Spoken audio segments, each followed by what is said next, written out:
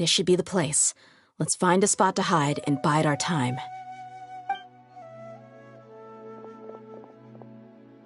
It's gonna come down to a fight one way or another, so let's all be careful. No need to worry. He knows his way around a fight. I'm not worried about that. What I meant is that we probably shouldn't go too hard on the enemy. After all, we still need to get information out of him.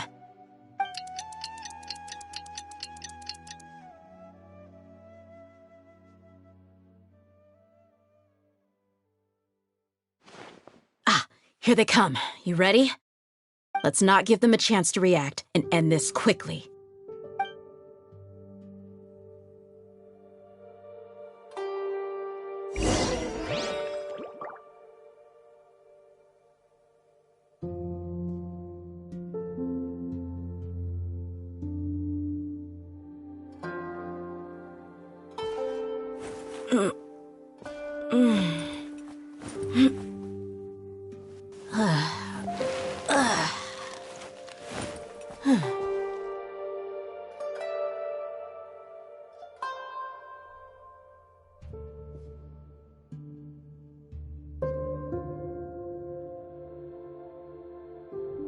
We mercs have one simple rule.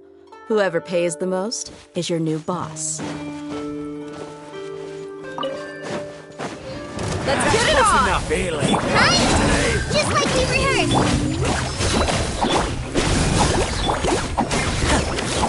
Step right up. I'll take my... I'll be back.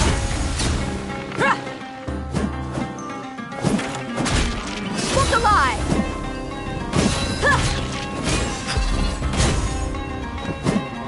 I'll be back.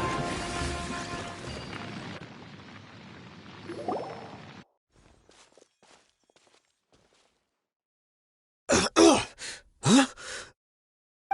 You're... the Flame Mane. Good. That saves me an introduction. All right, time for a little talk. Are you buddies with Dakana Lakmar now? Tell me, what are they after?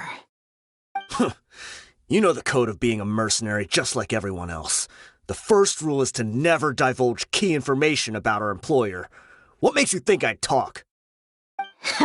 That might have worked on an amateur, but I know you're just looking to protect your reputation. Think about it, though.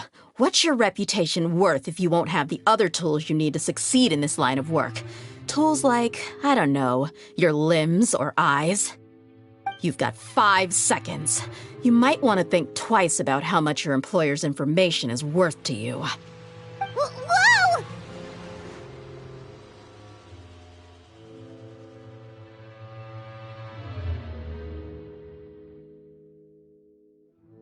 I'm not joking around. We can do this the easy way or the painful way.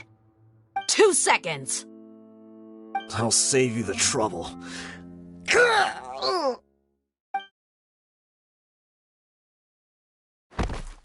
Huh? Are you crazy? He tried to bite off his own tongue. Quick, search the area for any first aid supplies. I definitely didn't expect him to go that far. Thankfully, the wound wasn't too deep, and he just passed out from the pain. But why would he be so extreme? I just wanted to test his mettle. You can get a lot of mercenaries to talk just by threatening them. I didn't expect him to be willing to go through so much pain just to deny us some intel. Well, he's out cold for now. We could wait for him to wake up, but maybe it's not a good idea to interrogate him any further. What should we do? Yeah, don't worry about it. It'll be a waste of time to interrogate him again after that. He might just hurt himself again if we start asking. There are lots of goods around here. Let's search the area. Maybe we'll be able to find something. I'm really sorry.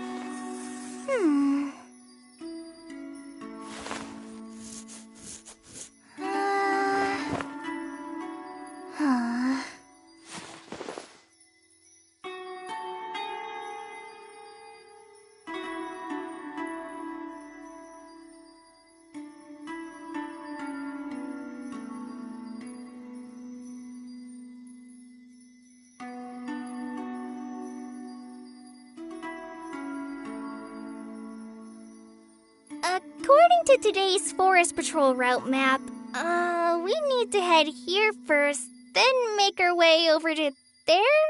There's a lot of writing.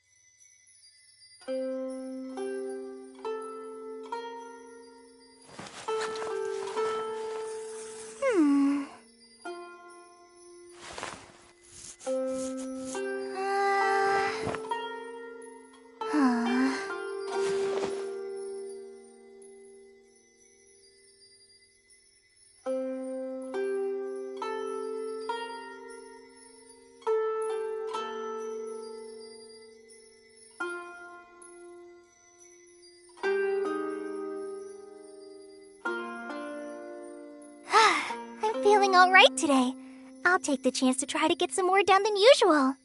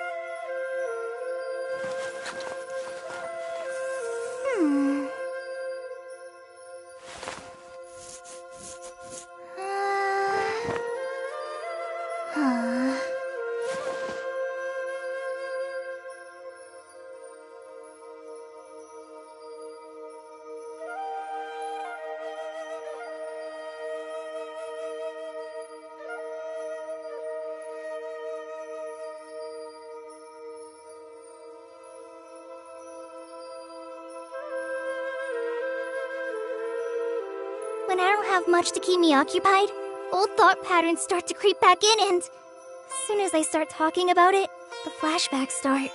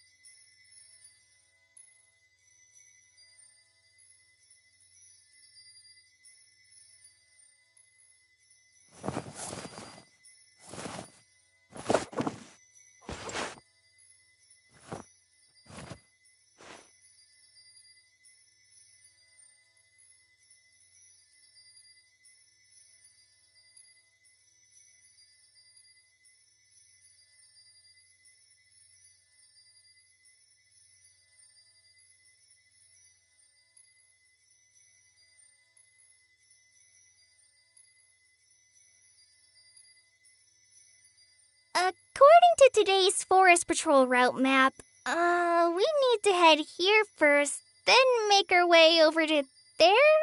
There's a lot of writing.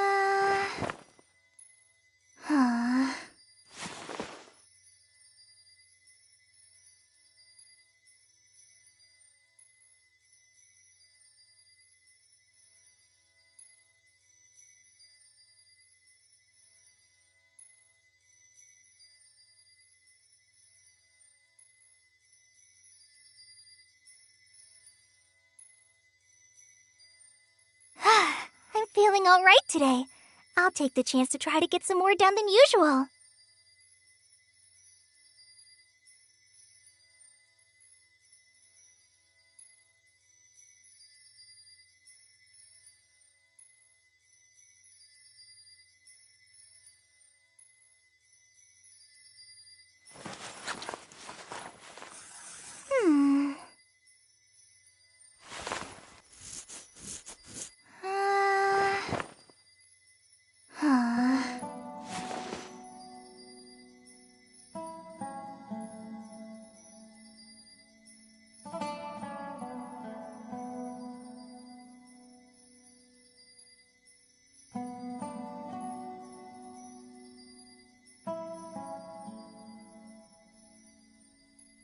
According to today's Forest Patrol route map, we need to head here first, then make our way over to there? There's a lot of writing.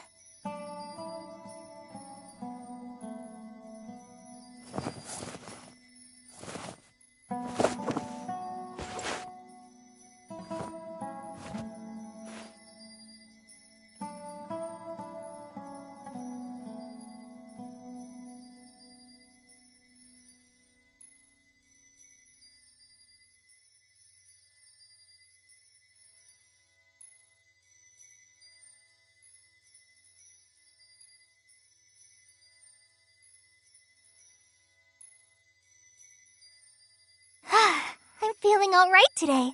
I'll take the chance to try to get some more done than usual.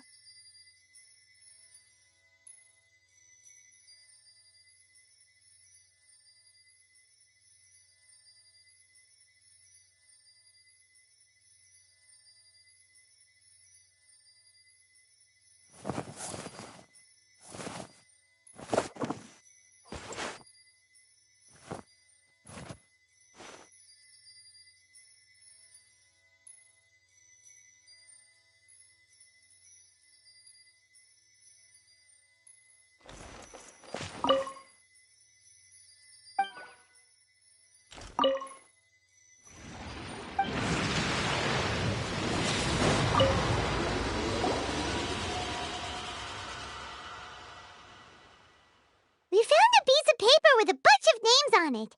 Maybe it's a record of something. Let me take a look. If this really is a merchant caravan, they should have a record of their transactions. Yep, I see an entry for Dakana Lakmar right here. Kusela, Idrisi, Bashar, and Takriti.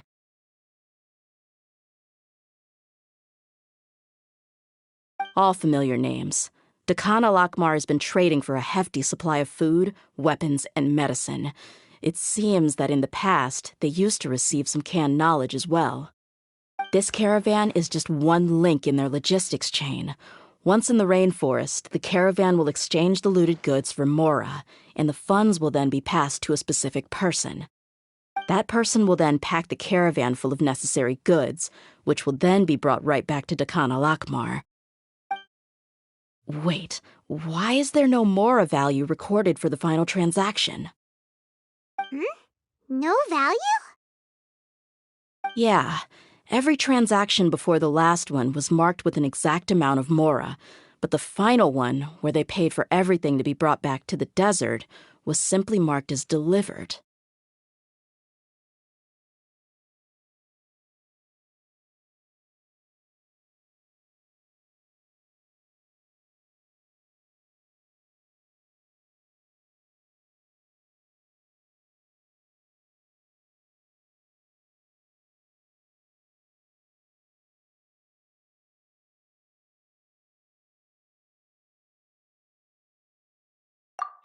Perhaps. But they couldn't have known how much they would make off selling the loot. Do they not care about profit margins at all? Anyway, the next part's the records of the goods themselves. There are a lot of entries. Everything was probably sourced from the rainforest. Huh? What's wrong? Shazamon Homayani? Homoyani? You mean Dunyarzad's family? Could it just be another family with the same last name? I'd be surprised to find someone with the exact same first and last name. Shazamon Homayani is Dunyarzad's father, and the head of the Homayani family. Just what the heck is going on? I'm sorry, you're right. I'll consider what we found and not jump to conclusions just yet.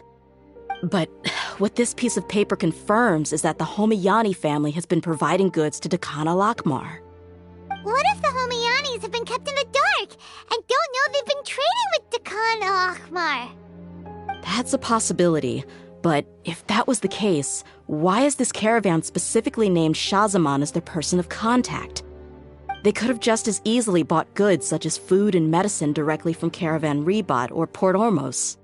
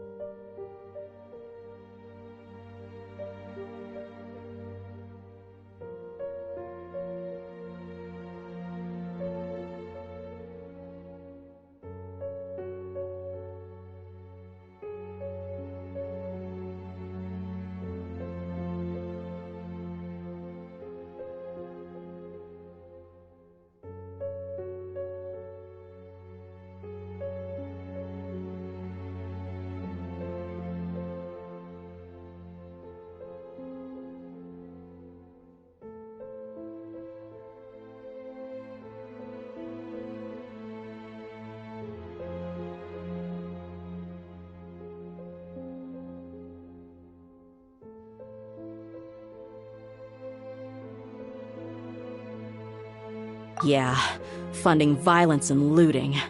The brigade gets the goods, and he is paid the proceeds from the sale of the loot. But why would he do something like this? It's not like the Homianis are in need of money. I honestly have no idea. I've been to their estate many times, and I've never noticed anything suspicious. The only potentially large expenditure I could think of would be the treatment costs for Dunyarzad's Elazar. Maybe they borrowed a lot of Mora in the past? But that's still just a speculation. I don't think the Master would stoop so low to make Mora.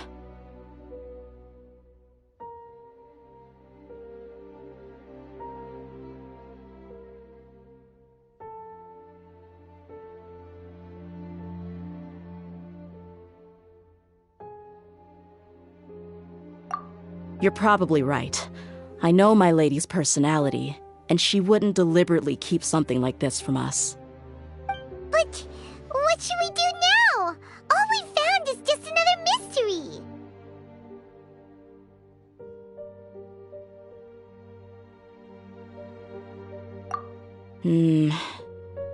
If you ask me, we already have no choice but to confront her about this. I'm not worried. It's too early to make a verdict yet. I still have faith in the Homianis. Let's go find my lady again. We'll tell her everything and see if she's willing to lend us her support. If we're lucky, we can not only figure out the mystery of this paper, but also follow the trail of breadcrumbs to the people responsible at Dakan al-Akmar. Dia, are you sure this is the best decision? What if instead of getting the help we need, we just end up reviewing— I've considered that possibility. But even still, I want to tell her what we found.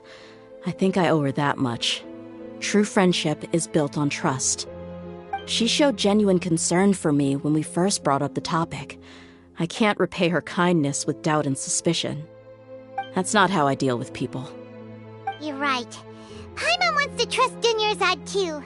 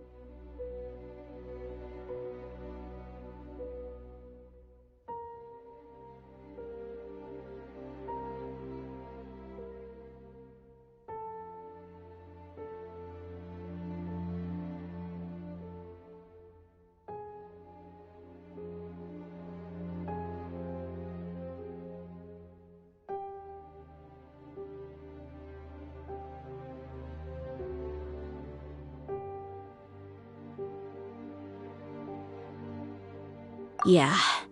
Let's pay another visit to Sumeru City.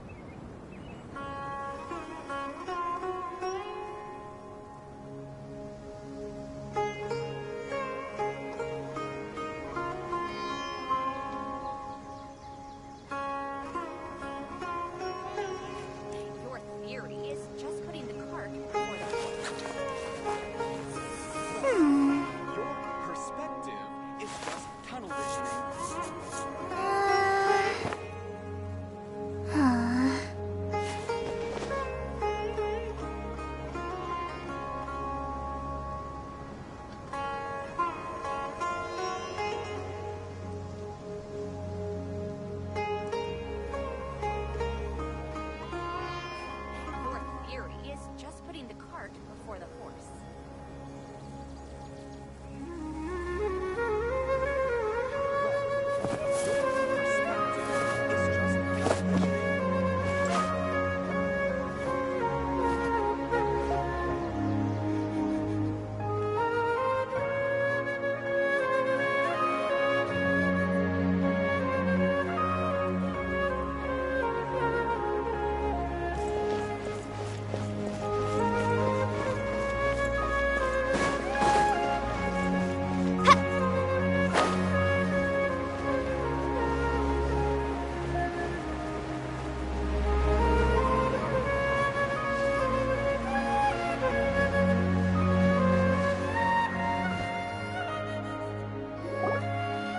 We're back, my lady.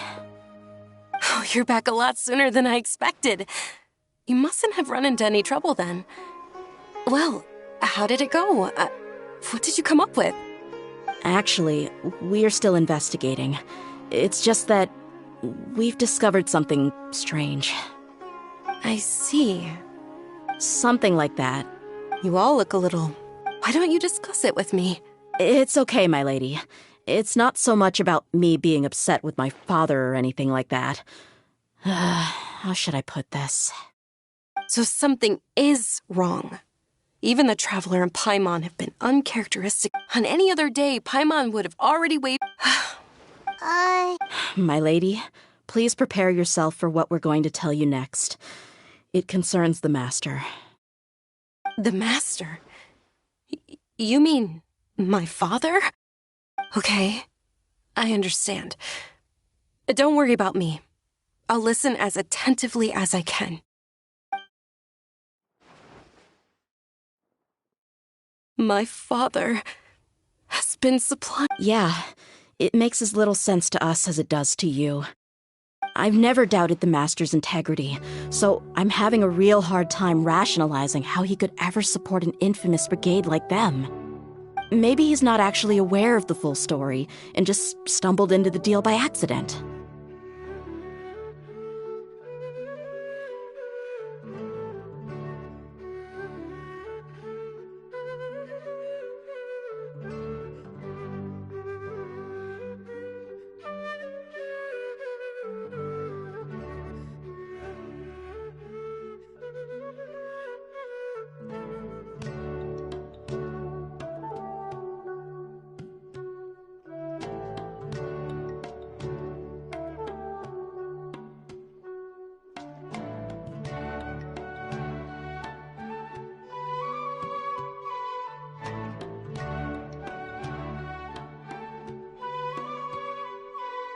I can't help but agree with the Traveler. Huh? You mean you feel the same way, Junior Zod? Thank you for sharing all this Since you've told me everything you know, in the past, I thought that my father hired a bodyguard for me so that I wouldn't run away and get lost. However, there are plenty of capable mercenaries in the Corps of 30. Why did my father go out of his way to hire Dia? About that. Well, the Homayanis really needed bodyguards, so they reached out to the Blazing Beasts. Later, the Master told me that I was one of the best mercenaries he'd ever seen, and that I should stick around to become one of his bodyguards. He offered me a pile of mora, so I just signed on. Well, but that didn't really answer my question. Just think about it. Why did my father specifically reach out to the Blazing Beasts? Maybe the Corps of 30 just didn't have anyone available, or maybe someone recommended us. I've never given it too much thought. I think I get what you're saying. You think none of this was a coincidence. Precisely. At first glance, nothing seems strange or out of place. But there are many parts of the story that don't actually make any sense. If my father had always been in contact with Dekan al-Akmar, then it would make sense for him to bring Dia into our house. You mean the goal all along was to get Dia to be your bodyguard? No, that's too much of a stretch. I cut all ties with my father a long time ago. He has no control over my life anymore. But that still doesn't rule out the possibility that your father has still been trying to influence your life without you knowing. So, the Master was not likely an innocent victim in all of this?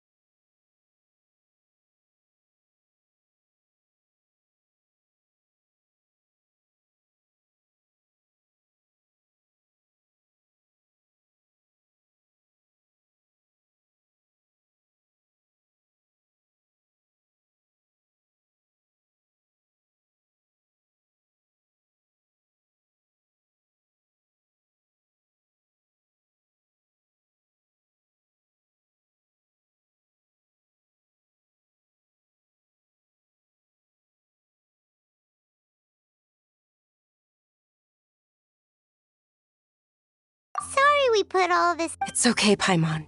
Regardless of his reasons, But is that... My father is committed. However, the Homiyani family is... If we decide... Tia. it's alright, Dia. If anyone were to ask, you could always just say that I'm the one who instructed you to get to the bottom of this. You don't have to do that, my lady. I'm not conflicted because I'm afraid of taking responsibility. Besides, you're the one we should all be worried about right now. Hey! It's still too early to give up hope!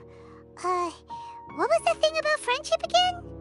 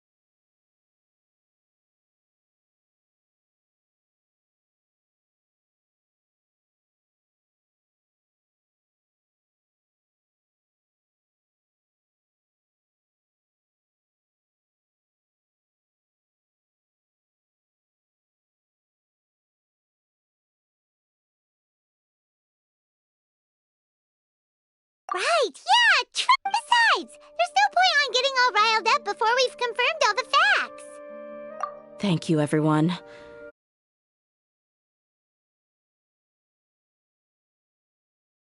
In which case, my lady, could you ask the master to come out and have a... Sure thing. I also hope he'll be able to give us a logical explanation. Let's meet at the usual place then. Usual place? Ah, right.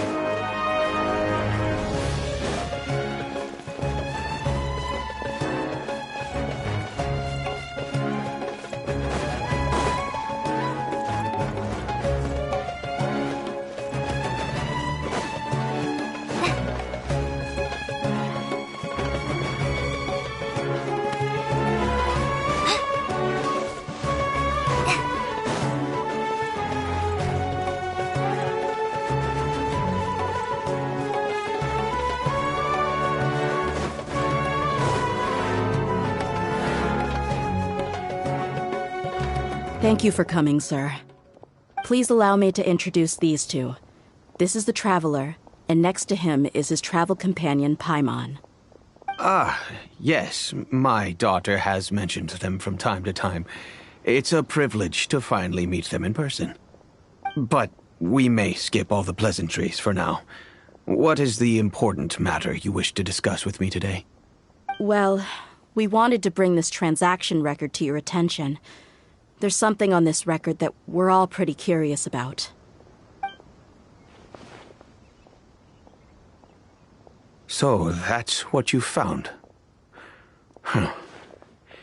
Seems like I can't keep everything from you much longer. If you wouldn't mind, we'd like an explanation. Well, it's a long and difficult story. And to be perfectly honest, I'm not sure if I'm doing the right thing. What I do know, though, dear, is that the truth will bring you no solace. If anything, it will likely cause you a great amount of anguish. Wait, me? Yes, I understand perfectly why you came to see me, and I am touched by your collective commitment to do the right thing.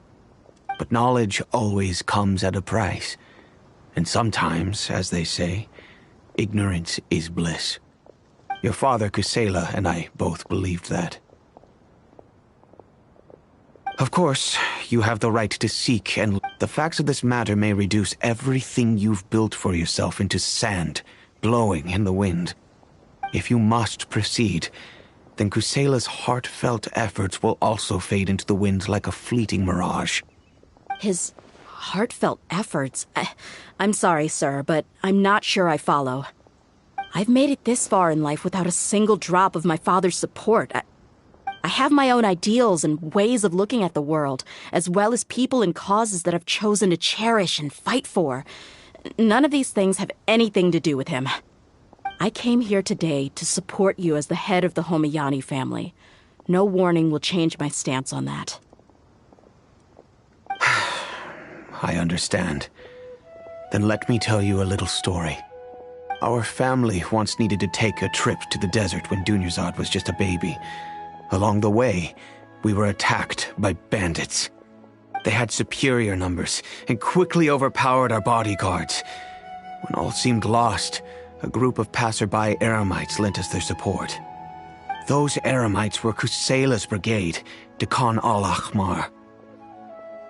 Kusela's men told me that the attackers were Eremite mercenaries, just like themselves. I was shocked. Why would Dekan al-Ahmar go so far to save us and not spare the fellow Eremites? Kusela was grinning and walked over to play with baby Dunyarzad. She was startled by his unfamiliar face and nearly started crying. Really? I never knew. He said that he had no particular reason to help us. He just took pity on us because he had a daughter about the same age. We started talking about our children, and I sensed that he was a devoted father. To repay his kindness, I hired his brigade to help out at our estate for a time and offered everyone generous remuneration. So, that's what happened. It was many years before I saw him again. I almost didn't recognize him the next time he came knocking on my door. The man I knew to be strong and healthy had been reduced to a shell of himself. He couldn't even walk anymore without his cane. So, what happened to him? He was perfectly fine when I left the brigade. I'm not too sure myself. The only thing that didn't change was his cheery disposition. He said there was absolutely nothing to worry about and that he had gotten into a fight. That was all. He then suddenly asked me if Dunyarzad, now that she had grown, would need a bodyguard of her own. At the time, Dunyarzad was going through a particularly severe bout of her Elazar. There was no need for her to have a bodyguard when she could barely leave the house. But he kept coming back to the topic. Come on, it never hurts to be safe. How do you know a bodyguard won't come in handy one day? I was completely lost at first, until he recommended the Blazing Beasts, and in particular, a mercenary named Dia. So he was the one who recommended Dia to you. Indeed. He didn't say it out loud, but it was clear that he saw Deshret's relics as an evil group who would eventually corrupt every member in their ranks. He was already beyond redemption, but he hoped that he would be able to detach his daughter from the vicious world of mercenary life. If Dia could stay in my house and keep working as a bodyguard, then gradually her affinity for the desert would decrease, and she'd be able to leave her previous life behind. And that's why you offered her such generous compensation? Yes, but not just because of that. From the moment that he asked me for that favor, I also began to see Dia as my own daughter. And that's also why I tried to persuade you to stay when you asked for permission to leave. I was willing to spend however much it took. Kusela saved my daughter and me all those years ago in the desert. I could never refuse him entrusting his daughter to me. He was always like that, acting like he's oh so smart and self-righteous. Kusela said that he'd reimburse me for a portion of Dia's fees. I refused to take any mora from him, but he'd always send me funds anyway. Eventually, I just accepted them as a token of his gratitude. And that went on for a while until I received another letter from him a few years ago. The letter contained a request to help him buy food, weapons, medicine, and even explosive materials. Wait! Isn't that around the time that Dakan al-Ahmar started becoming more aggressive? That's right. When I started to hear some nasty rumors, I became wary. I wanted to meet him face to face to discuss things. But by then, he was no longer receptive to my requests to talk. If I had to guess, it's probably because he doesn't want to put Dia at risk.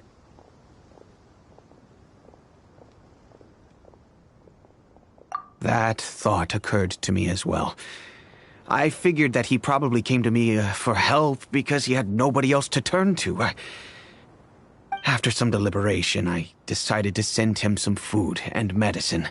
I turned down all his requests for explosives and weaponry.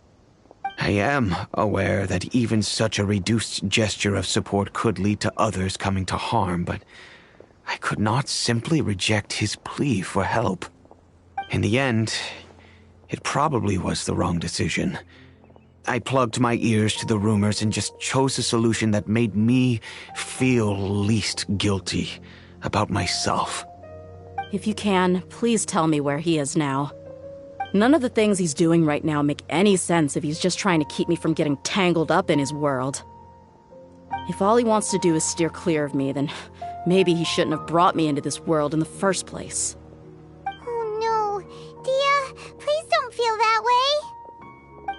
I'm just angry because I can't wrap my head around any of his actions.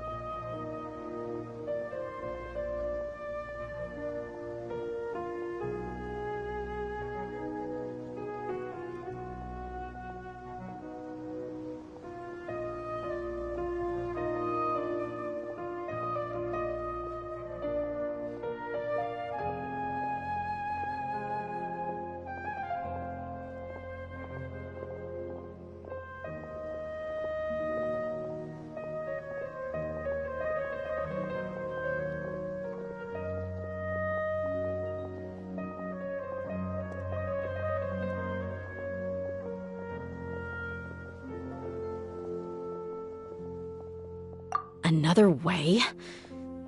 I don't know. I knew him, and he was nothing more than a childish brute. I can't understand what's going through his head.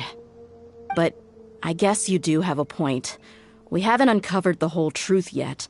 We still need to figure out his exact actions and reasoning for these last few years. I'll do my best to help.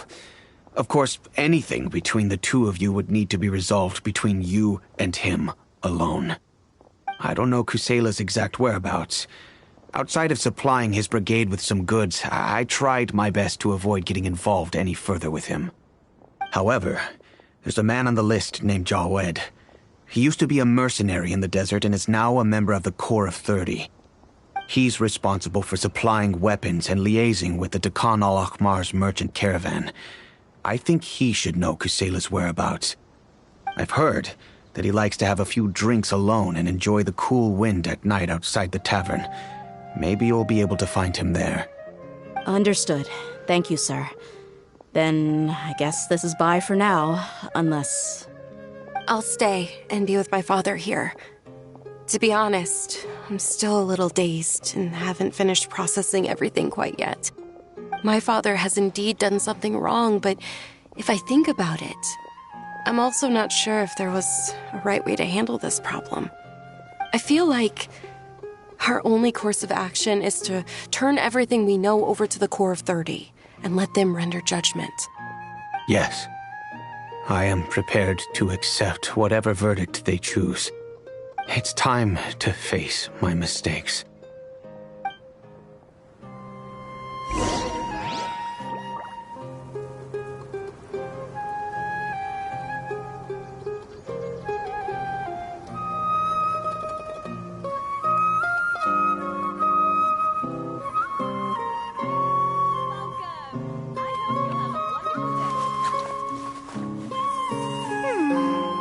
Don't you remember your adventure plans, Mary? So many local specialties in Sumeru. I want to buy more.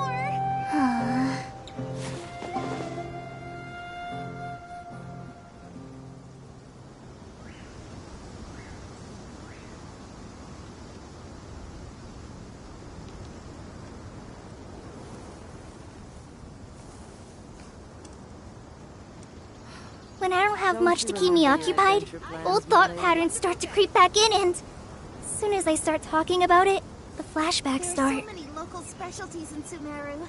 I want to buy more.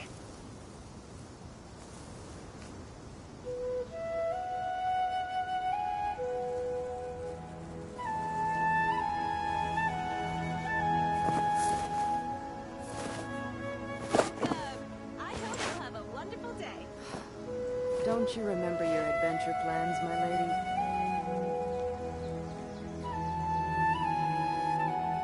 There are so many local specialties in Sumeru. I want to buy more.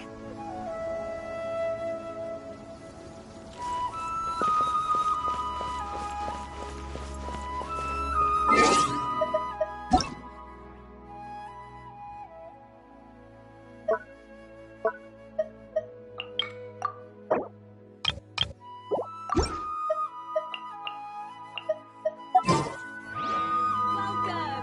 I hope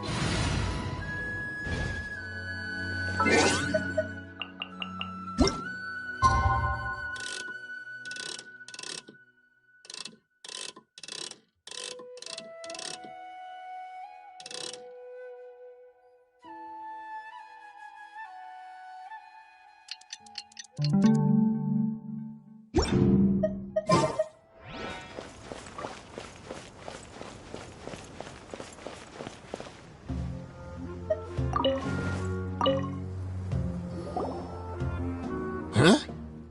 Who are you guys?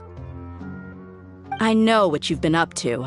Smuggling weapons to violent brigades in the desert while working for the Corps? Pretty bold, if you ask me. Shh! Keep your voice down. How do you know all that? Come with me. We should take this elsewhere. I'll be happy to talk things over once we're somewhere private.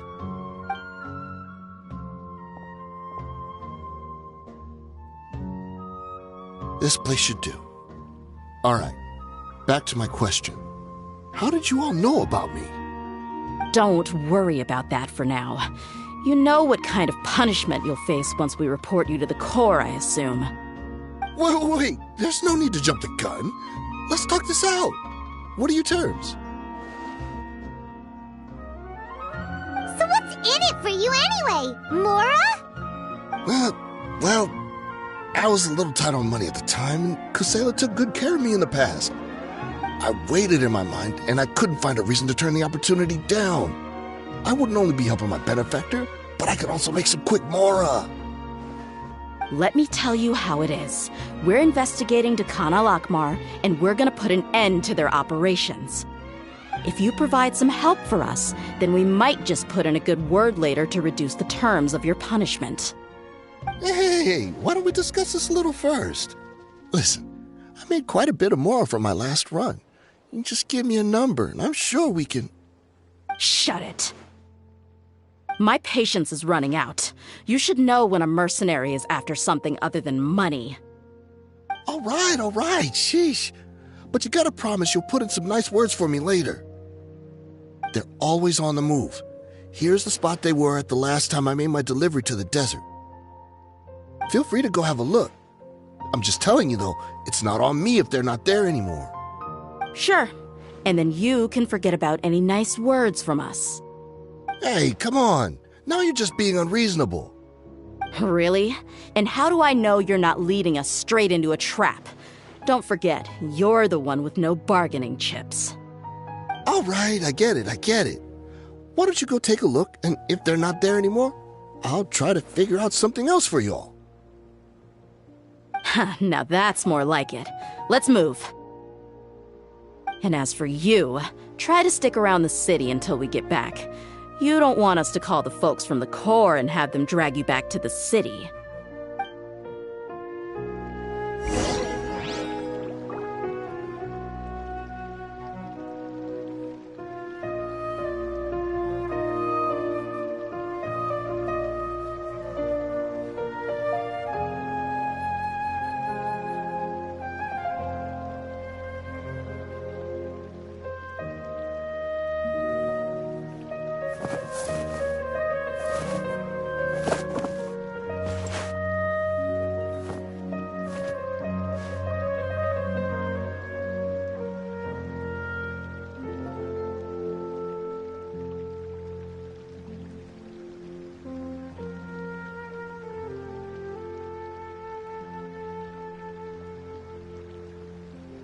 According to today's Forest Patrol route map, we need to head here first, then make our way over to there?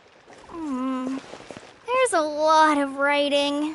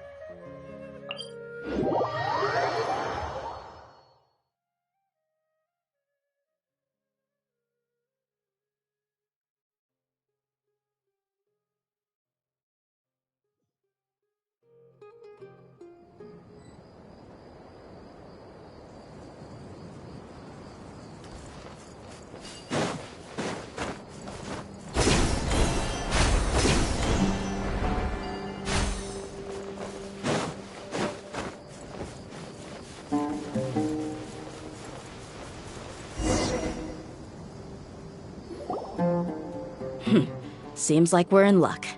That should be their camp right up ahead. Let's go. We'll finally get to the bottom of this ourselves.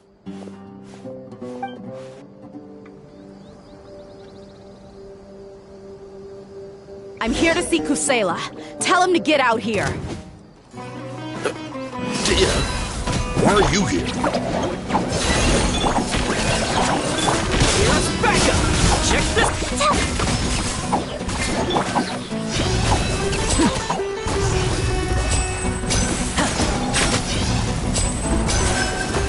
Now disappear! Let's get this show on the road!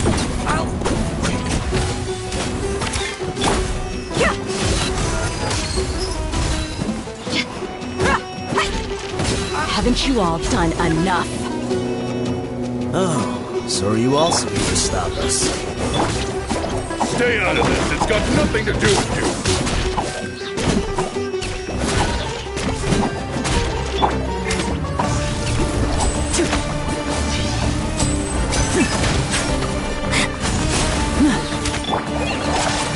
Fight this off, Lisa! Supporting fire! Lots off!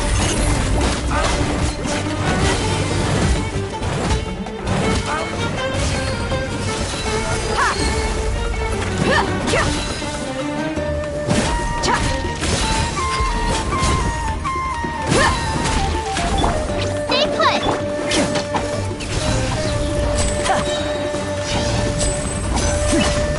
Step right up! Don't get too close!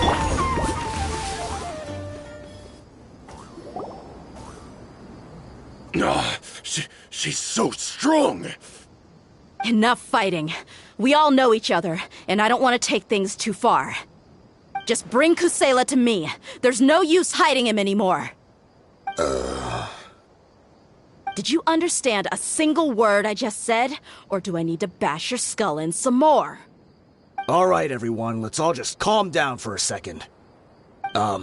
Dia, the boss can't come out and see you anymore. He died a long time ago. What? Seems like you've been out of the loop for a while. Guess that's for the best, though. At least, that's what the old man wanted. When did he die? What happened to him? A few years ago, Kusela broke up Dakan al-Ahmar and went to the Deshret's Relics headquarters by himself. So is that when you guys started acting up? We would prefer to call it taking revenge. Every last person in Deshret's Relics must pay in blood for what they did. Let me start from the beginning. Dia, do you know how the head of the Relics maintained order internally? Overwhelming strength and unquestionable authority? Those were a part of it, yes.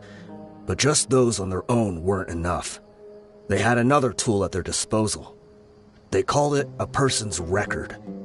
Regardless of whether they joined by their own will or were coerced, every person in Deshret's Relics were forced to leave a record of themselves at headquarters.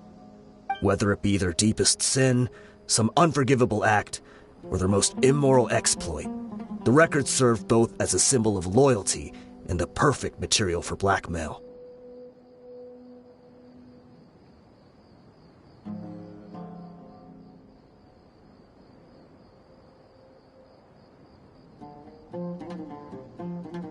That's precisely it. Every one of us have a record. Me, Bashar, Tikriti, and all the boys who grew up with Dia and ended up joining our ranks. But you, Dia, you were never asked to provide a record, were you? I never even knew this was a requirement.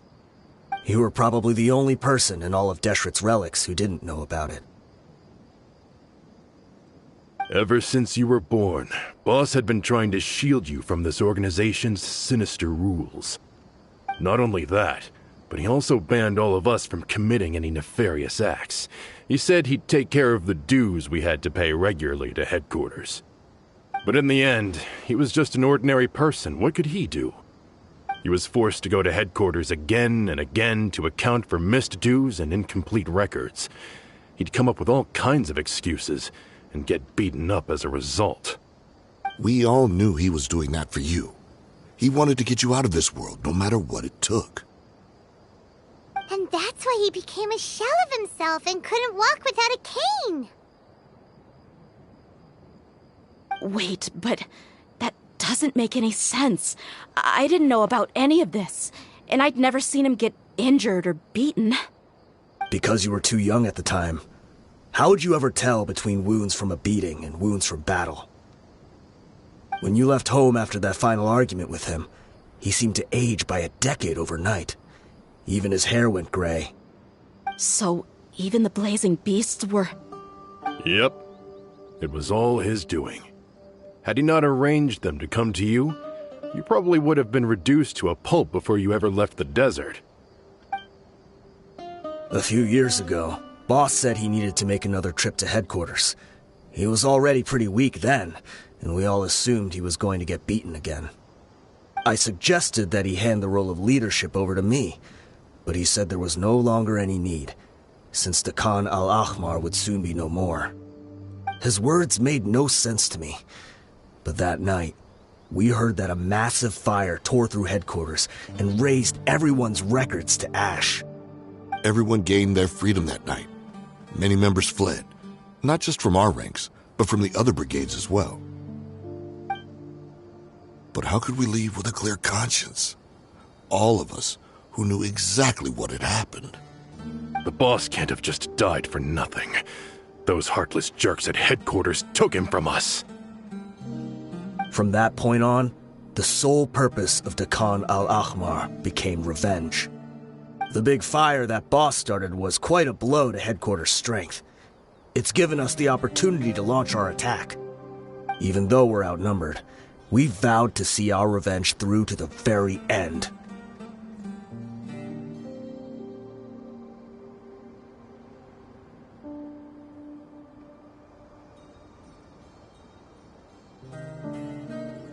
There were people from headquarters who changed their names and went into hiding. Some fled to other brigades, and others escaped to the rainforest. But we won't let any of them escape our wrath. They'll all pay for what they've done. We've suffered plenty of losses as well. To keep going, we need an enormous amount of supplies, from food and medicine to weaponry and explosives. All we can do is exchange our loot from Mora, and then use that to get supplies. We forged Boss's handwriting and sent out many letters to his former friends. Thankfully, many people were willing to come to our aid. We were also able to attract many mercenaries who shared our goal. We've endured unspeakable pain to win many impossible battles. Deshret's relics have become weaker and weaker, and now we finally have an opportunity to directly strike their headquarters. Paimon doesn't know what to say anymore.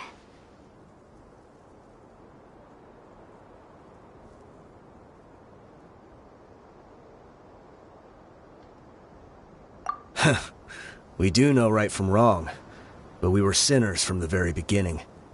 We do not deserve the freedom that the boss won for us with his life. Boss always loved his old-fashioned hero stories. Those tales about sacrificing yourself to save the world. We used to always laugh at him for it. But in the end, he really went and lived those stories out himself. As for me, I never considered myself a hero. We're all the lowest of the low. We have no right to even imagine such an existence. But maybe those hero stories he liked foreshadowed everything that was to come. The spirit of the hero touched all those he had saved, and more people joined his cause. Maybe we were all just acting along with the play in the beginning. But as we acted the parts and recited the lines, we were drawn in. And now, we want to see the story through to the end. I'm sorry, Dia. I know you always found us insufferable ever since you were young. Just think of this as a madman ranting. I'll go with you. Huh? Dia? You want to go with him? I grew up with these guys, and I know they're not bad people. It's just that some situations get so bad that it's difficult to tell good from evil. All I know is that Deshret's relics must be destroyed. Furthermore, I want to go see the place for myself. I want to know if my father is still there. I know you don't want to get involved in this, so there's no need for you to tag along. I can do this on my own.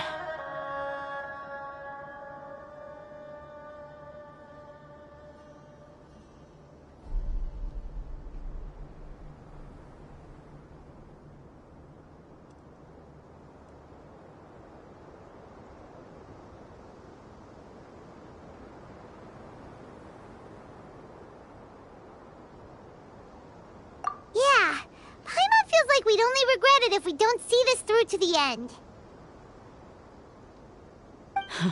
Thank you.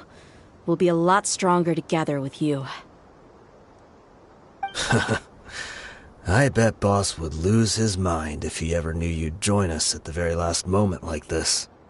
Considering all the losses and injuries we sustained, we can't afford to turn down someone as powerful as you. He can think whatever he wants. But the fact is, I owe him this much.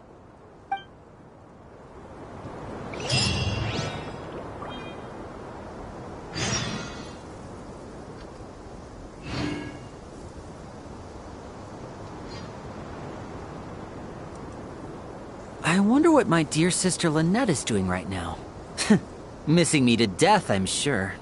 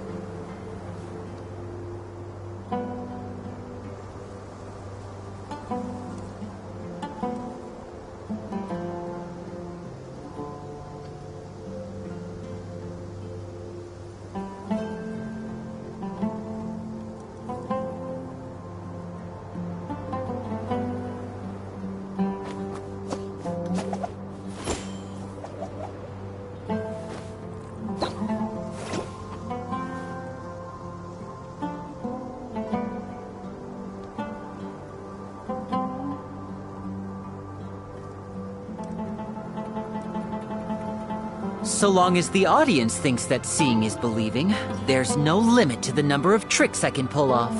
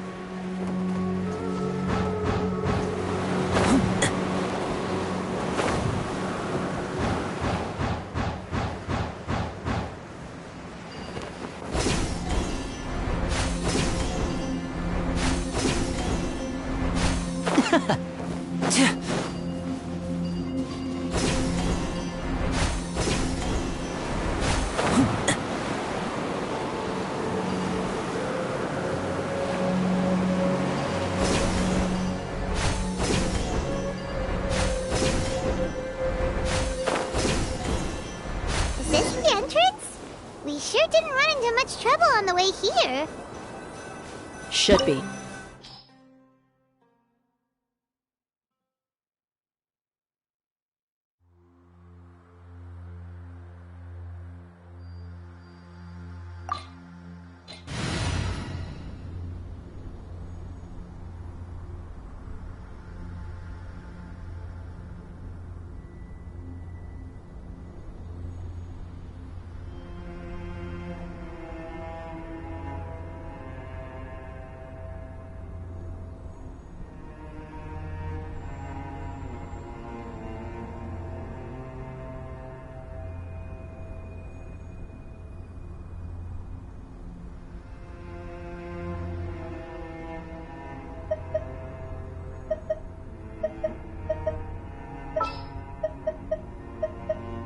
something's come up?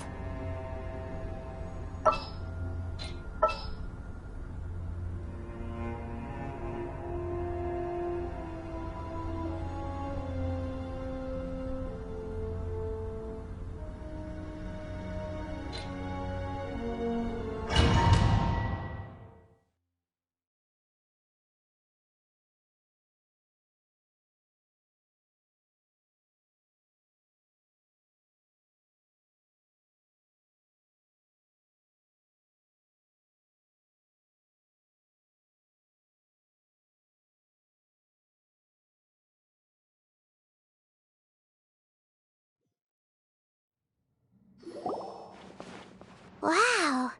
Paimon didn't expect it to look like this on the inside. They should all be holed up in here.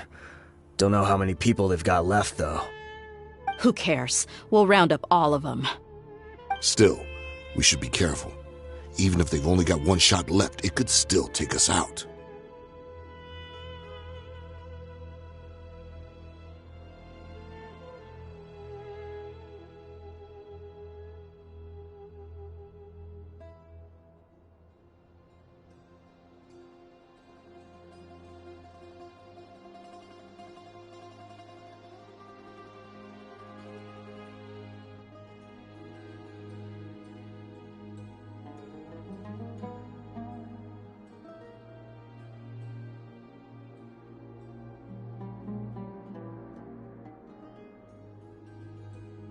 Yeah, we'll know what they're really capable of once we've landed some hits on them.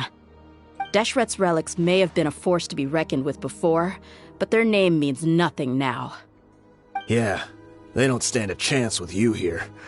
I'll take the lead. I've been here once before.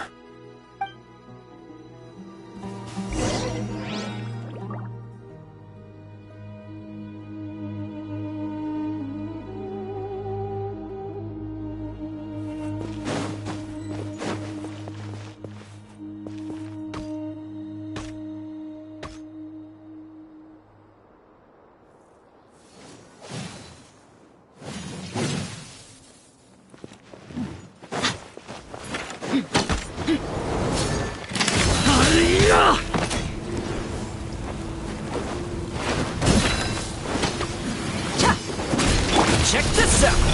Speed of light! Don't be scared!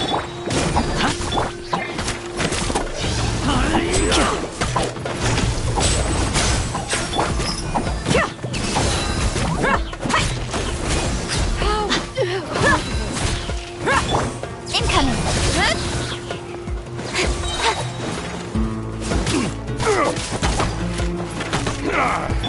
And voila! You Blade! Nowhere to hide! Don't blink!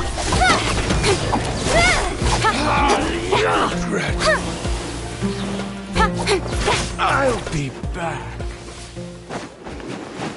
Don't be scared! Don't get too close! Here's backup!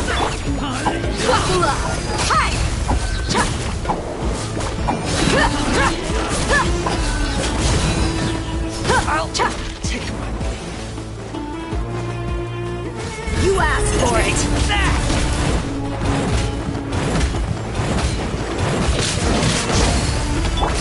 Incoming! Hey!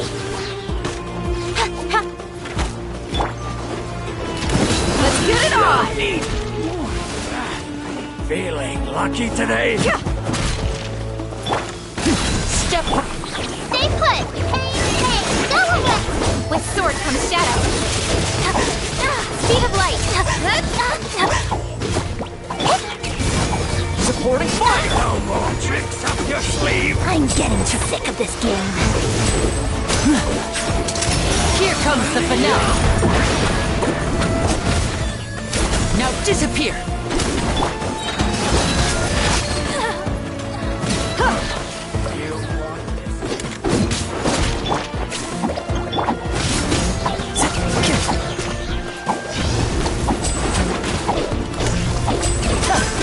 And voila! This way, follow me. We're almost there.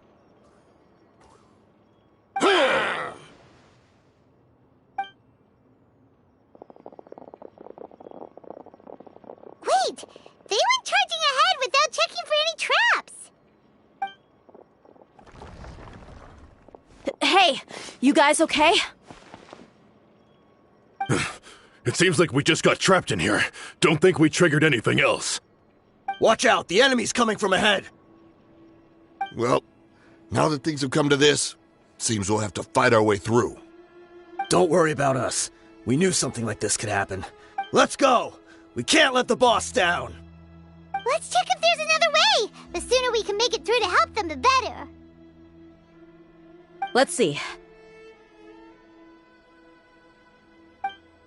I think I see a way through over there, but it's being blocked by something. Let's try our luck with that mechanism. Okay, let's go!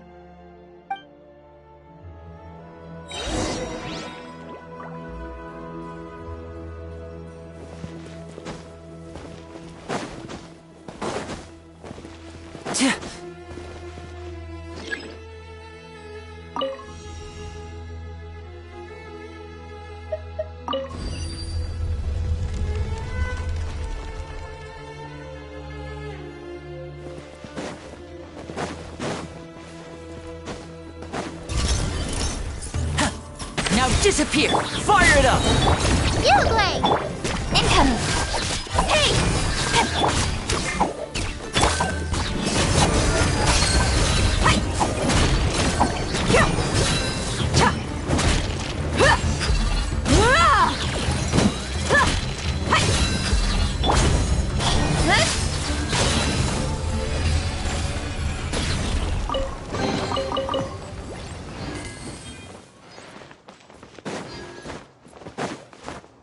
Another mechanism like the one before, but this one's being blocked off in the middle. We just need to adjust it a little.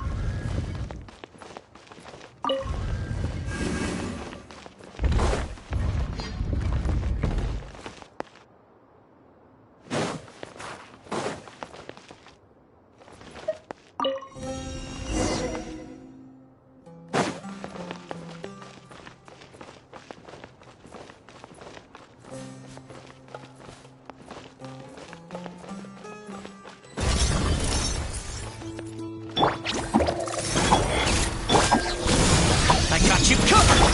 Don't blink! Cut to the chase! And voila! A round of applause! You're dead meat!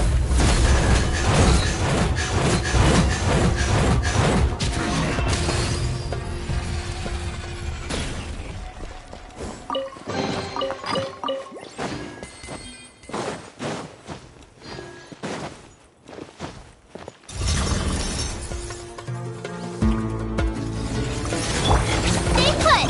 Check this out! Go get it, Blade! Look alive! Ha!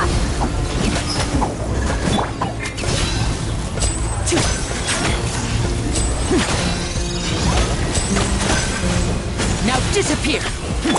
Here's backup!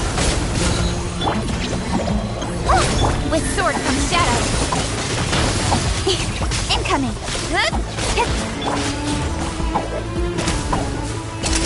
Let's get this show on the road!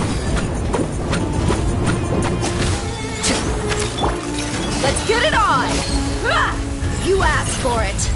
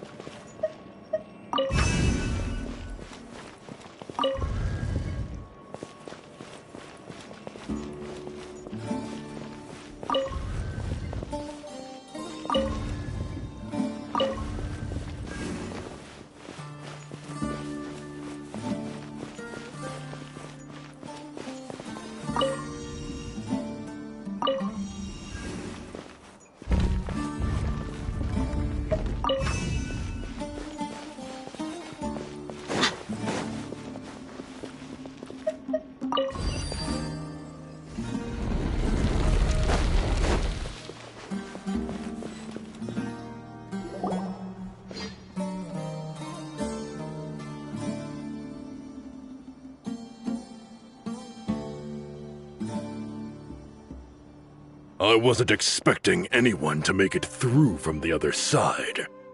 But as a desert dweller, I suppose we should be used to our folks defying all expectations. Don't waste your breath. You have nowhere to run. Run? Had I wanted to run, I would have fled 1,000 times already. I witnessed the golden age of Deshret's relics. Even if I could leave this place behind, all that awaits me now are endless days of humiliation and ruin. Even now, my brothers and I still believe in one thing. The greatest should never live to remember their fall. So you want to go out in a blaze of glory? Let us draw our weapons! We will show them the true power King Deshret bestowed upon his followers. They are but two, while we hold within ourselves the entirety of the relic's glory. Wave 1, charge! Eliminate them!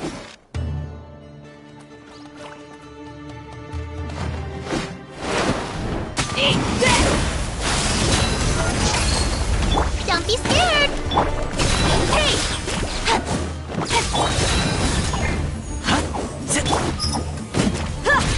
Cut to the chase. I'll take my leave. Speed of light. I'll You, be Blade! back. You're up! Fire it up!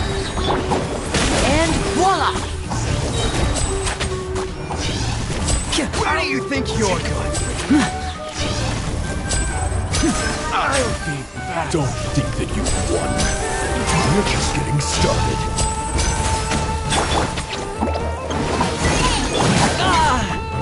Don't get too close! I got you covered! Is that all you got? Here comes the finale! Buckle up! Ha! Gloves off! Now you're testing my patience.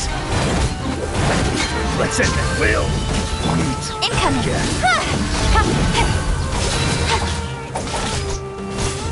Stay put! King Deshret will not abandon any one of his followers. Nowhere to hide.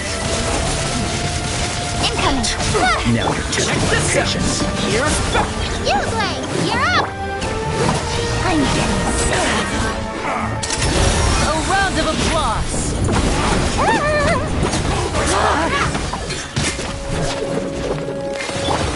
Let's get it on! Hi! You're dead meat! No way! Will meet again.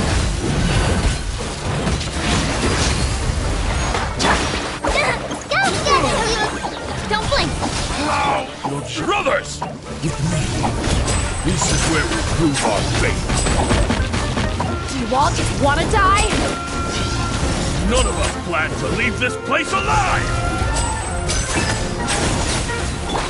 Speed of light. Hey! With sword comes shadow. Stretch your wings and raise a storm! Stay put! Look alive!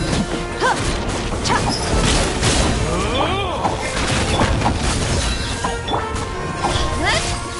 Pound into the Thanks ground! for the fire! Here comes the finale!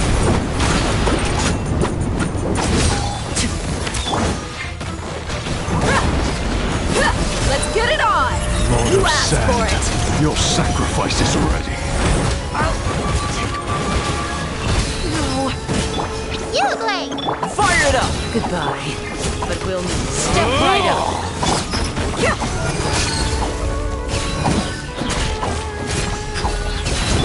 Don't blink.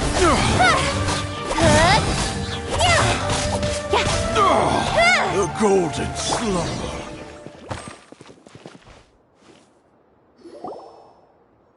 The commander has finally fallen! But they're still coming at us! This place is like a gladiator's ring. They just keep coming no matter how many we beat! Yes, keep fighting! There's no need to fear, and no need to back down! This is our last stand! When the next wave comes, try to draw away their attacks. I'm going to see if I can take out that high platform.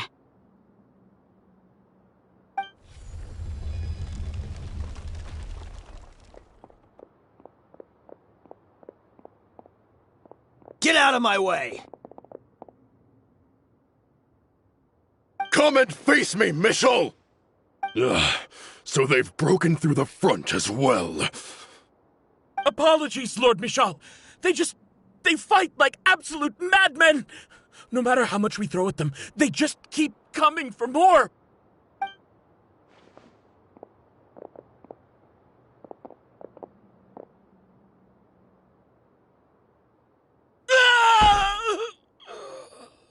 So, it would seem like this is the end.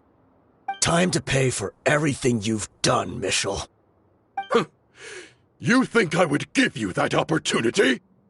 I will be buried in the sand alongside all the rest of our fading glory.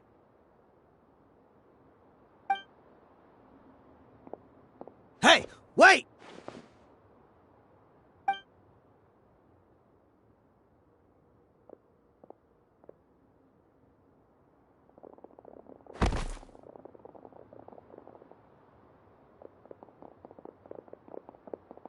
We were too late.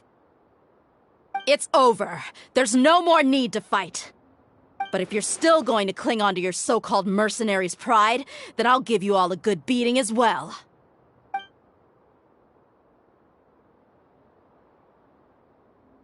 Hey, dear! I found the mechanism. I'll get you all back up here right away. Let's go.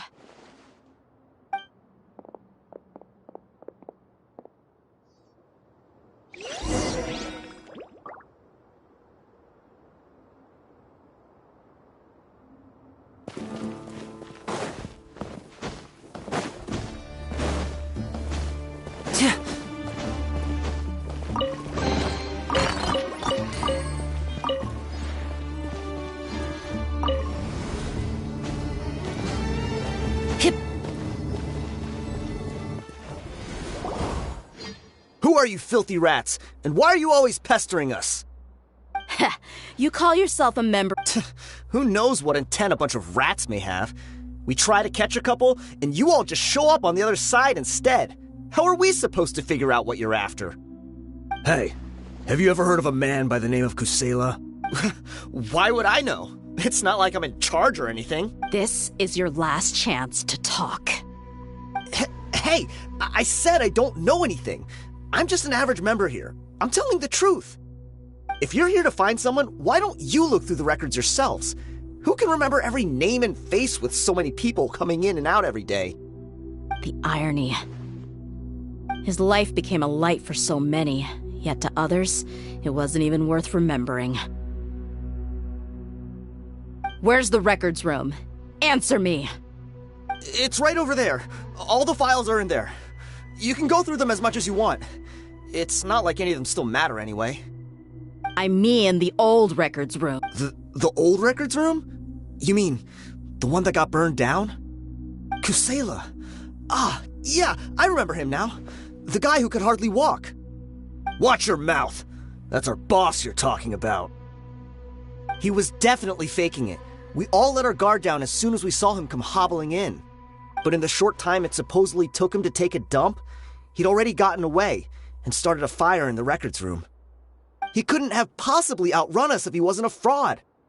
And after that, Deshret's relics fell into complete disarray. Stop wasting our time. Every one of us here is perfectly aware of what he had done. Tell me, where is the old records room? It's just over there.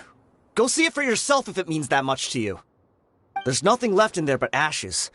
No human could ever survive that kind of inferno. Bashar, Tikriti, let's go. We'll leave the others here to guard these guys. Spare them no mercy if they try anything.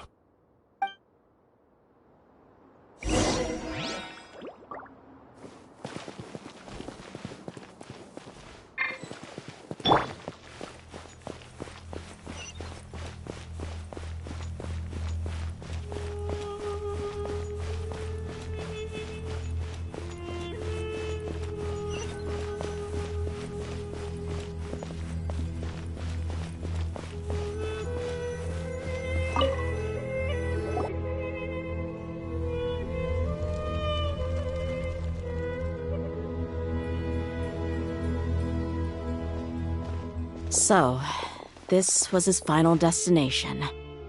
How did he do it? Getting past all the guards with a limp and sneaking in here to start a fire? If he was nimble enough to do that, then he must have been able to get out of here after starting the fire, right? Tia... I'm sorry. I know it's just wishful thinking. Let's look around. Maybe we can find something that's been left behind.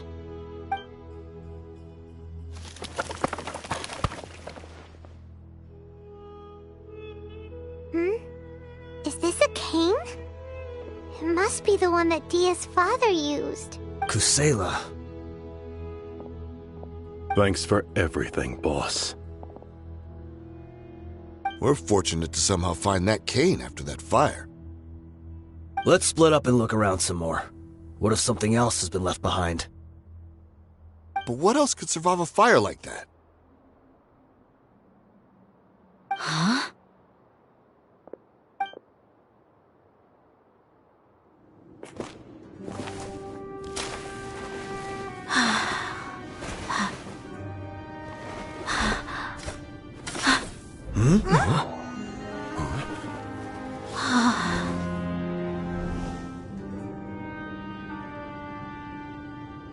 Potso.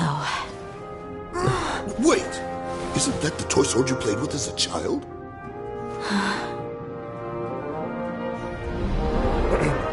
The dragon is no more, for Princess Dia has slain it. Its head now hangs above the city gates. Her bravery has brought eternal peace and prosperity to us all. Dia, come on. This is the most important line. You can do it. But Dia, you defeated the dragon. Everyone's waiting for your speech. Still too shy, huh? All right, I'll do it. I hereby proclaim our victory. Evil shall plague us no more.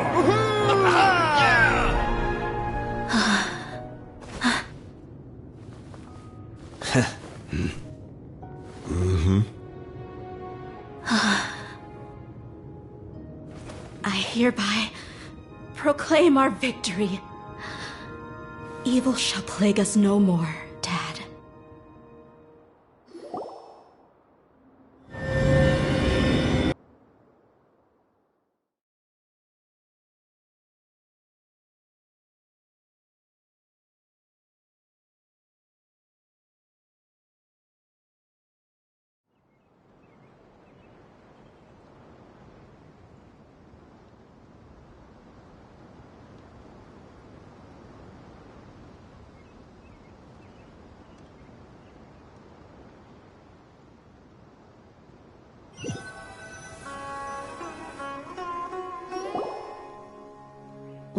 What's this?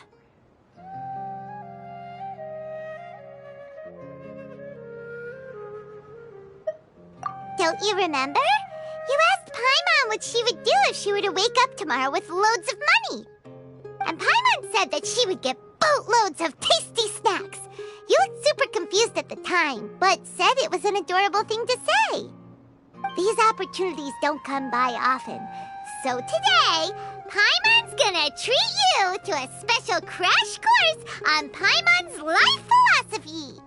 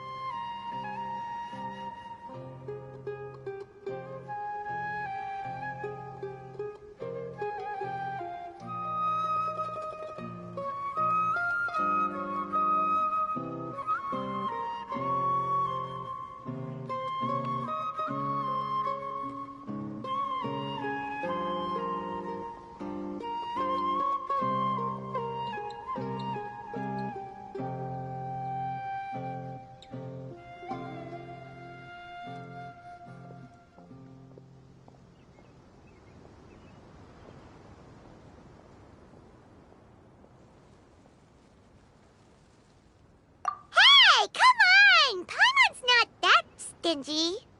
Anyway, the point is that you should eat to your heart's content. You'll feel better for sure once you've gotten something in your tummy. Dunyarzad will also be here shortly. She's already heard that we're back. Aw, thanks, you two.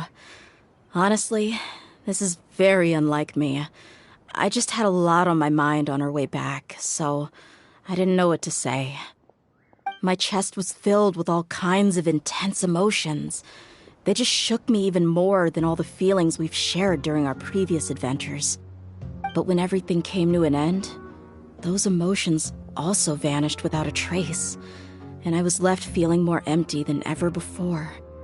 It was as if I'd lost the thing that was most important to me. Yeah, you're right. To many mercenaries, Mora is the most important thing in the world. But perhaps to us, it's the most worthless thing of all. Idrisi and the others all used to say that they would quit if there was no Mora to be had. But when it came to avenging my father, there was no Mora to be made anywhere. My reality shattered when I found out that the father who always told me hero stories was in fact a bad guy. But look at me now. Am I any different? Despite all my promises about never forgiving him and never trying to understand him, I still went to such lengths to find out the truth, and nearly even shed tears for his sake. We're hypocrites, all of us.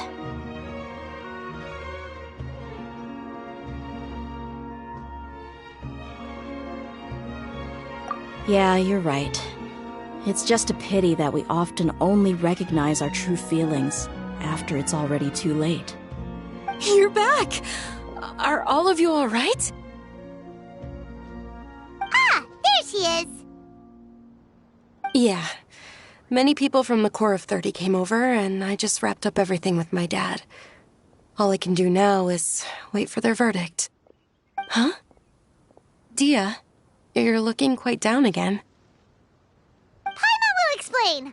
A lot happened while we were gone. I'm sorry. I really should have controlled my emotions better. I just...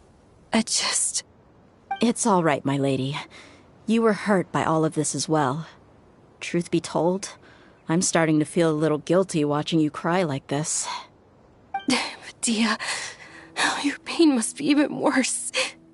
You shouldn't need to comfort me. Hey, don't worry about me. If anything, this whole thing has finally shown me the difference between illusion and reality. My father probably thought that people could settle into new lives as long as they moved to a new environment. That thought has even crossed my mind a few times. It's like saying, what's wrong with adapting to a new life? However, there was always something deep within my mind that refused to accept it. This impulse brought me great turmoil, and even made me feel ashamed for turning my back on your father's kindness. But now that I consider it again, it all makes sense. The desert sands are a part of who I am, and I will never be able to lead a peaceful existence. I understand how you feel. That doesn't mean I won't be making any changes to my life, though.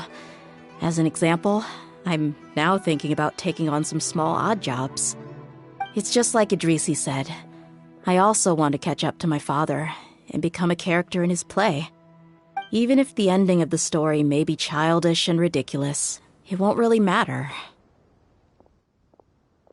Isn't that neat, though? Oh, you'll be a whole new kind of mercenary, one that's not out for Mora. Why don't we go for a change of scenery once we finish eating? What about stopping by the Grand Bazaar again? Right. You said you wanted to get a rug for your family. We'll come along too.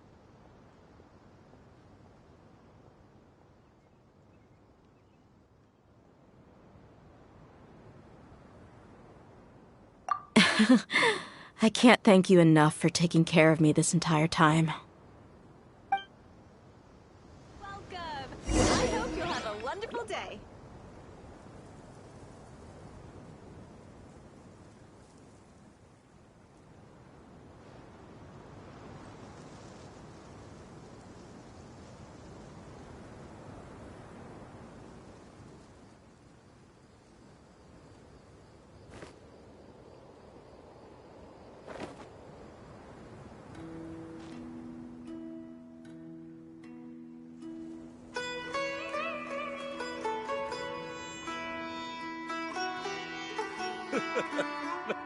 Makes me laugh every time.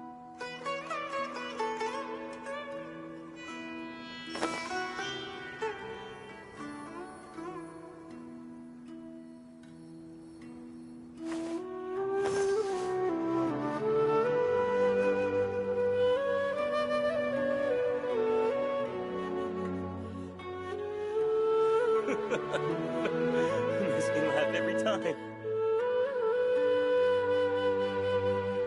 I'm all for work-life balance, but I think this is pushing it.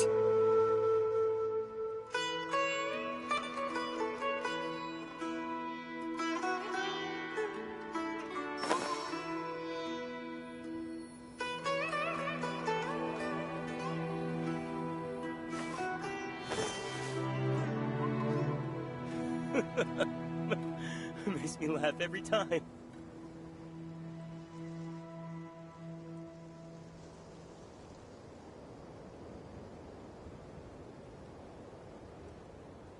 In adventuring, as in business, you always have to seize the opportunity while it's there.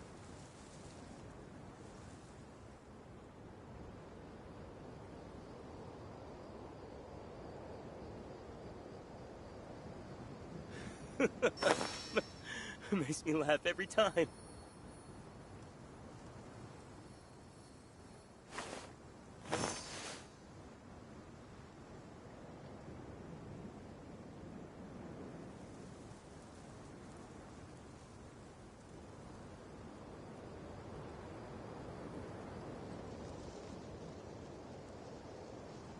Come on, enough procrastinating. Let's go. Makes me laugh every time.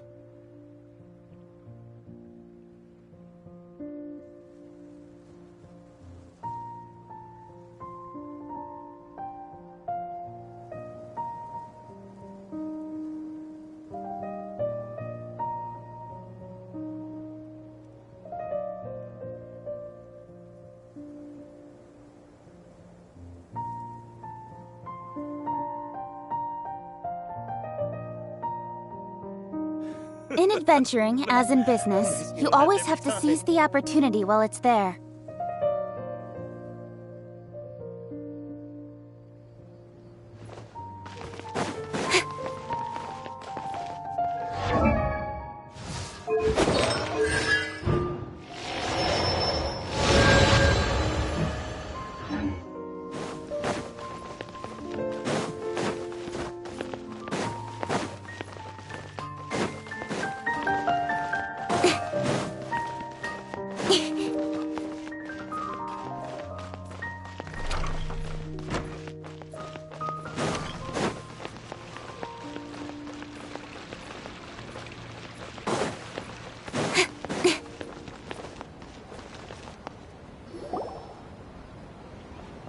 Oh, this rug here is quite something. The craftsmanship is exquisite, and the fabric is also of high quality. Ah, here you are. Finally, I found you. Hey! Aren't you that mercenary who bit his tongue? You can still talk? Wait, are you here to take revenge on us? What are you talking about? Do I look like I can take you all in a fight? I just came here to give you something. I'll be on my way to give myself up to the Corps after this. Once I woke up, I hurried to the Khan al-Ahmar's camp, hoping to alert them to your presence. But when I got there, I found no one except the members who were still too injured to move. Ah, so you probably got there after us. Yeah, they told me that they had exacted their revenge, and everyone had turned themselves in to the authorities. Even that last camp was not going to last for much longer. I had joined the cause to repay an old favor from Kusela. Now that everyone's already turned themselves in, I might as well do the same. One of the injured members gave this box to me, and told me that it contained some of the old man's last possessions. Everything left in the camp will get confiscated, so I figured I should get this to you before the Corps could get their hands on it. Thank you. No worries. We are all just living our own truths. There's no need to comment or judge anyone for it. So this box contains everything that Dia's father left behind. Huh. It feels lighter than expected. Well, back in the day, the first thing he did with any Mora was spend it on things like drinks and meat. But let's see what's inside. What's this? It's just a bunch of junk. It kinda stinks. Perhaps it's just been left unopened for too long. A handwritten copy of a storybook. The paper's already yellowed, and it looks like it's about to fall apart. It was against the Academia's rules to possess books for personal use. If he was going to break that rule, he could have at least copied something useful. That probably means this was really important to him. And here are a few bags of children's snacks. The packaging's completely deteriorated. Maybe that's where the smell was coming from. Did he get those for you? Yeah, but here's the thing, though. Even when I was a child, I was never a fan of these kinds of snacks. He'd always say that he got them for me, but in the end, he always ate more than I ever did. Who even leaves snacks in a box like this anyway? Isn't that just common sense? Forget it. Let me see what else is in here. A razor, some buttons, some round iron tiles, a wooden toy puppet, a wool scarf, which from the looks of it probably belonged to a woman, and a hair clip? Why are these things here? I'm suddenly feeling a little scared. I'm sorry, my lady, but this is just the kind of man he was. He probably saw this box as some kind of personal trash heap and dumped any and everything in there. 2 empty liquor bottles. Tell me, you guys, are these the kinds of things that a normal person would leave behind?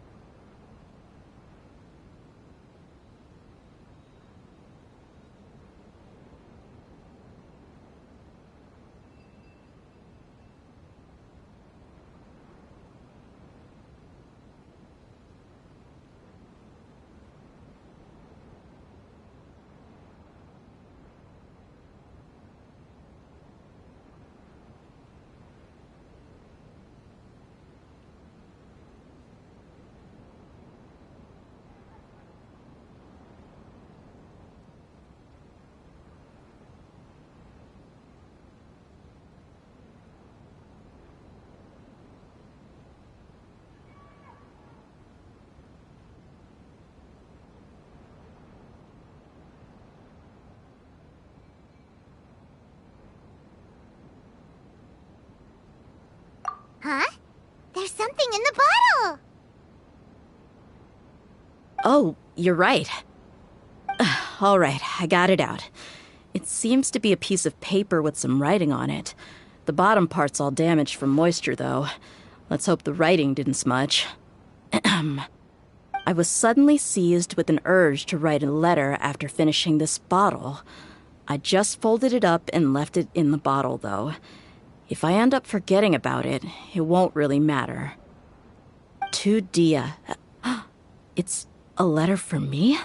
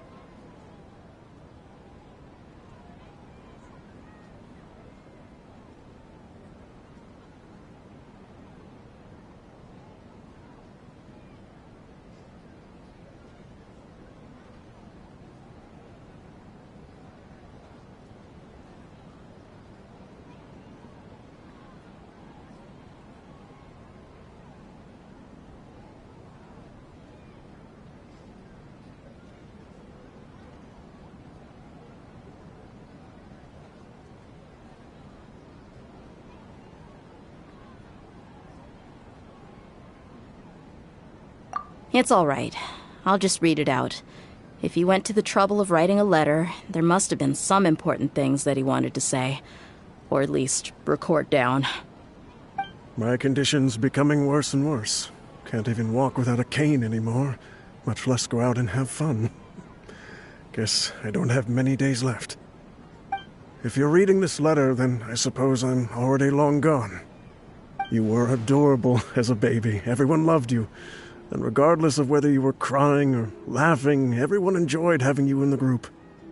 But once you grew a bit older, you were no longer nearly as happy or cute. It's probably the guy's fault. Can you believe this guy? He can point the finger at himself. Anyway, back to the point. To summarize, I'm writing this so you would know not to feel sad for me, even if you end up finding out the truth. The reason being that I was never your father to begin with. Wait, what? Surely, he must be joking, right? I don't know. I was quite formidable when I was young, and 100 times cooler than some so-called flame main. Really felt like the whole world was under my feet. With just a teeny tiny bit of effort, I felt I could rule over the entire desert. But as fate would have it, I went out into the desert for a drink one day, and discovered a baby in the sands. It was you. You were just lying there, small and helpless. You were so tiny that if the wind blew for just a little while longer, you would have been buried forever. But your cries were so loud they made my head hurt. Now that I think of it, you really were a bundle of energy. Sounds like he's serious. I told Idrisi and the others that I had slipped up with a woman while out and about. None of them even doubted me. I'm sorry that I had to lie to them for so long, but I really had no other choice. I was their most esteemed leader, after all. It's not like I could just tell them that I suddenly wanted to play at being a father. At this rate, I'll puke up all the liquor I just drank from this bottle. Anyway, Dia, you possess the kind of freedom and kindness that we could only dream of. As far as how you should live your life, that'll be up to you to decide. That's the end of the letter. In the end, he was still thinking of me as a little child. I suppose, or I would have suffocated under the sand a long time ago. He was a good father to you. The fact that he wasn't a blood relative doesn't change that. Yeah. It's just a pity that we had to learn the truth of everything like this. Do you already have some ideas about the decision that he wanted you to make? I do. If he first found me alone in the sands, then I want to try my hand at finding the person who abandoned me. I just have one wish. To tell them a story. That there once existed a childish and foolish jerk with a heart of gold. And that only under his care was I able to grow and mature into the person I am today. If you end up finding any leads, can you share them with us? We go on adventures all the time. Maybe we'll be able to find some information for you. Sure, I appreciate it. I wasn't expecting you to be so enthusiastic.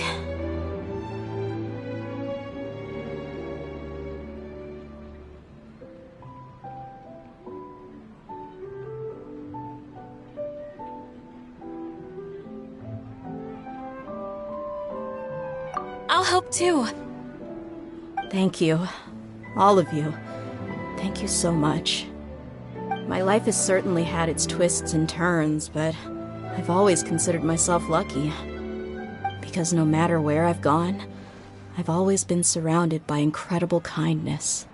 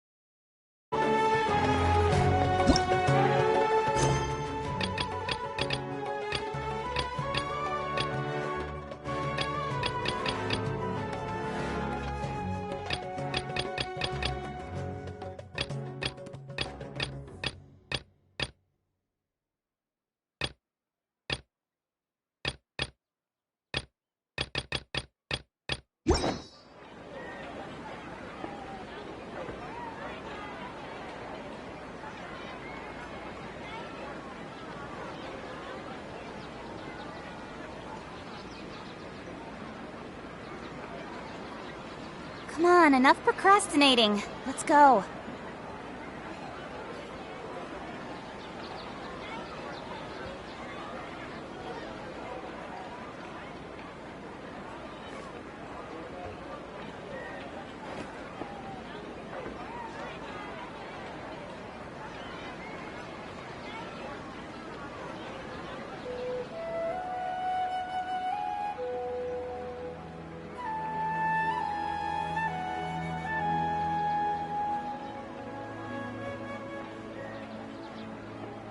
I'm all for work-life balance, but I think this is pushing it.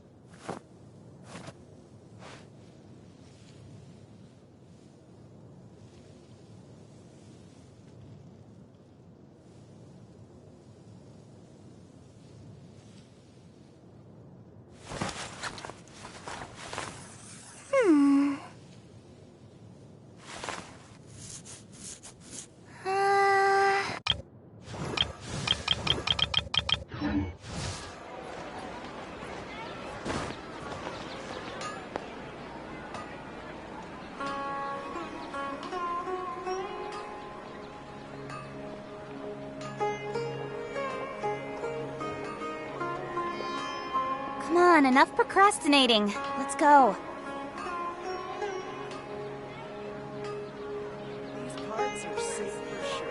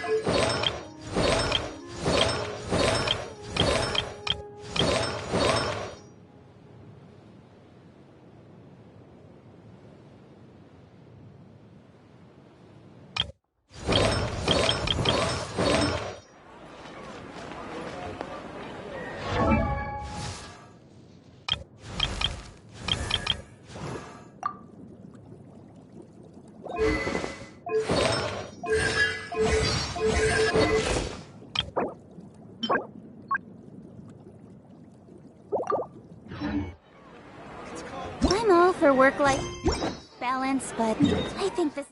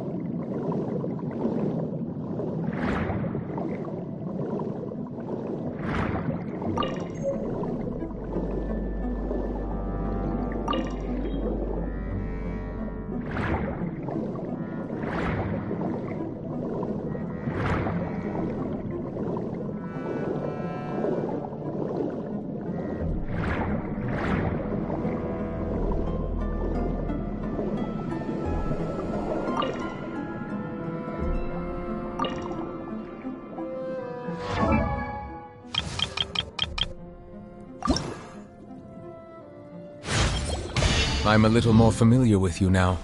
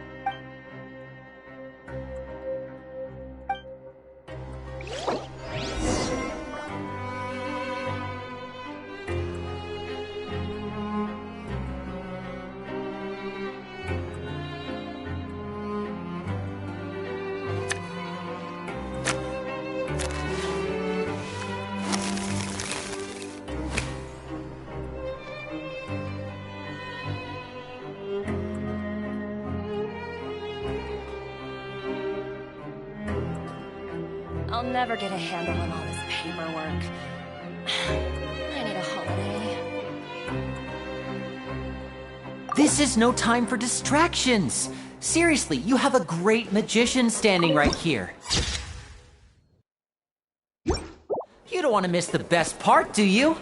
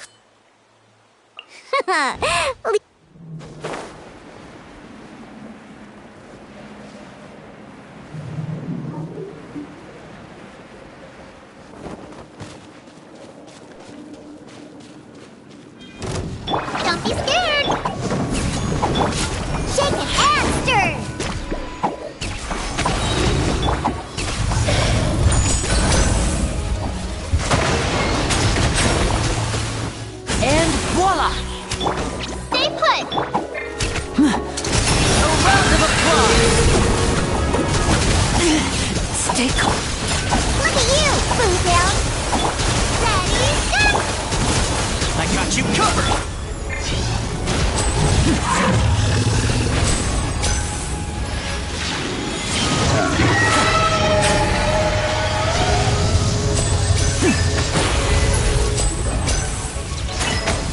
Don't be scared.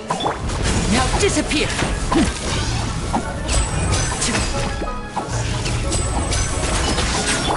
Think you can bully me?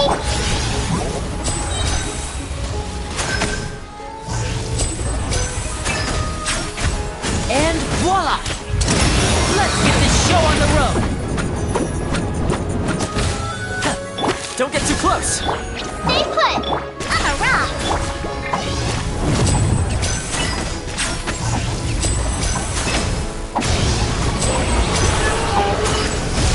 Now disappear!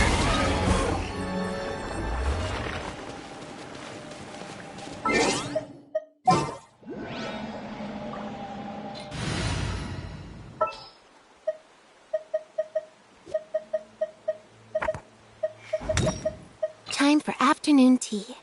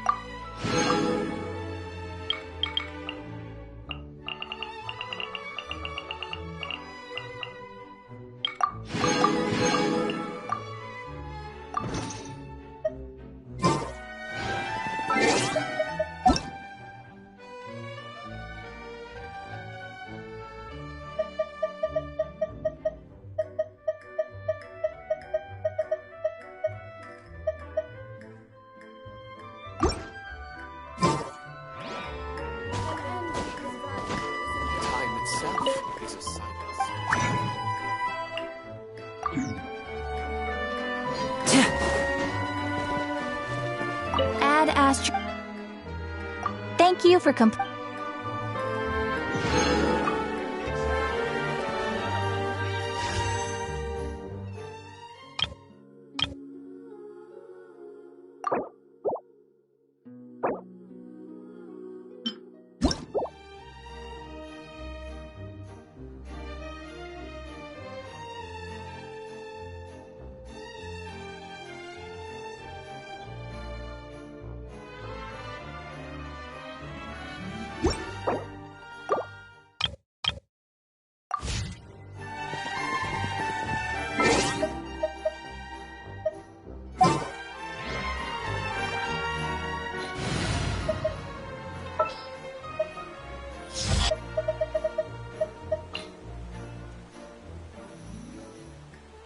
Perhaps we could take a walk by a...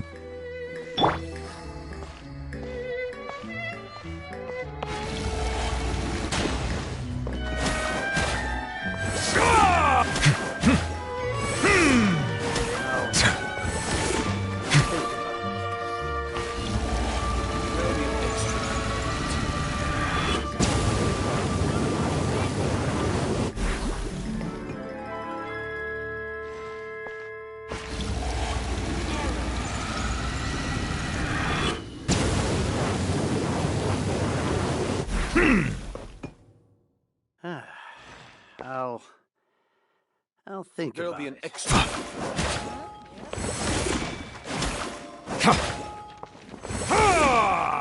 But none of them believed me.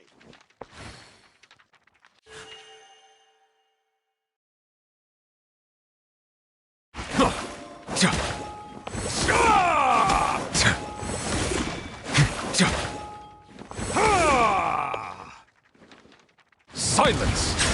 There'll be an extra fee for that. Yep, you're right. I'll think about it. Exactly. None of them believed me. Over here!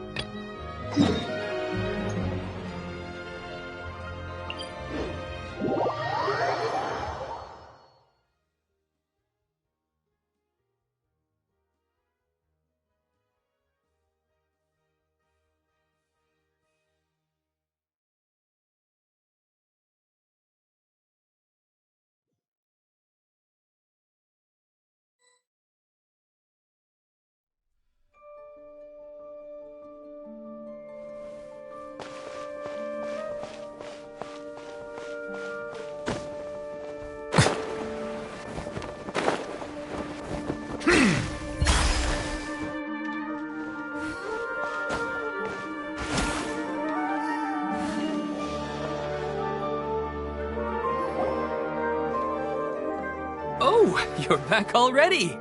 How'd it go? We have an emergency on our hands. Please notify everyone here that while they can continue to discuss their dreams, they mustn't try to visit or recreate the locations and scenes that they have been experiencing in them. What? All right, if that's the wish of the great Dendro Archon. But could you at least tell me what happened? You all look so serious.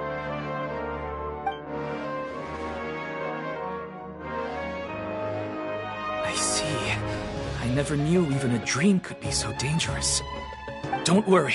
I'll be sure to notify all the event participants and inform the other staff members about what has happened.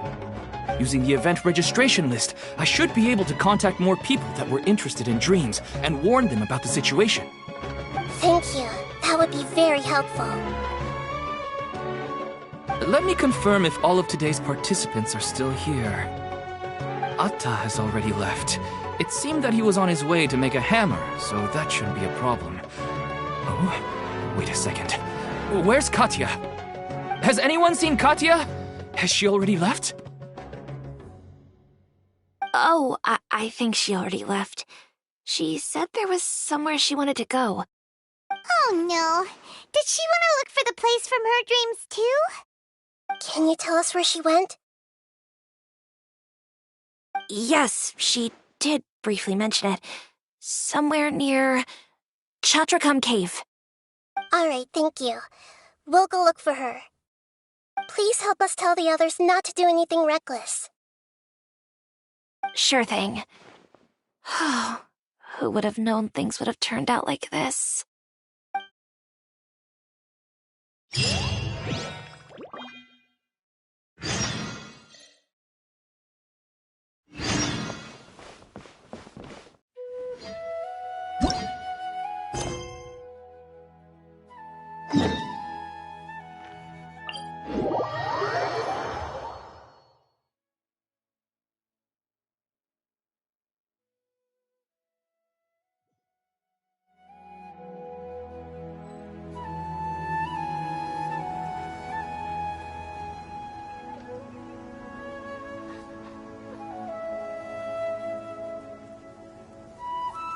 Water comes in many flavors to the discerning palate. Mondstadt's water is crisp and pure, while water from Liyue has an enduring aftertaste.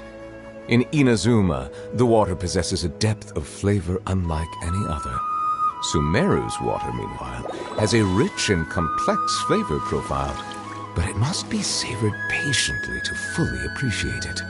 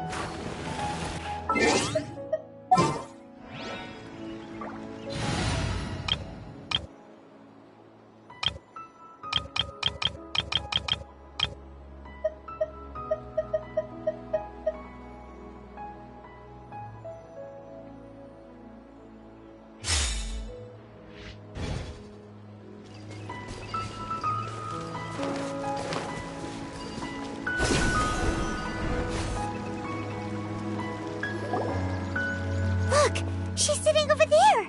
It's surrounded— Come on, let's rescue her!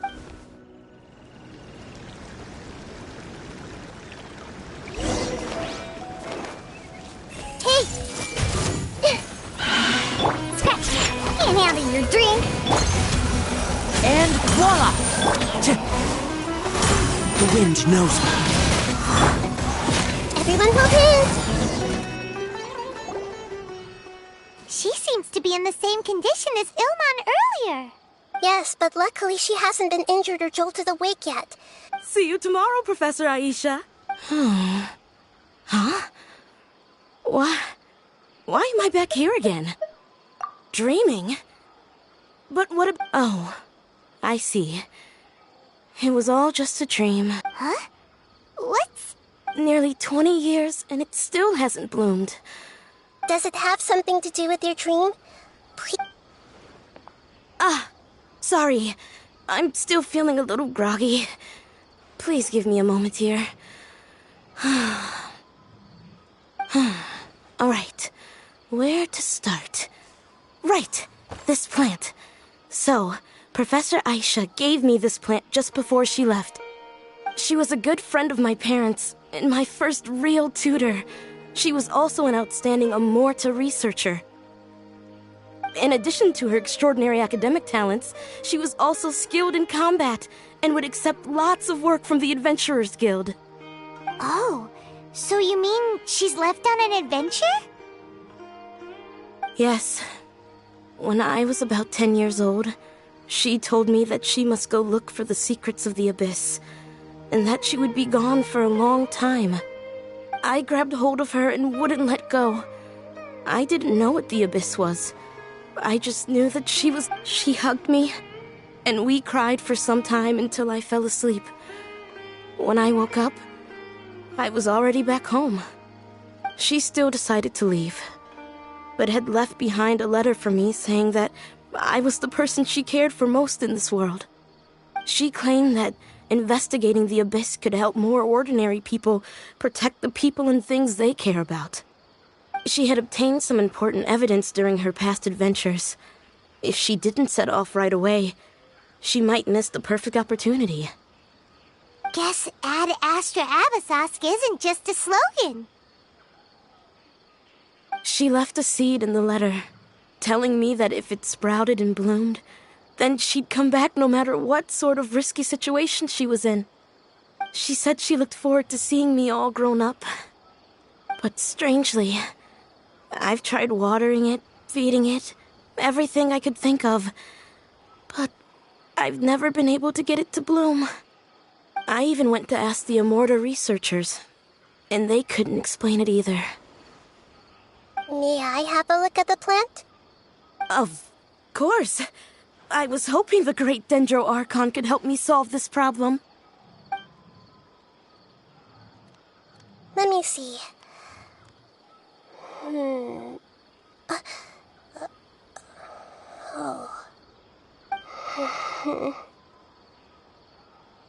Huh? We've never seen that look on Nahida's face before.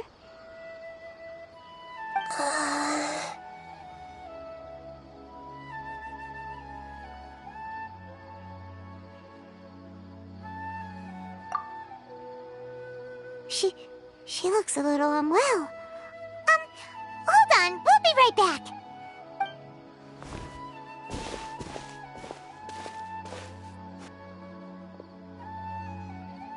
What's wrong, Nahida?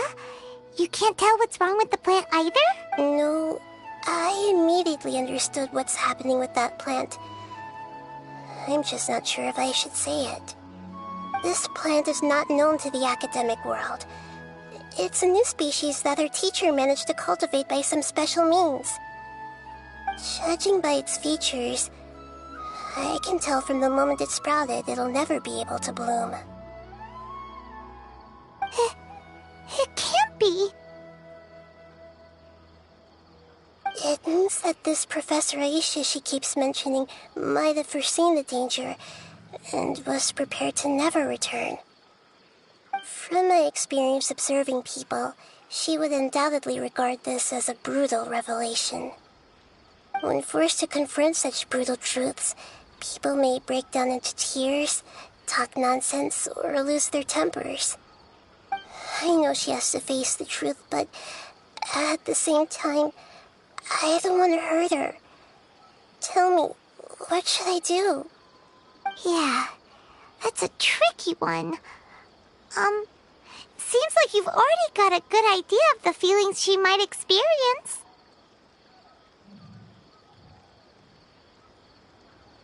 But wouldn't that mean... It's all right. There are all kinds of people, and the examples you observed are just the most extreme cases.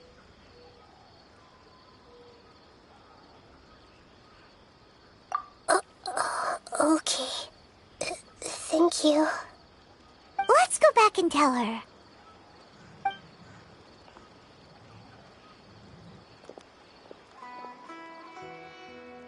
Huh? It'll never bloom? But how's that possible? If a plant is unable to bloom, doesn't that mean it can't reproduce either?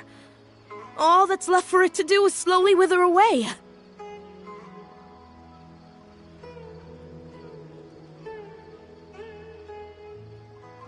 Are you saying she never intended to return?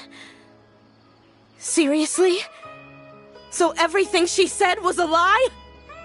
But she meant well. Since the separation was inevitable, she hoped that you would be able to come to grips with such a cruel parting a little later in life. Yeah, her love, care, and attention to you, all those warm moments were real. I guess she had hoped that you could understand and respect her choice after learning the truth. I see. Sorry, I don't want to sound ungrateful, but it's just so much to take in. The dreams are so beautiful. Yet reality is heartlessly cold. I really thought she had come back. I had so much to tell her.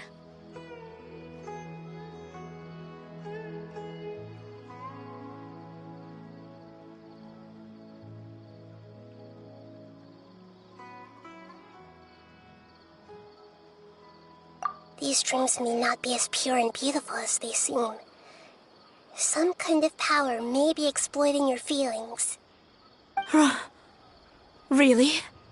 Yes. So with that in mind, until our investigation is completed, please return to the event and ignore any further temptations from your dreams. I see. Thank you for rescuing me, and sorry for the trouble. Luckily, the plant didn't get hurt either. Otherwise, I wouldn't have anything left to remember her by. Thanks, Traveler in Paimon. She seems to have finally accepted the truth, but I think she'll still need a long time to come to terms with her feelings. I saw her waver the moment you mentioned love. It was almost like a gentle rain, arriving just in time to put out a fire that was about to spread. It's because people have something called empathy. Empathy? I see. This is valuable knowledge indeed. By the way, you said there may be something that's trying to exploit their feelings. Any idea what that might be? Yes. What's common between Ilmon and Katya's cases is that they've both lost someone dear to them. And now, they get to meet the people they cherish in their dreams again, and the people feel more real than anything a regular dream could hope to create. Instead of interpreting it as a result of their longing, I have to consider it more antagonistic. Yeah, they're just causing these people to dream. What are they after? This is exactly what we need to investigate. Anyway, let's pay another visit to a moment of dreams. I have a bad feeling about all this. I hope things haven't gotten any worse.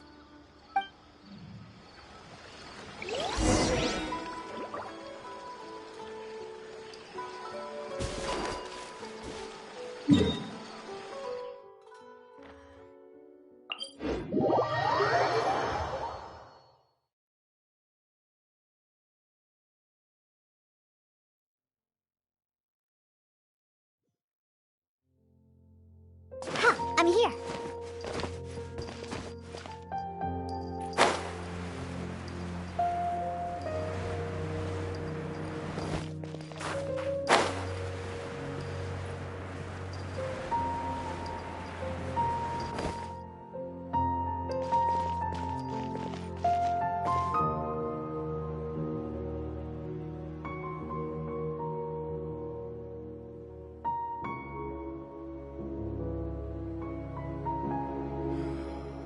Interested in joining the Night Society? This new ship is continuously overdesigned.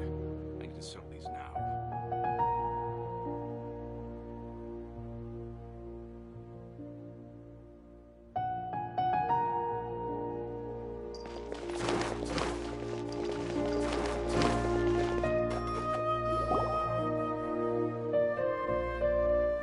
We're back. How's everything here? I am so sorry, Great Den. Because of your warning, we've brought dreamers here even if they were completely unaware of the danger. But some of them have already fallen asleep, and they haven't woken up for a long time. I fear there's nothing we can do about it. A moment of dreams is just a small interest group. We don't have enough staff members to handle this. Just as I expected. It seems my guess was correct. It's the Dendro Archon. She's back. What happened? Why have we been... Many of you here have been experiencing some beautiful dreams. But I'm sorry to tell you that based on our investigation, there's some kind of conspiracy behind them. Before we learn the truth, please don't try to recreate the scenes in your dreams. Whatever you see, don't be tempted by them. Huh? But... I don't think it's a big deal. Aren't we just dreaming? It's not like dreams will have an effect on others. We've already met 2 people who ran off to the countryside alone and got caught in dangerous situations by falling to the temptations in their dreams. That's right! These aren't just dreams! It's serious! Alright, I get it. So does that mean once we have some conclusive results from the investigation, we can continue to enjoy these dreams? Yeah, I still want to visit my sister in my dreams.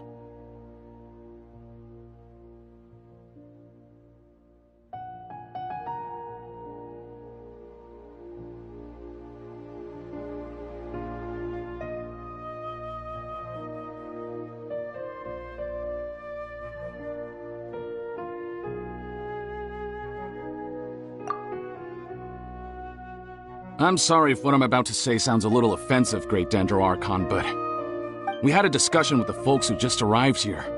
In all of our dreams, we were able to reunite with people who were very close. They all seemed as if they were alive again, which makes us reluctant to wake up. Yes, that's also what we've observed in our investigation.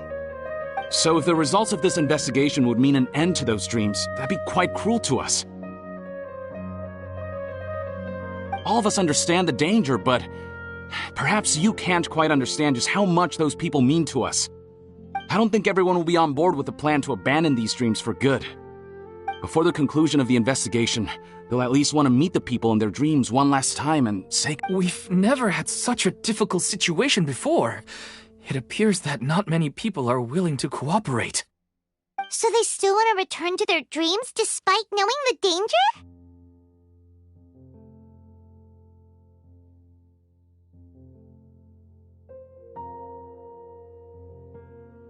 That's right. Compared with these sweet and beautiful dreams, our warnings of danger are dull and emotionless. It looks like the situation will inevitably spiral out of control. The more time we waste, the more people will ignore our warnings and return to their alluring dreams. So, what should we do? Seems we have to go into a dream and find out the truth for ourselves. Pedrush, is there anyone here who's experiencing a marvelous dream right now? Let me think. Yes, this way. Good. Please take us there. This lady refused to heed our warnings and fell asleep here a little earlier.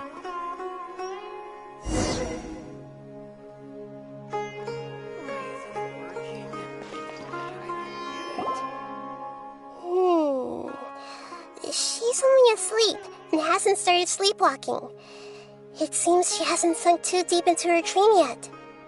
Do we also need to fall asleep if we want to go into her dream? Don't worry about that. I'm Lesser Lord Kusanali after all. Now, don't be nervous. Just close your eyes. Imagine yourselves as waves gradually rolling onto the beach.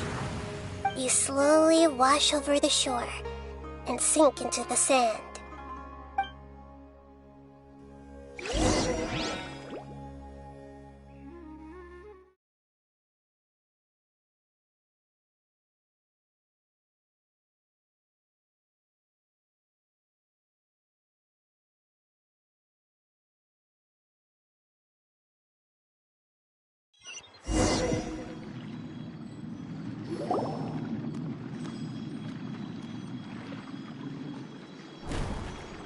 What's wrong, Traveler?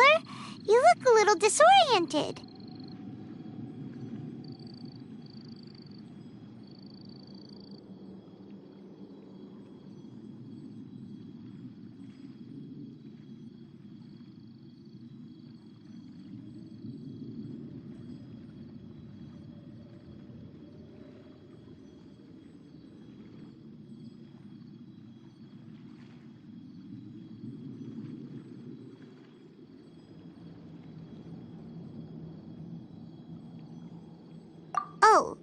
okay.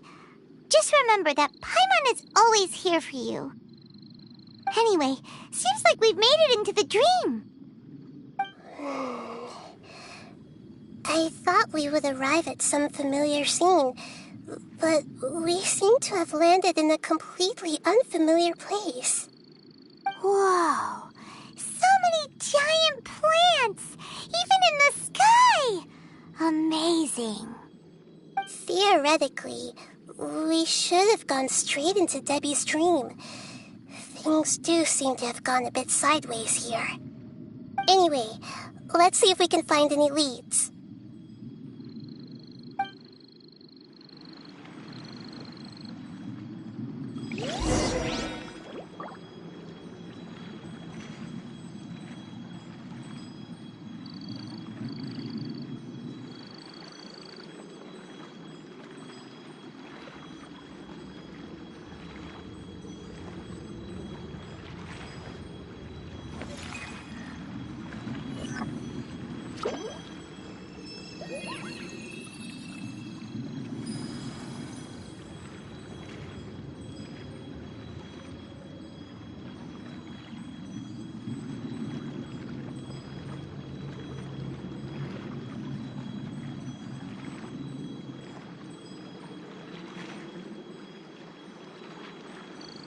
If you're not sure what to do next, how about I take you on a walk?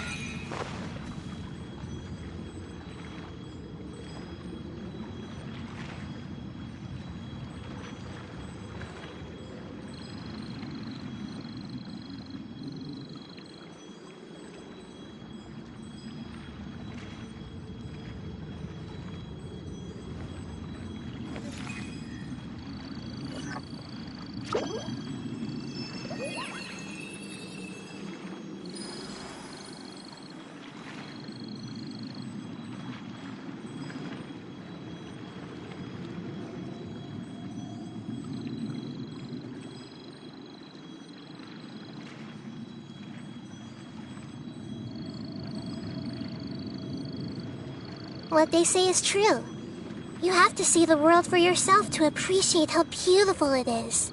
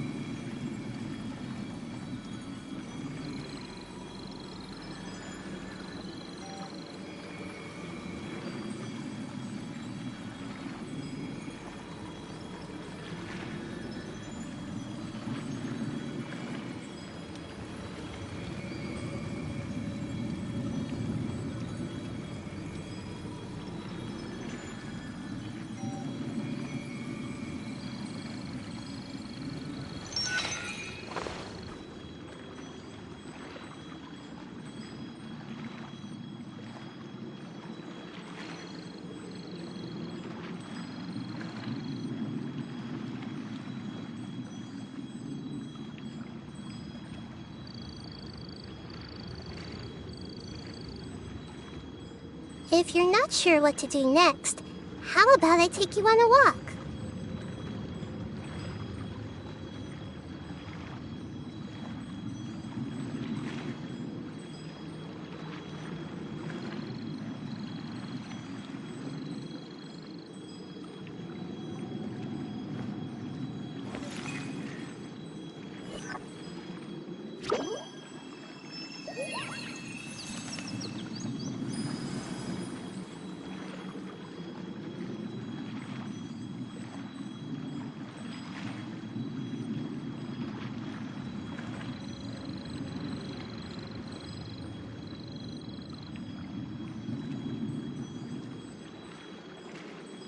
What they say is true.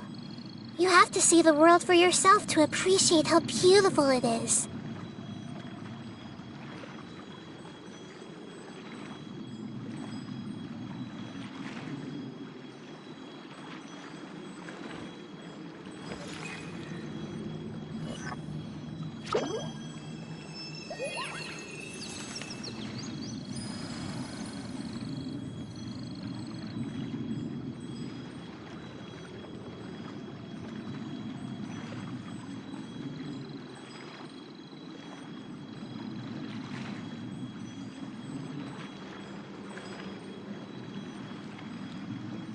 If you're not sure what to do next, how about I take you on a walk?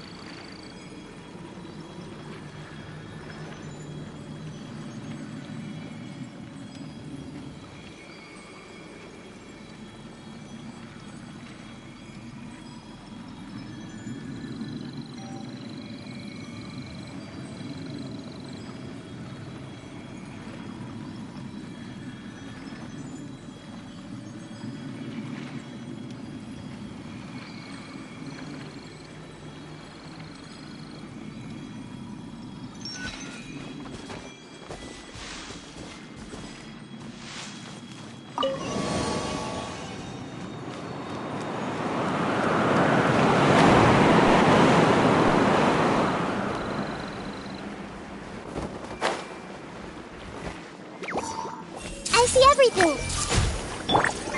One with nature. Shake his hands! A round of applause. Now disappear.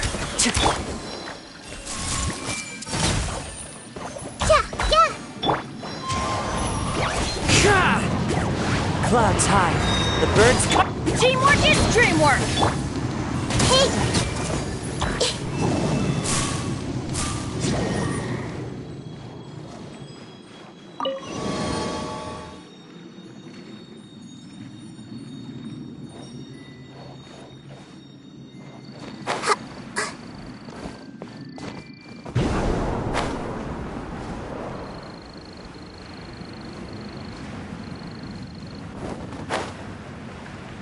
Huh?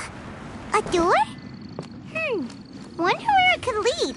Well, it's not like we have any other way to go now. Let's go in and have a look.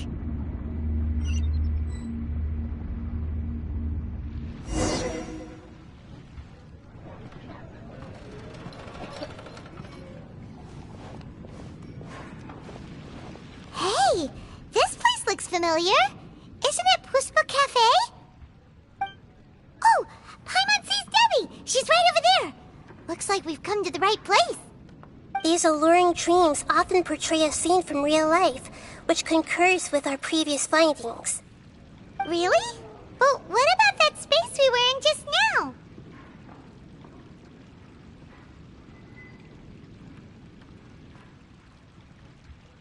You can't mean... this is another collective dream?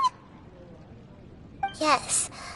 Given that so many people have been experiencing these beautiful dreams, I would say it's very likely that they're interconnected.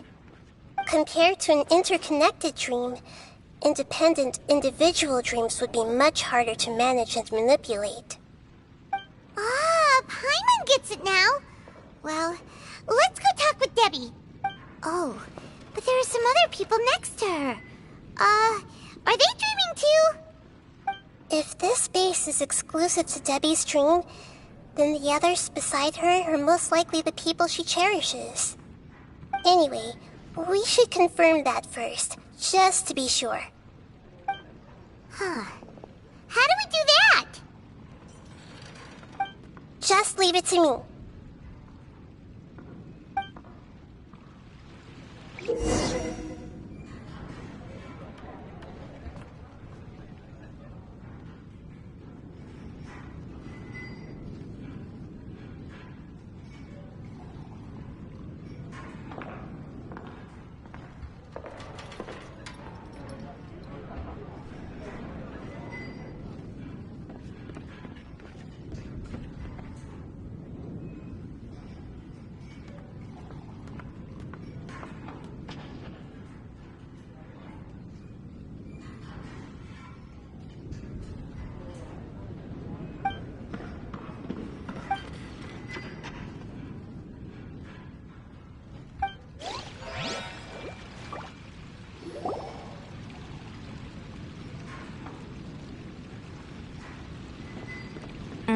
The coffee here still tastes the same as ever. You two have traveled all around Tibet. Surely you've all tasted better coffee. I suppose so, but no matter how good things may be elsewhere, nothing beats... That's right. It's hard to change your tastes. Anyway, here's to your return home. Welcome back, everyone.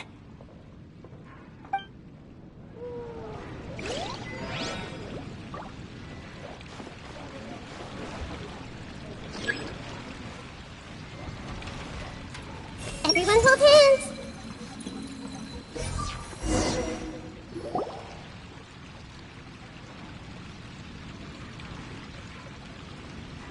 Huh.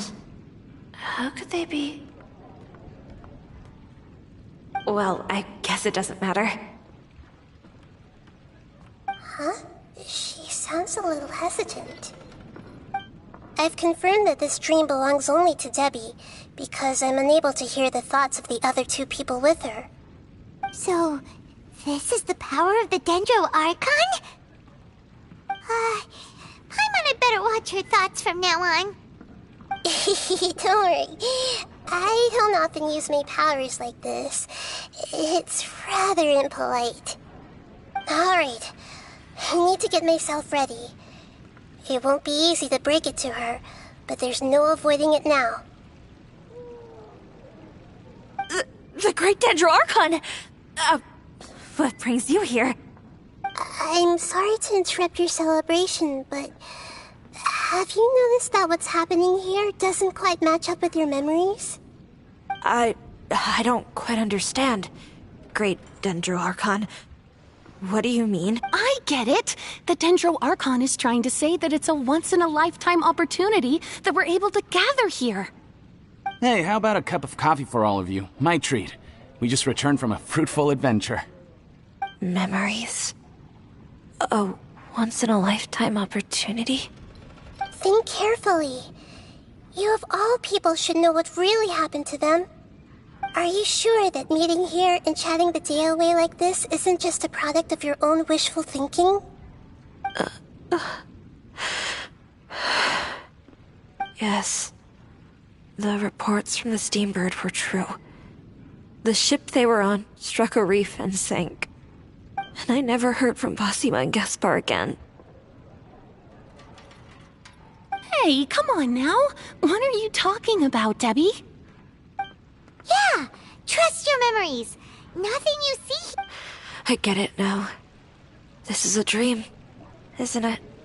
But since it's my dream, it doesn't matter if this is real or not. I enjoy the way things are here. I no longer have to face the tragedies of real life. These friends mean the world to me. Nobody else can understand me like they do. There's nothing wrong with continuing this dream. Is there? I'm worried that if you were to continue dreaming like this, the lines between dreams and reality will gradually become too blurred for you. These dreams will always give you what you want, while reality remains full of pain and difficult situations. If you're not careful, you can get hurt. Don't worry. I still have control. I won't let it go that far. Are you sure? Hey, how about we put all this troublesome stuff aside and get back to our coffee and snacks, Whether it's just a dream or real life, you should be happy. You can't just brush off something like this. We don't even know how you people got here or where you even came from.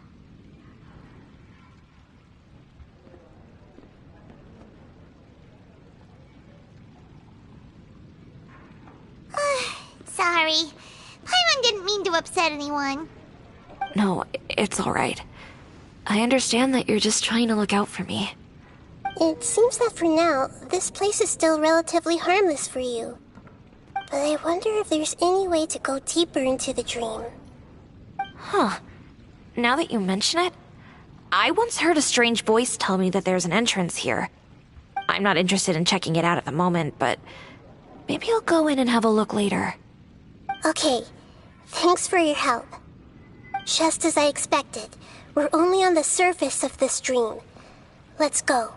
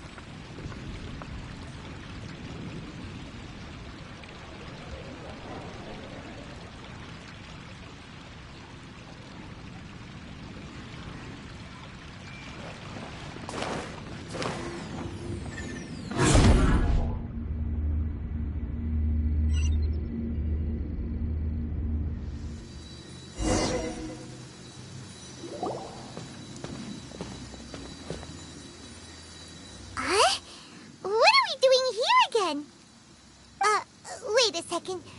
We were just up there. No, down there? Did we go up or down?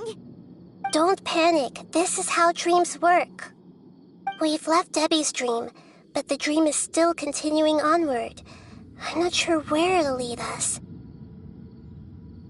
This dream has the ability to create imaginary people, which is why people are so unwilling to wake up.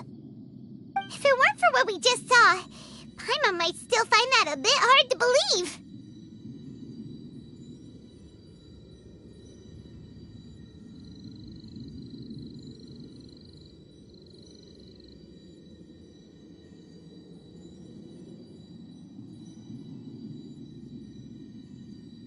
I have a guess.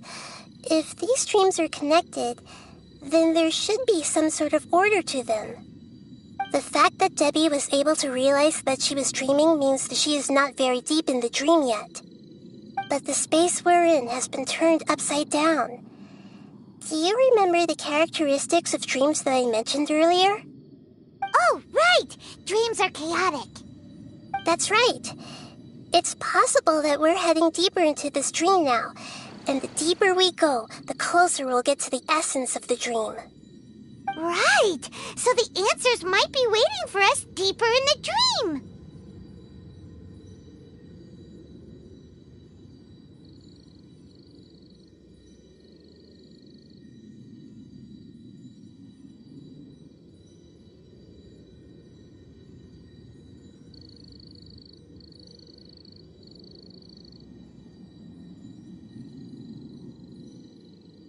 Yes, and we should get ready for whatever we may encounter.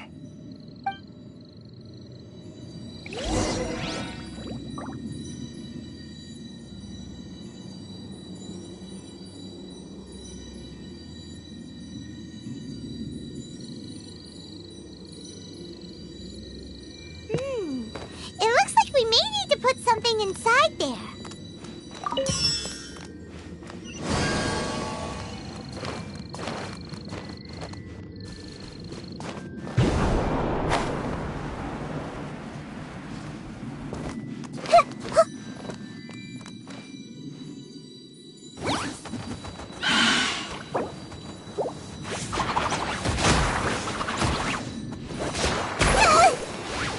I see everything.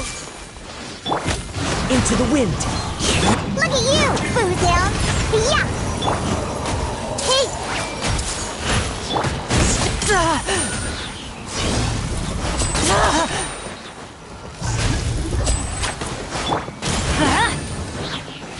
Let's light it up! I'm going in!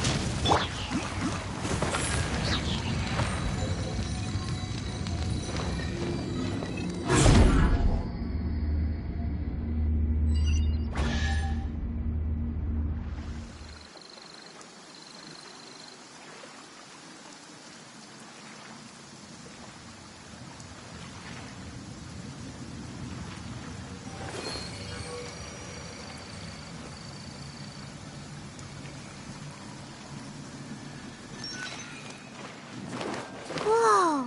When it rains, it seems to disappear slowly. Yes, and it appears again as soon as the rain stops. It's less like a flower, and more like a tendril slime that's trying to keep out of sight. Here we go again with Nahita's analogy. Let's light it up!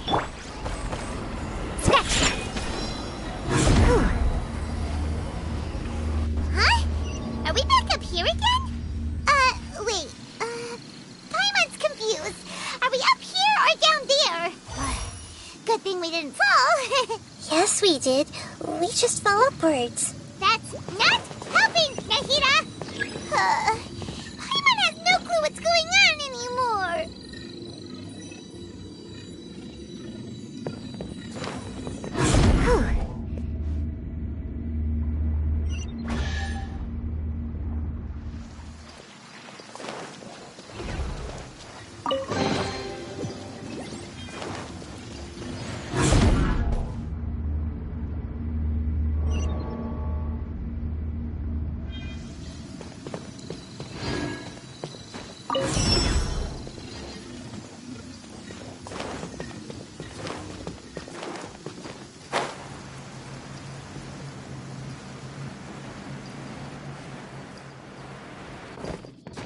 I'm flying!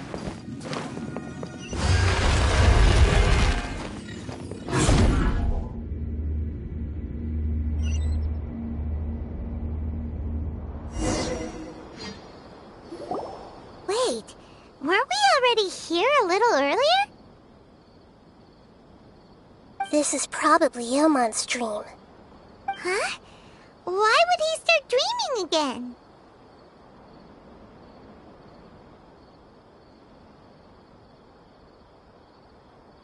Yes, but it seems that the danger isn't enough to stop him from longing for his wife. Based on what we've learned so far, he must be sleeping more deeply for his dreams to appear here. But fortunately, he already knows us from before, so hopefully we'll be able to wake him up.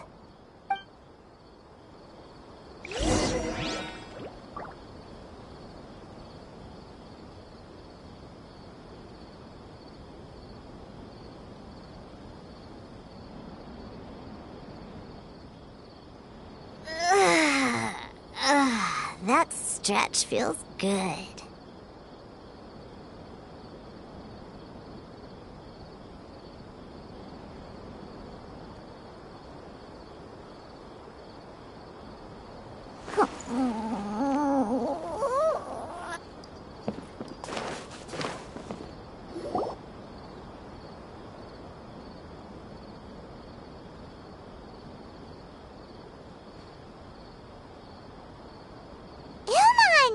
Oh, it's you!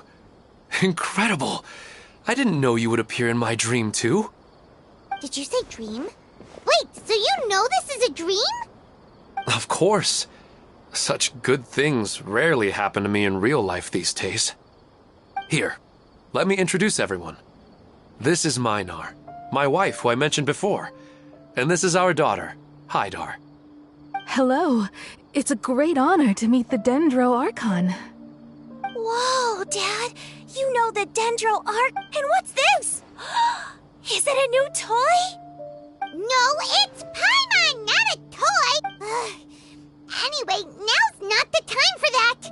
Nahida, this doesn't seem to add up with what we were expecting. You're right. Let me think for a bit here.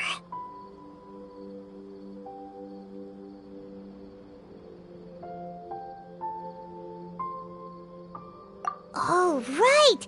We didn't see him in a moment of dreams earlier. Paimon? Sorry. I just had to make sure that Hydar could get a chance to see her mother. I had gotten pretty familiar with the hike, so I brought Hydar with me. I'm just glad we didn't meet any monsters along the way. Yes, I'm glad too. It must have been very hard for him. I regret not being able to fulfill my role. No, don't talk. What should we do now? Should we tell him the truth? You can let me break the news. I should be the one to do it. I'm sorry, but I should tell you that your dream did not create us. We are real people with our own consciousness. Like the last time we met, we are still investigating this dream, and we've already learned some things about it. So you mean there's something nefarious with this dream as well? Ilmon, what's going on? It seems the reunion of our family is destined to only be temporary.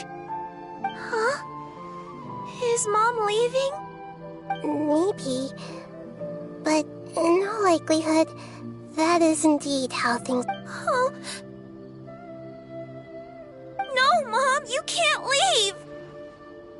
I'm afraid I don't quite understand what's going on.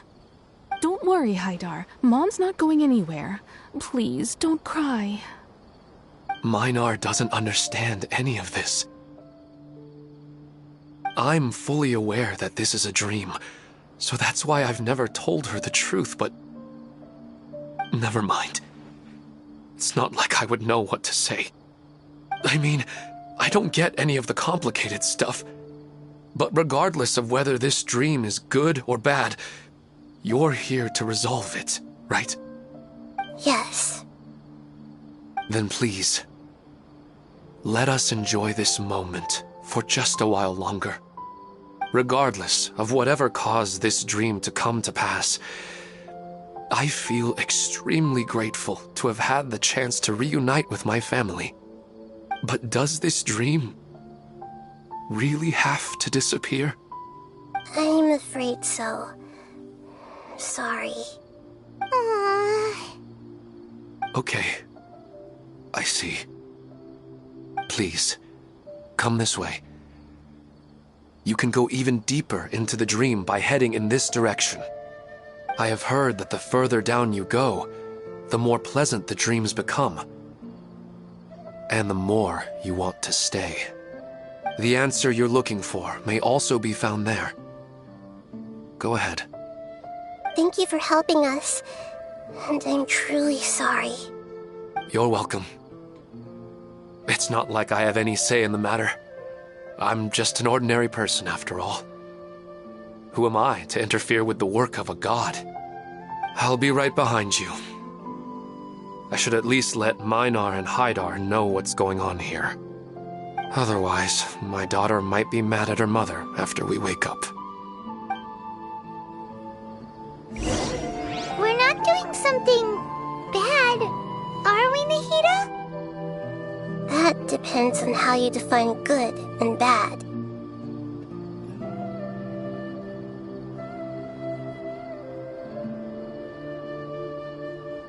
I wasn't waiting for you. I just happened to be resting.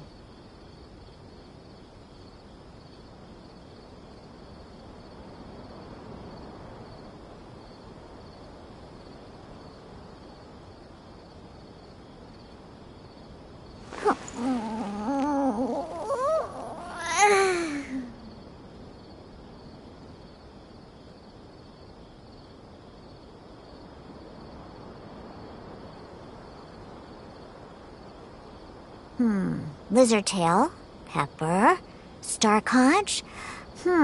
What else do I need to create the most dreadfully disgusting cocktail?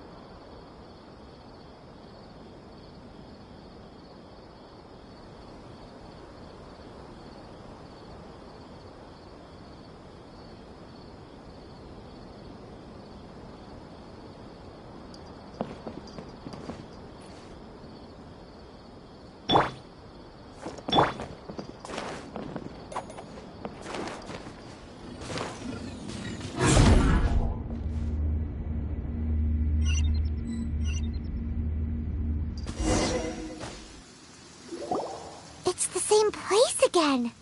This place is almost like a flight of stairs that connects... But they appear to be getting more and more aggressive. Regular stairs wouldn't try to attack us. Right. Something seems to be off about our theory. Ilmon is clearly aware that he's dreaming, and he's enjoying it. Rather than dreaming on a deeper level, he almost seemed more awake. I believe we're on the right track, but we just need another explanation. It's not that the dreams are getting deeper, it's the owner's attachment to the dreams that's getting stronger. But you would never mistake dreams for real life, right? Sometimes, Paimon almost wishes her dreams could be real. But it's just a quick thought. It's not long before Paimon's thinking about other things, like sticky honey roast. Listen, we're real beings living in the real world, and that's where our focus should be. This also explains the insubstantiality of our dreams. No matter what they may become, we don't really care. But if we decide to abandon reality and embrace our dreams, then our dreams will become far more substantial. Oh, wait! Paimon's starting to get it now! Your mind will begin to build the dream far more attentively, which in turn will make it feel more real. Do you remember how the Akasha can turn dreams into jnana energy? Constructing a realistic dream consumes a similar... Does that mean there's a host of these dreams here like Milu during the Sabzeruz festival? If we wake that person up, this collective dream will end, right? Most likely. But the collective dream in Sumeru City was created by the Akasha, and now the Akasha has been turned off. This has nothing to do with the Aranara, and humans are not capable of creating a collective dream, which means...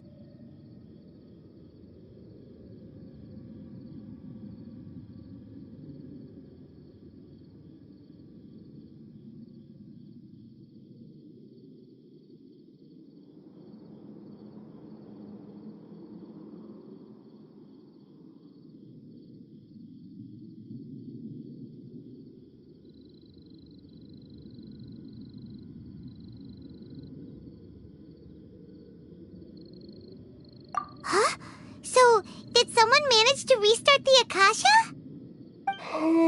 That's impossible. But they are probably a scholar of the Academia who had a close connection with the Akasha. Even so, how did they manage to do it? And how did they choose the host?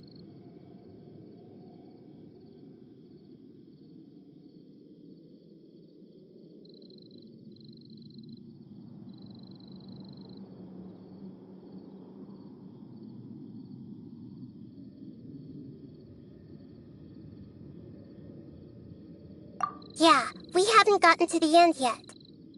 Once we know their motive, all the questions will resolve themselves.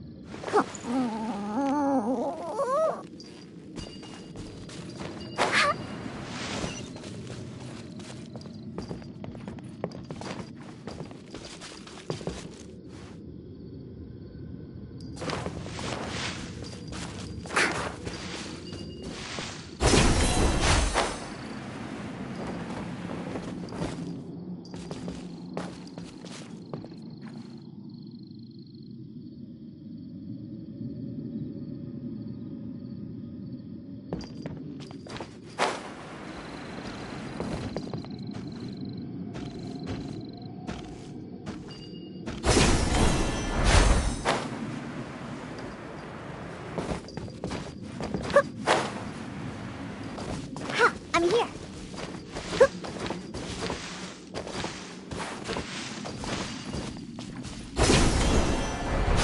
I'm flying!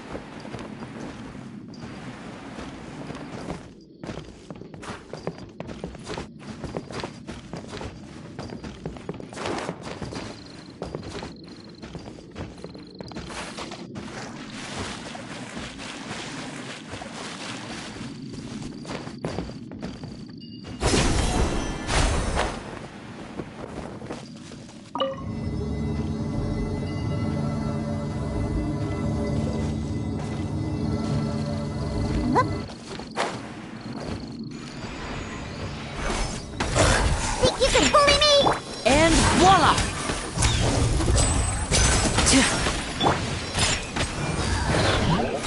Teamwork is dreamwork! Fallen leaves, adorn my night! I see everything.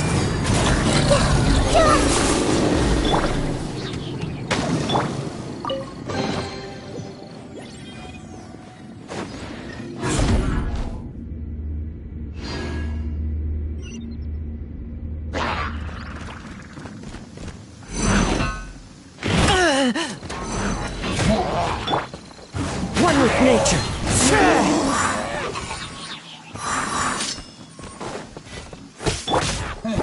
Can't handle your drink. Huh. Sharing my knowledge.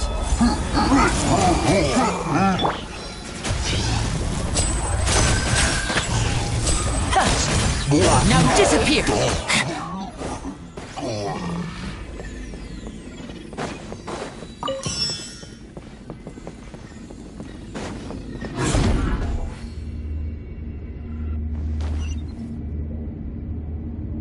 All the water that used to be here has turned into rain. Then let's get through here before the water level rises.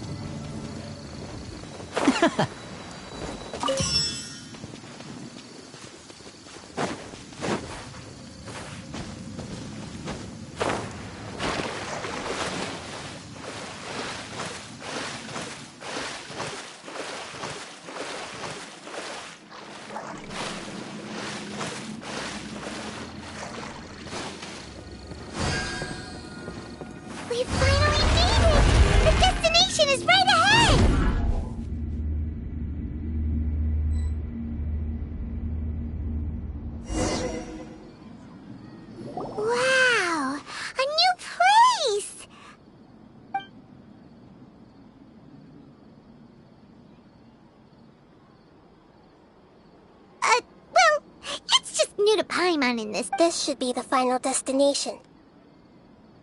Huh? Really?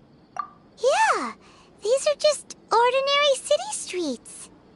I have powers related to dreams, so it's usually easy for me to tell who's dreaming and who's created by dreams. I guess only those who have thoroughly accepted this dream will be able to come here. There are so many people here. How can we find the host? Don't worry, I have a way.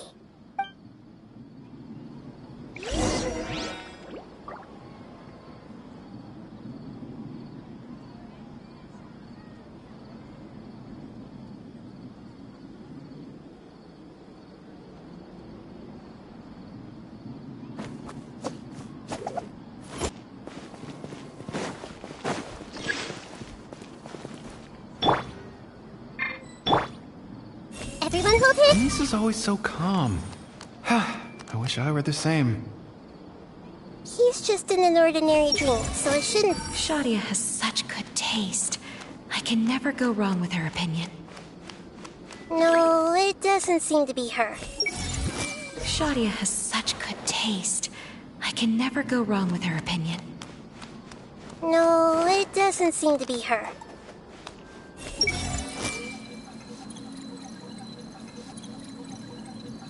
Shadia has such good taste.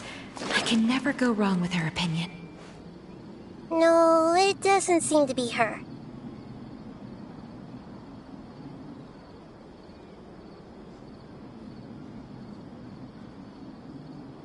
What they say is true. You have to see the world for yourself to appreciate how beautiful it is.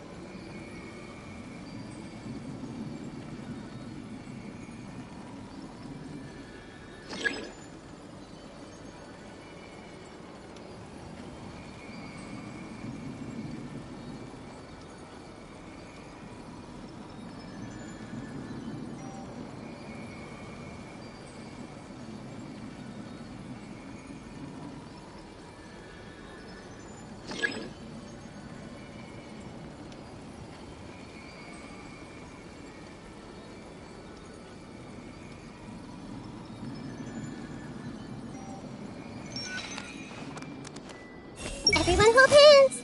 Lisa's always so calm. I wish I were the same. He's just in an ordinary dream, so it shouldn't be him. What should I... Ooh, let me have a look.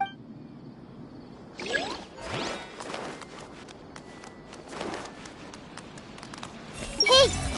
Who doesn't want a dream to last forever? He's just entered the dream recently. It's definitely not him.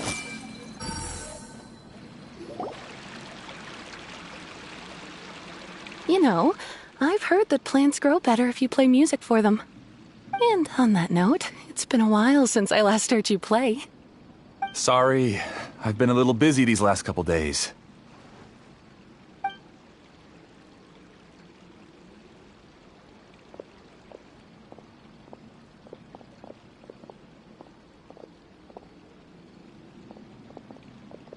Oh, the Dendro Archon. What a pleasant surprise. Oh, welcome, Great Dendro Archon. And your companions, too. Welcome. I'm Amira. I run the flower shop here. And this is my husband, Moses. Yes, how may we help you? You already know all about me. There's no need for all the pleasantries. Perhaps I should call you the dream's owner? As expected of the Dendro Archon. I'm sorry, Amira. It seems my research has attracted the Dendro Archon's attention. Why don't you go back to the flower shop? I'll come help you a little later. Okay, of course, dear. I'll see you later.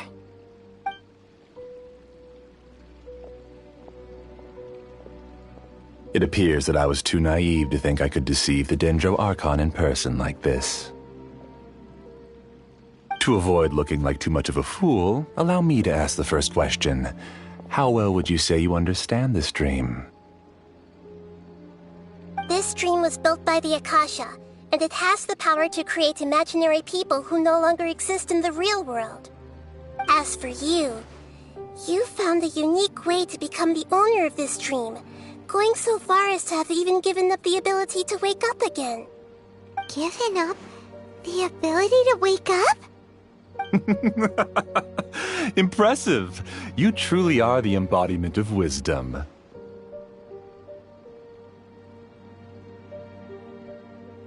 Please, tell me how you were able to arrive at such a conclusion.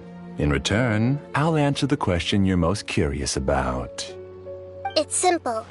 Apart from you, this space only consists of real people who are dreaming and imaginary people who are created here. Although you are here and appear no different from the others, I can't sense your dream. How can I wake up a person who's already awake? Fascinating. Since you're the fully awake owner of this dream, it can never collapse from you waking up. Theoretically, this should also give you absolute control over this place. I have to admit, it really doesn't get much better than that. But even knowing all of that, one question remains. How did you do it? Isn't the answer right in front of you, great Dendro Archon? It's because I've dedicated my entire reality to this dream. I uploaded my entire consciousness into the Akasha when it was still running.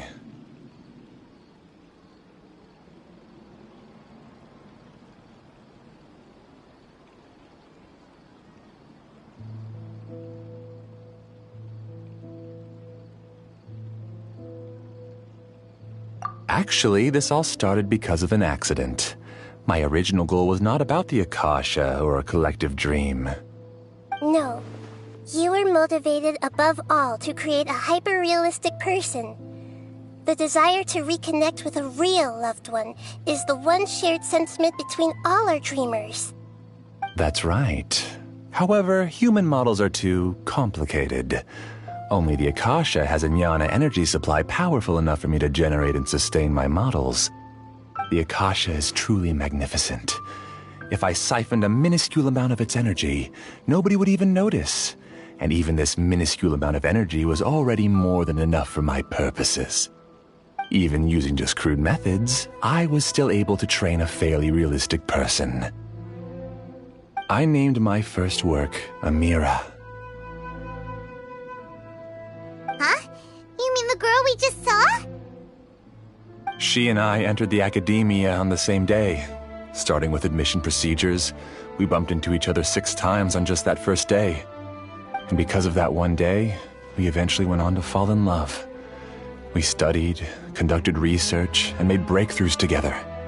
Our rhythm was always in step. I felt like we were 2 separate bodies that shared the same heart. However, Elazar later took her from me.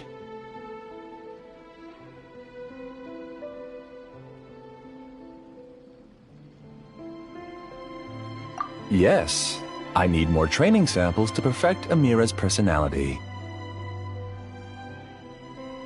I found their details in the Akasha's database. Using the pretext of testing for mental health disorders, I implanted signaling devices in their bodies. This way I could connect them to a network, and Amira could feel their yearning.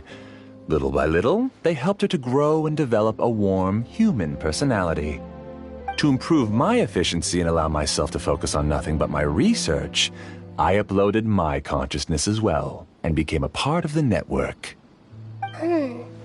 So, technically speaking, It's not that you won't wake up. It's that you can't wake up. Yes, because the Akasha was suddenly turned off, I lost all of my jnana energy. I became imprisoned in the very network I had constructed. At first, I panicked. But, after coming to grips with the situation, I realized that I could restart this world as long as I could find a replacement source of jnana energy. That means everyone in the network is providing you with jnana energy! That's all there really is to it. I don't think I'm doing anything wrong. I'm just saving them as well as myself. I provide a beautiful dream, and in return, I harvest their jnana energy as fuel for the dream. They can wake up any time they wish. People need to sleep anyway, so why not have some beautiful dreams while they rest? I agree. This is the home we spent a great deal of effort on to build for ourselves. Yeah, she's right. We're staying here of our own free will. I don't understand this at all, but I just want to spend some more time with my family. I don't want them to be sad. Thank you, dear. Great Dendro Archon, I hope you can understand. You don't need to gather around here. It's all right. The Great Dendro Archon is nothing if not kind and considerate towards her people. She won't interfere with what we're doing here. Uh-oh, now he's playing dirty!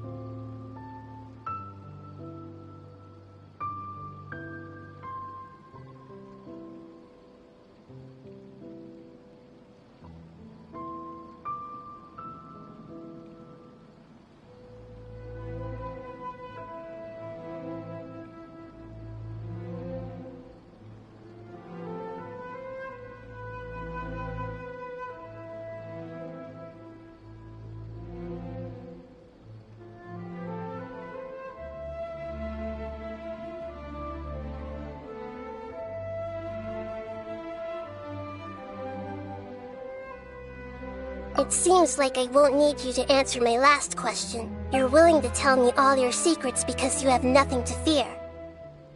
If you use real people as your weapon and turn them against their Archon, then there's nothing the Archon can do. They just want to be with the people they cherish. I don't think there's anything wrong with me providing them with that opportunity.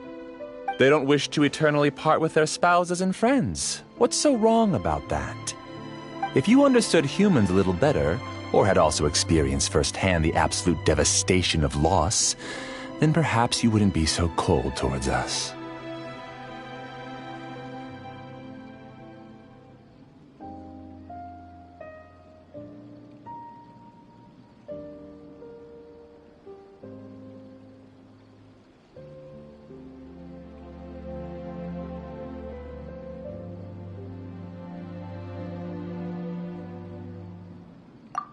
If you had used your talents and determination for a just cause, you could have become a sage of the new generation.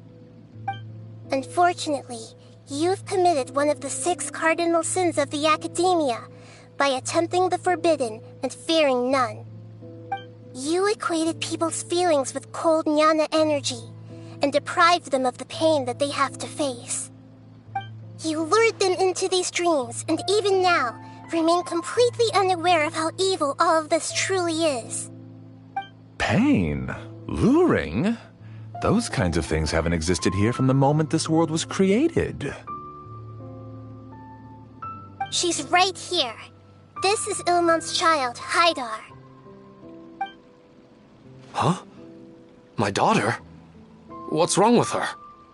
This dream relies on a set network, which means that only those with devices planted in their bodies can enter this world. Carefully think back and retrace your steps. I secretly went back to the mountainside with Haidar. Minar was already there waiting for me, and Haidar was able to see her mother.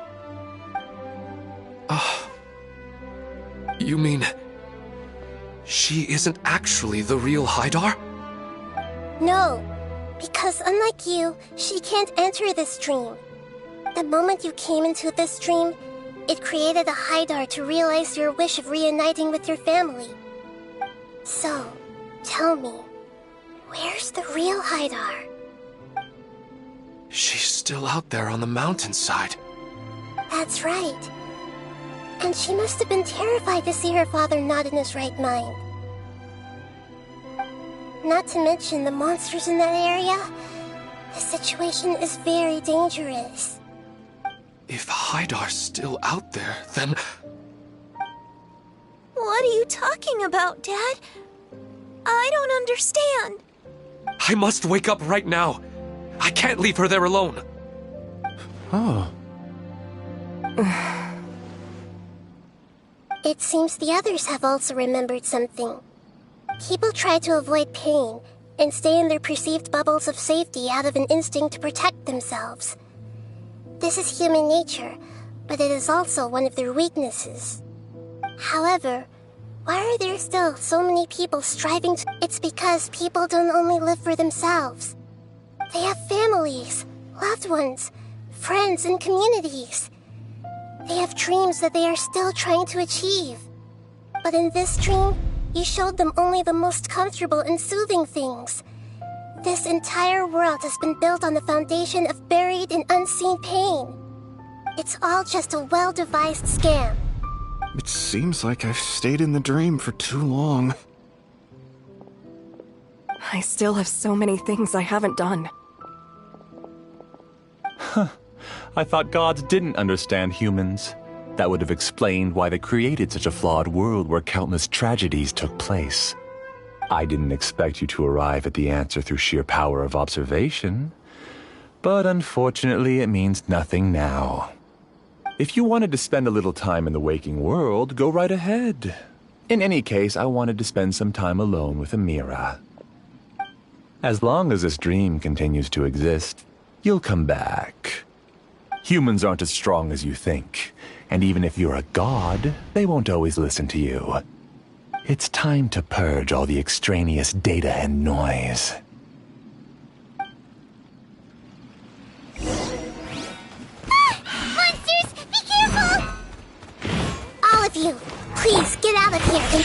are safe. I am the master of this dream. I can create endless waves of monsters with the snap of a finger. Don't worry, they'll wake up before they get hurt. Amira doesn't like to see others in pain. If you know what's good for you, leave now!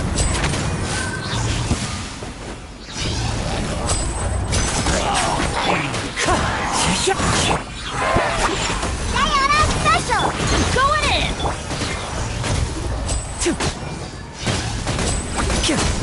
Step right up.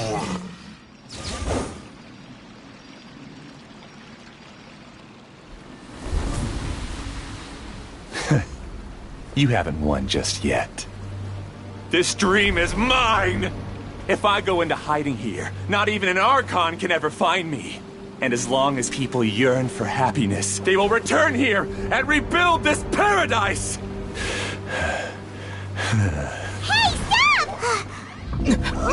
What's that? This dream is spiraling out of control and is collapsing now.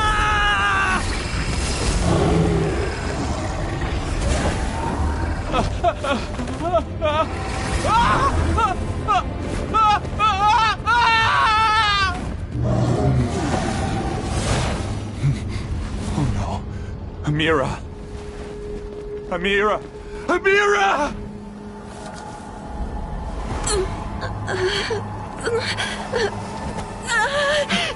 Amira, are you all right? I don't feel well. No, no, no! Please, no!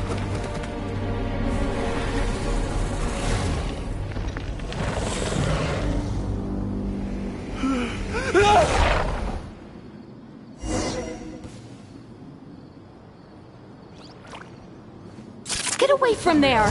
Don't ruin my flowers! What should I do? Where did he go?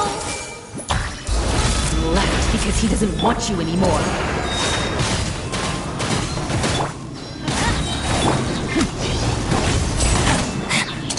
Here comes the finale. Now disappear.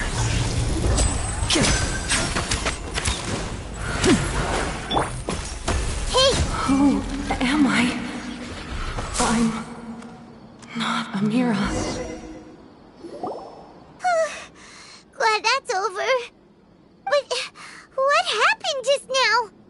He's not very proficient in using the Akasha's technology, and he spent a lot of Jnana energy creating monsters.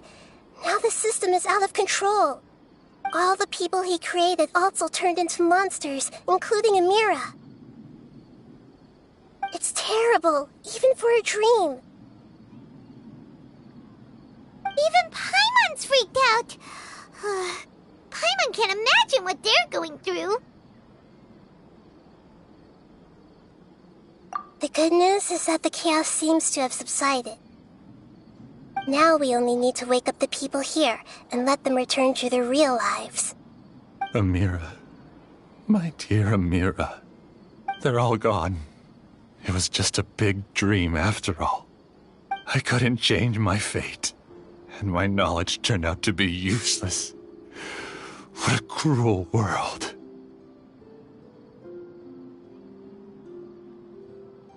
Do you still think this is our fault?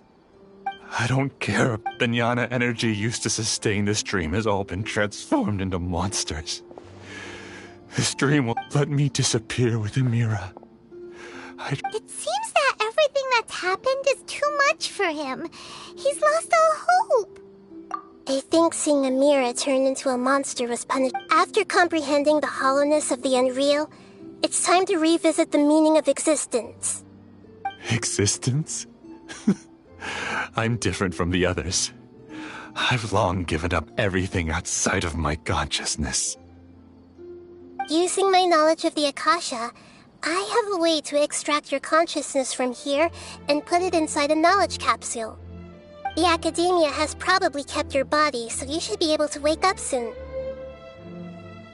No need. Just let me disappear. Reality means nothing to me now.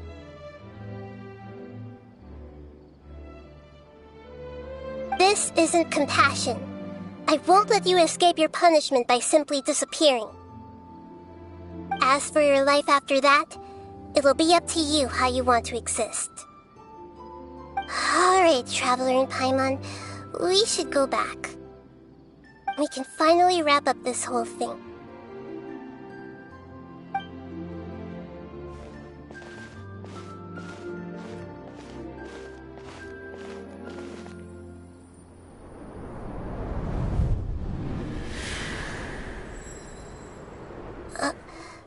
Huh? What's wrong, Nahida? Oh, nothing. Let's tell the people here to gather at a moment of dreams after they wake up.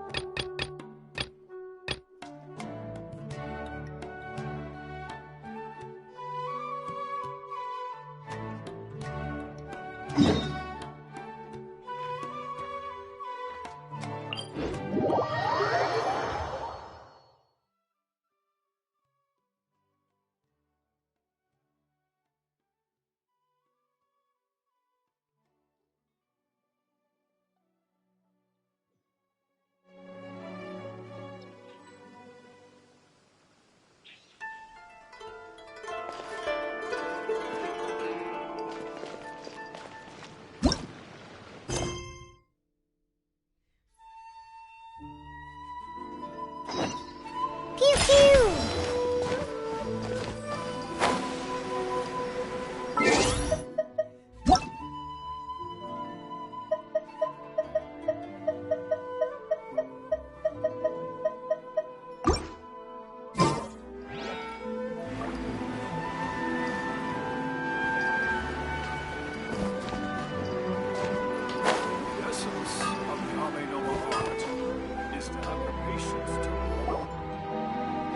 Have you packed all your things? Make sure you brought the onigiri and rice cakes your mother prepared. Don't worry. I have them all. They're going to last me days. Take care of yourselves while I'm out. And make sure you remind Mom to take her medicine on time. If running the store gets a bit too much, take some time off and wait for me to return. Oh, Yoimiya, your mother and I got so worried when we heard that you were going so far abroad. We've never left the country, so we don't know how Outlanders might view us Inazumans, or if they'd even be willing to speak to us. Oh, relax. Outlanders are friendly and warm.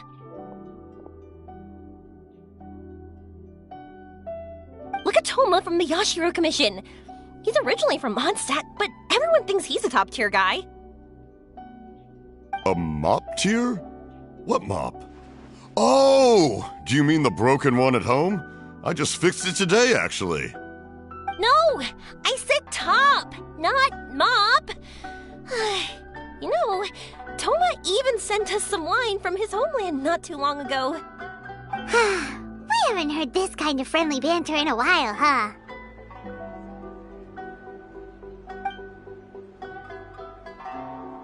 Oh, hey you two! It's been a long time, hasn't it?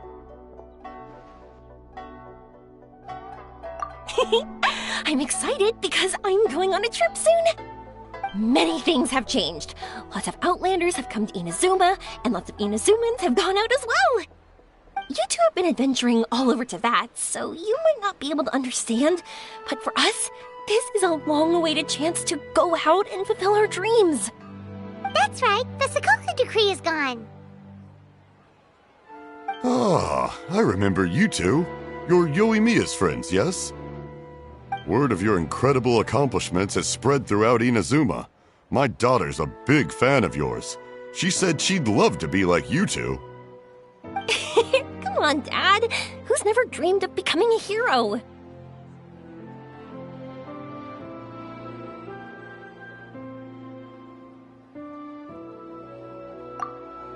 Oh, thanks. But I'm just your average artisan. The quiet life suits me better. But if an opportunity presents itself, why not try to show your stuff, right? All right. Did you two come over today to order some fireworks? Oh, sorry. I got carried away. Well, I'm gone. Dad's in charge of making fireworks. You've seen how skilled he is, so there's nothing to worry about. Oh no, we aren't here to do business or anything. We just happen to be passing by. Oh, so we're all here with time to spare? What a treat! In that case, let's chat some more. I'm not in a rush anyway. Sure. So, where are you planning to go? No clue. Huh? I say that, but I do have a travel goal. To see Tibet's grandest meteor shower. But I don't know when or where it'll happen. So, I figured I can search while I travel. That's it? No details? Nothing? Not right now. Since this meteor shower was originally something like a family legend. A long time ago, the Naganaharas were inspired to create new fireworks after watching such a meteor shower. Dad says that inspiration is a combination of what you see and what you know. Different people can see the same thing, but have different thoughts. Inazuma today is completely different from how it was in the past. If I can see this meteor shower, I'm sure I'll be able to come up with a new kind of firework.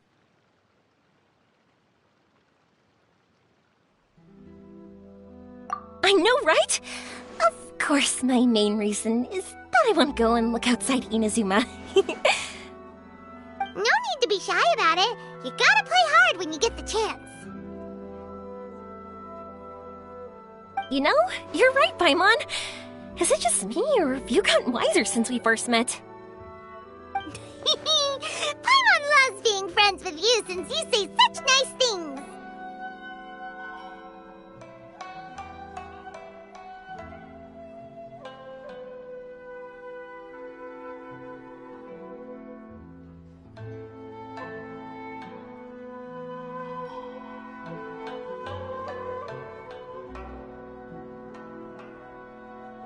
Sumeru. I've heard of it. It has a ton of trees, a super impressive school, and a massive desert. Yep, and everyone there is really smart, so Paimon's sure you'll get some answers from them about the meteor shower. Really? But won't research people make fun of me or something if I ask them about a legend? We won't know if something's real or not unless we ask. Don't worry, we got solid connections in there. Well, he does anyway. Wouldn't I be taking up your time, though? I doubt this is in your schedule.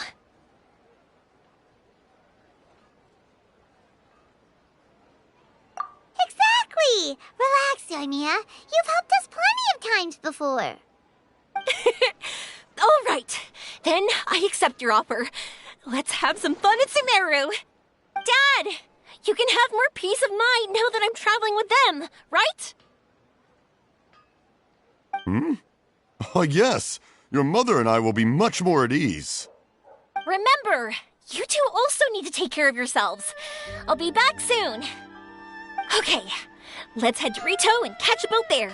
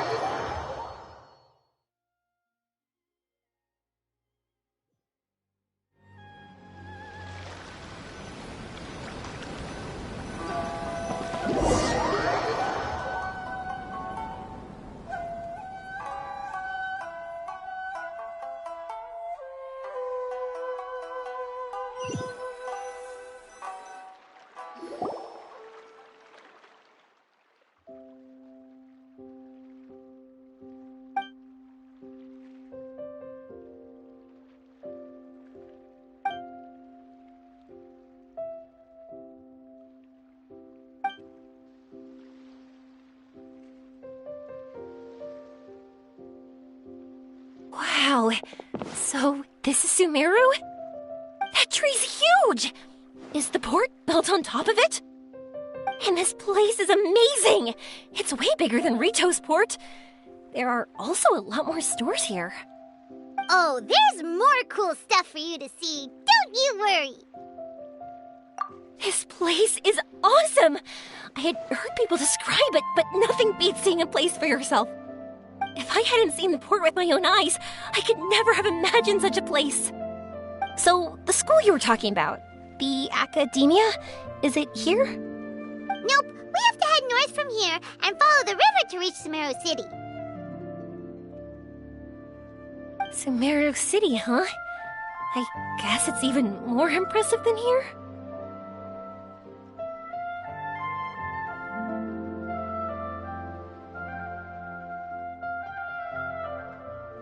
Looking forward to it. I'm so excited. Whatever the case, why don't we go to Sumeru City? Oh, I'm so excited that I don't even know what I should be doing anymore. The important thing about going on a trip is to enjoy yourself. You don't have to think so hard.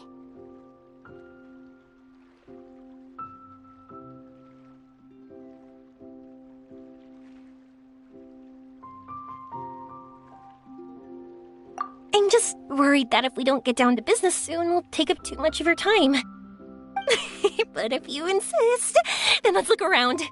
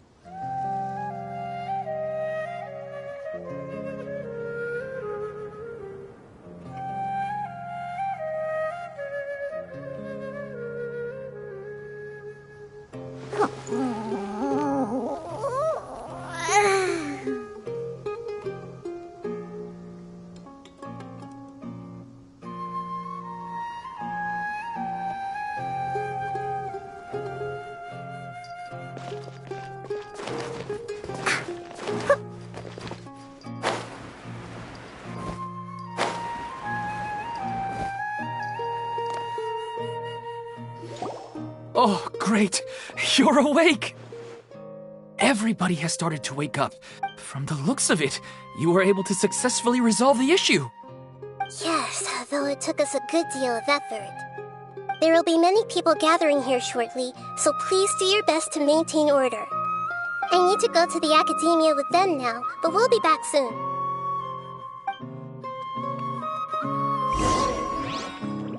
Are we going to ask about that scholar? Yes, but in may take some time for him to wake up after his consciousness returns to his body. We can leave the rest to the mantra. Why isn't it working?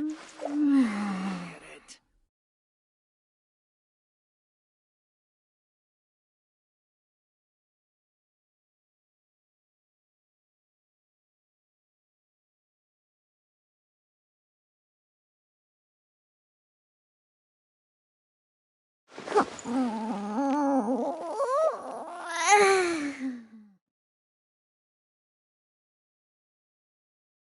Why isn't it working? I don't get it.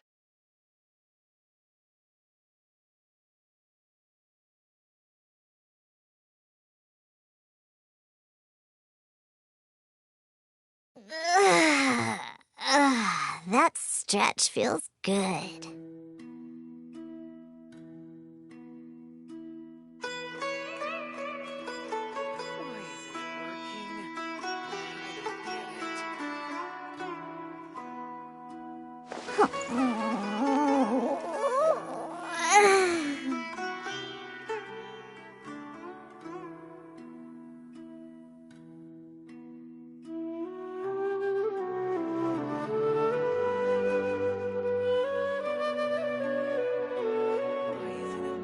I wasn't waiting for you. I just happened to be resting.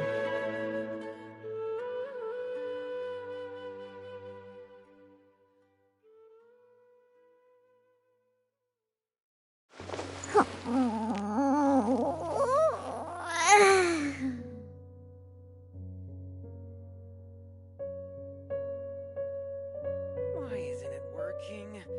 I don't get it.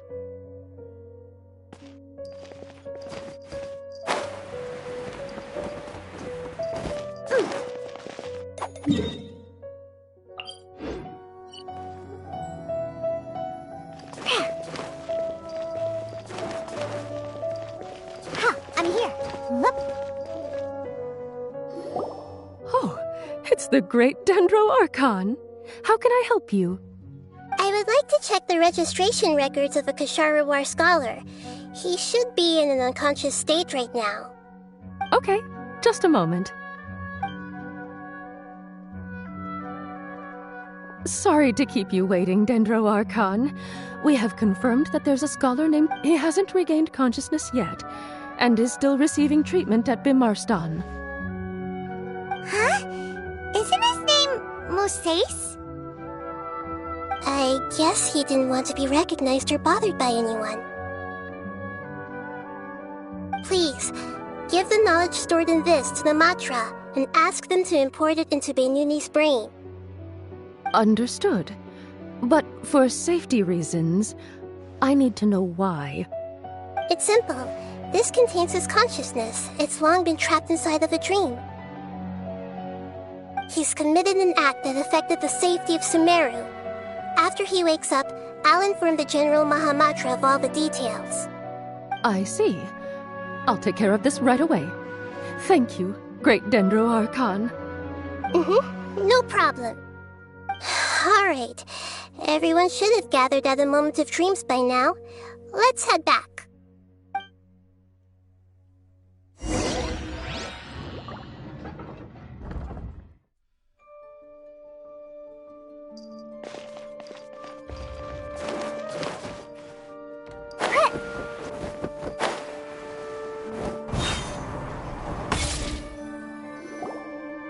Let's be quiet and just listen in. I wonder what she's going to say. Hello, all of you who have just woken up. I'm sorry for interrupting your beautiful dreams. I may have acted a little cold when handling things in the dream. I sincerely apologize for that. Dreams have amazing power. They inspire us to remain resolute in the face of adversity and help those with aspirations achieve their desires. But dreams also have the potential to exploit people, confuse the senses, and distort the truth. Unfortunately, you are all chosen as prey for an elaborate scheme. As I've said before, I am still learning, and cannot fully empathize with the pain of all the loss you've experienced. But just take a good look around you, and you'll see many other people who have had similar experiences. You should be proud that you've been able to gather here and look toward the future together. The path of life is long, and it's hard for us to see the destination. This leads us to ask a lot of difficult questions. What's the meaning of life? What's the purpose of my existence? Why do I keep experiencing pain and loss? Of course, the most comfortable choice is to stop progressing. Give up thinking, and just keep repeating whatever you're already familiar with. Whenever you have such thoughts, just look at the people and things around you. Some people work hard all day so that their families can have a hot meal on the table at night. Some people travel all over the world in order to create art that resonates with all of Teyvat. Some venture in search of the world's secrets to prevent rapidly approaching, yet still unknown, world-shattering catastrophes. Life is not just about yourself. Each and every one of your actions shapes you and the world around you. Look, friends and family will remember what you've done, and even some people you've never met may benefit from your actions. Therefore, many people will strive forward to forge new paths, even if they have to endure great pain to do so. Once you begin your journey on that same difficult yet rewarding path, you'll come to know the answers to those big existential questions, yet they will no longer feel as life-defining as they did before. But if you were to believe that life is nothing but an empty, ephemeral dream, then that's also the only thing it'll ever become. You are free to choose how you want to live your lives, but as your Archon, I should first make this information known to everyone. In the end, it's up to you whether you want to embrace a beautiful dream at the cost of your real life. Nahida said she wanted to speak with us alone.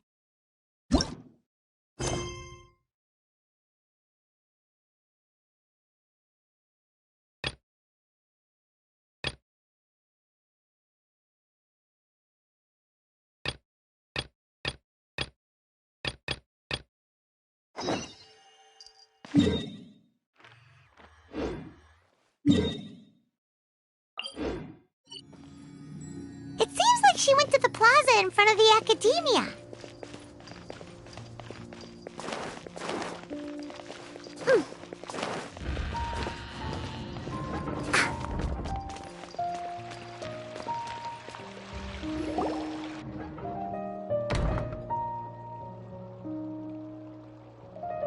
Hey there. Excuse us, but is Sino at the academia? You two look familiar. Are you friends of Mahamatra Sino? I'm afraid he's out on a mission right now. But if you'd like, I can pass whatever message you might have on to him. We ran into this guy by the gates, and he seems really eager to speak with Amatra. It sounds like... Oh? If you don't mind, why don't you tell me about it first? Siraj. Siraj. That name sounds familiar. Isn't he a... Vahumana researcher? Yes, one of their most renowned, in fact. I hear he's as daring as he is intelligent. There are rumors he'll become Vahumana's next sage. But please continue, good sir. What about Siraj? I want to report him for conducting a dangerous experiment. He kidnapped me, tied me up, and took me to that horrible cave. Experimental equipment everywhere. I ran as fast as I could, a little slower, and he would have caught me. There's no rush. Please, take your time. What kind of experiments was he conducting? Where is this cave? I don't remember. Huh? You can't remember? All I remember is Siraj walking towards me, and then my head started feeling weird. It's like a nightmare that I can't recall. I just know that that place is dangerous, and that they must be stopped. Oh, I heard they conduct business in the tavern. We have to hurry. Even if what you say is... All right. I'll have some of my colleagues look into Siraj. But before that, I would like to administer the Matra lie detector test. You think I'm lying? Please don't take it the wrong way. This is just standard protocol. Sorry, but can you two wait out here a little while? We'll be back soon.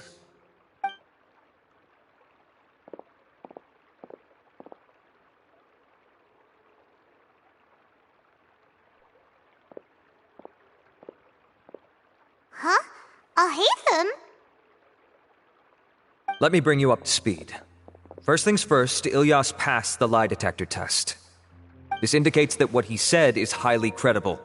As such, we've decided to launch an investigation based on the leads he provided.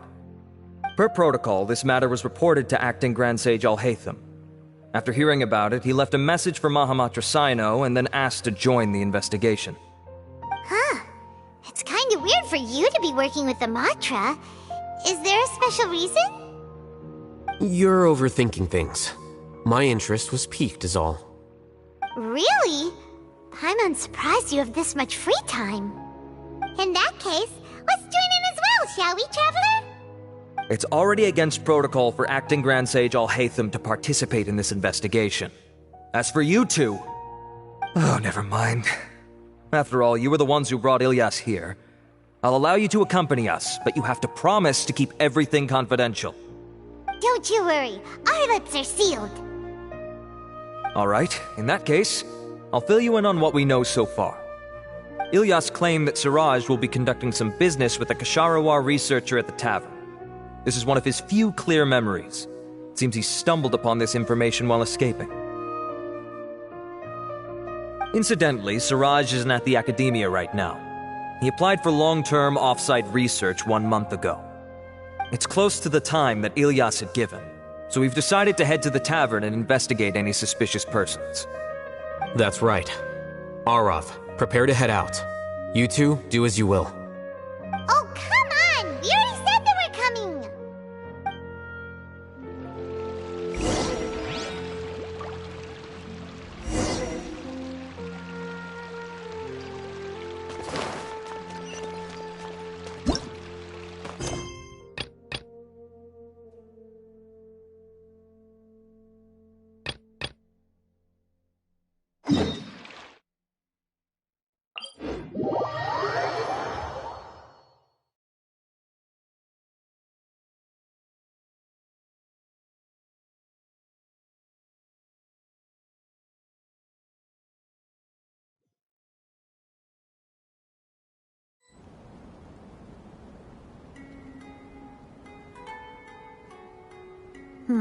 Lizardtail, Pepper, Starconch.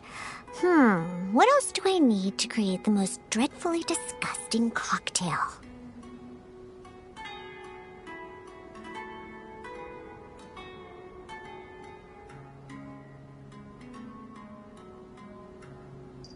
Ha! I'm here. Hoop.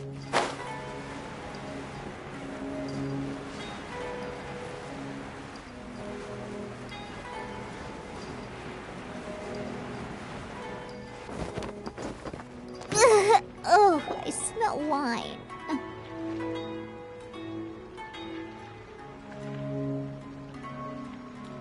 Welcome to Akara Crafts. Feel free to have a look around. Wow, what are these? They're so cute.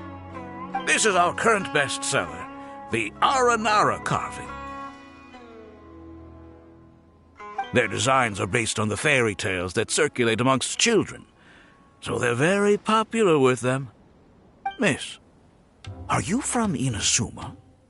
Oh, this would be a great gift for you to bring back home. Oh, I know about Aranara. You two told me about them on the ship. I didn't think they'd be so cute. No wonder the kids like them. Oh, they're all so pretty. Let me take a better look. I knew Yoimiya would like this kind of thing. But even she might have a hard time seeing a real Aranara.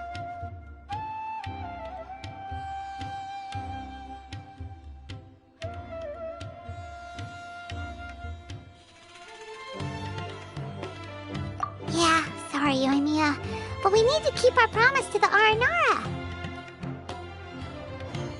That's that. Paimon doesn't think Yoimiya would mind too much.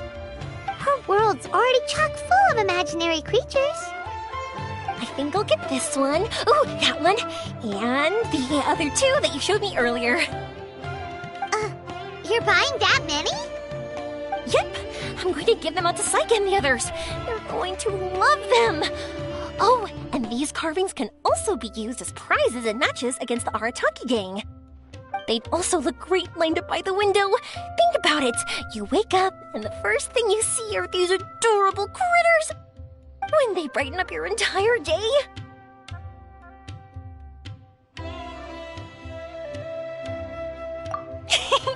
Okay, thanks.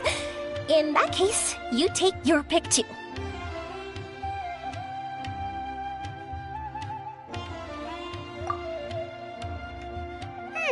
For some reason, Paimon thinks it kinda looks like you, Yoimiya.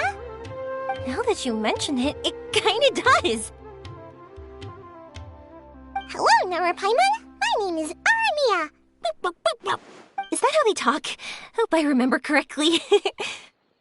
That was really good! Wow, great memory! We only talked about R&R that one time on the boat. That's because they're so interesting. I'm pretty good at remembering those kinds of things.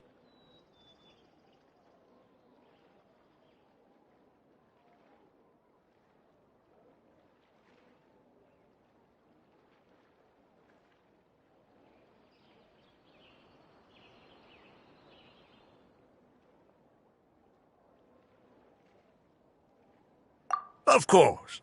Thank you for your patronage. You all are an entertaining bunch. I hope you enjoy your time here in Sumeru. That's about it for Port Ormos. Next up is Sumeru City. All right, let's get to it.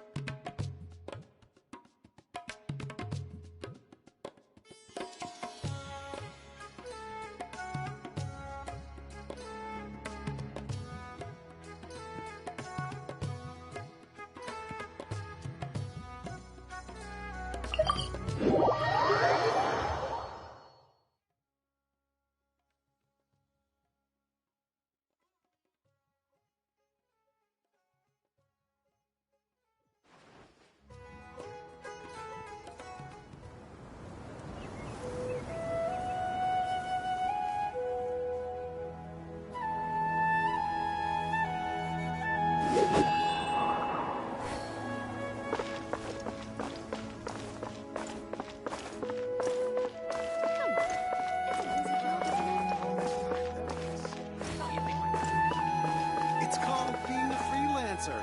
Old folks just don't get it. Wow, this market is even busier than the one in Port Ormos. This is Treasure Street. Up from here is the Academia. Oh, and in that tree trunk is the Grand Bazaar. They're both pretty special places. I just saw a group of people come down, and they were all wearing the same outfit. Is that the Academia's uniform? That's right.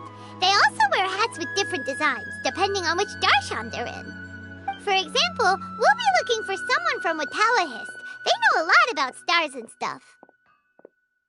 Does this mean that you need uniforms like those to get in and out? Paimon doesn't think so. Won't we stick out if we go in like this?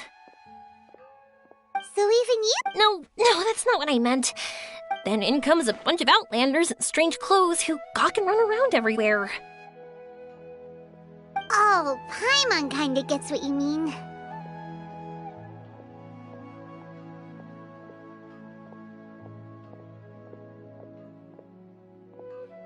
I don't think we have to be too self-conscious, but it's still something to keep in mind. Why don't we look around here first? I've been wanting to see the Zubair Theater anyway. As for the academia, let's go once I get myself a set of Sumeru-style clothes. Alright, but Paimon thinks you're overthinking it.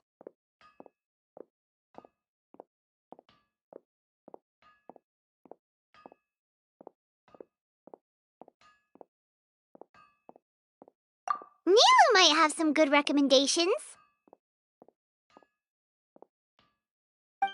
Sounds good. If we can watch a performance of hers while we're at it, that'd be even better. Alright, I'll be looking around here. I'm leaving the meteor shower inquiry to you two. Thanks a lot. No problem. We'll be right back.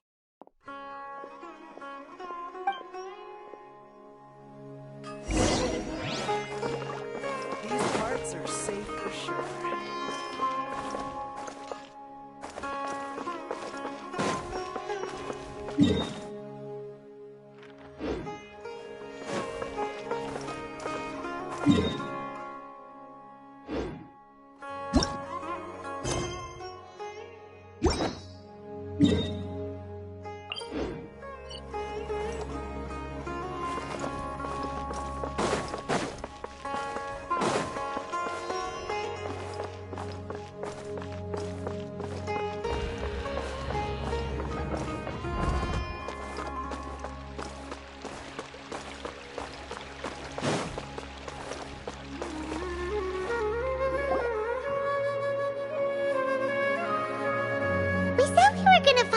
From Watawahis, but now that Paimon thinks about it, no one really fits the bill.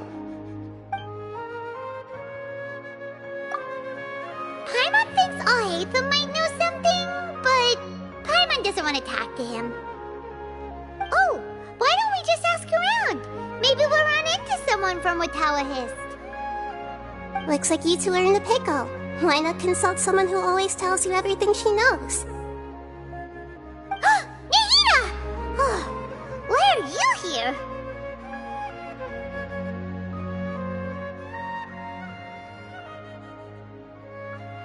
I'm here to meet with some researchers, but when I saw you two looking so troubled, I decided to follow. Looks like I showed up just in time.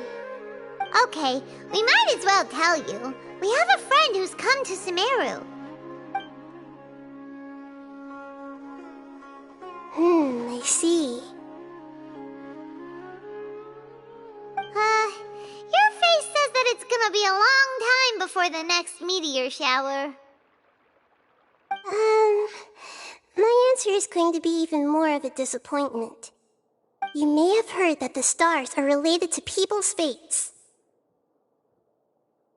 Yeah, lots of times. If the stars dictate destiny, then do you think that destiny is something that is unchanging and always follows predicted outcomes? You have a point. According to current Watawahist research, a meteor shower is a celestial phenomenon that occurs due to the interference between many intricate fates. Their appearance is highly random. Some have tried coming up with ways to predict their occurrence, but the results are less than reliable. This is a far cry from folktales that claim meteor showers come at certain times and bless all who witness them. So, you mean we won't be able to see one? I'm sorry to disappoint you two. If we tell this to Yoimiya, she'll be so disappointed. What now? There has to be something we can do.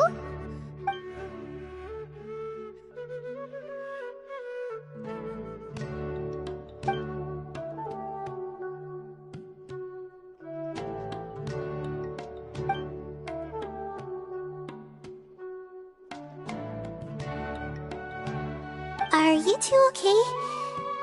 It seems the news hit harder than I expected. Paimon just thinks this isn't fair to Yoimiya.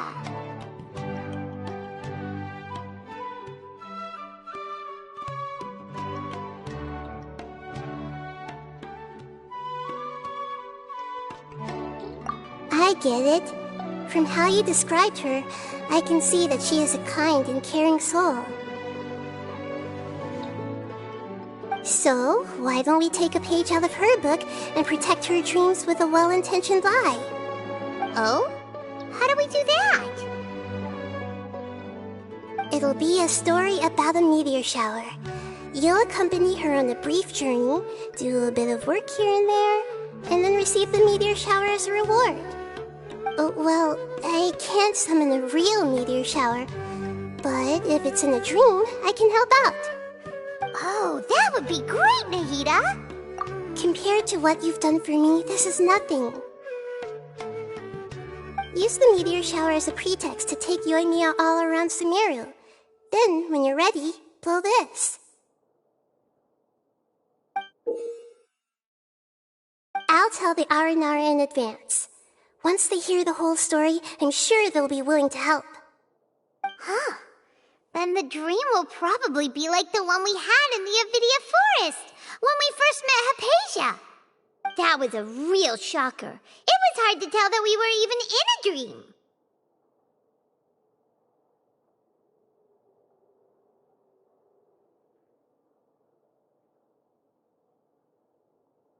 Once the meteor shower ends and you all awaken from the dream, she'll probably realize what had happened.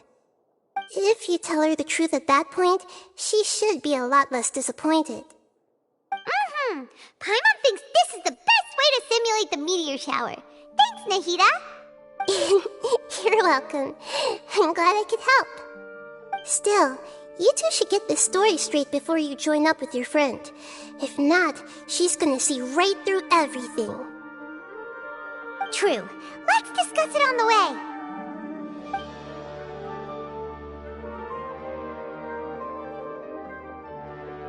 So what we need to do is to make Yoimiya believe that the meteor shower is really happening, and be super convincing at how we sell it.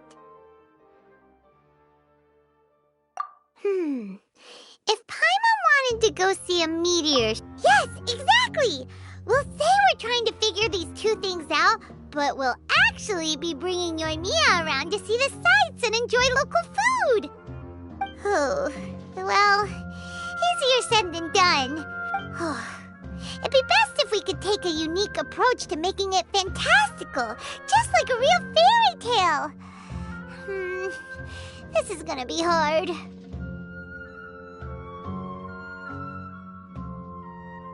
Oh, that's right. Don't people also talk about wishing on a shooting star?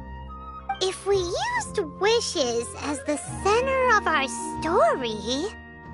Whoa, that sounds great! Alright then, we need a specific wishing spot or else the sky would be full of meteor showers.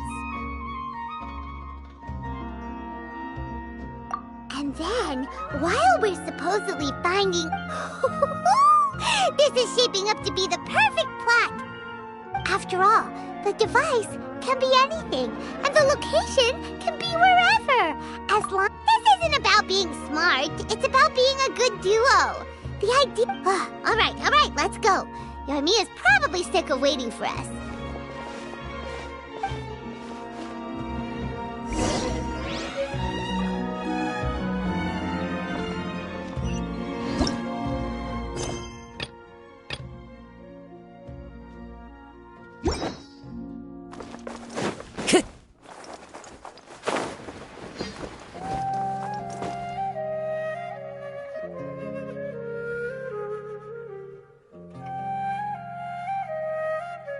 Thanks so much.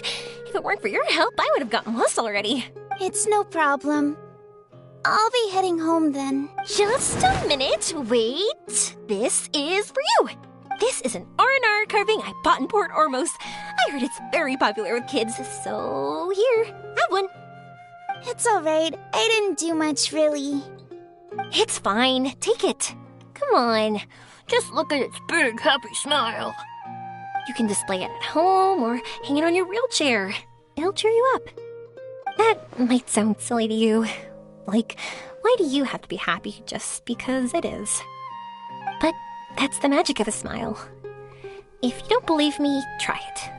Look at it a few times every day, and you'll understand. Actually, I feel like I already do.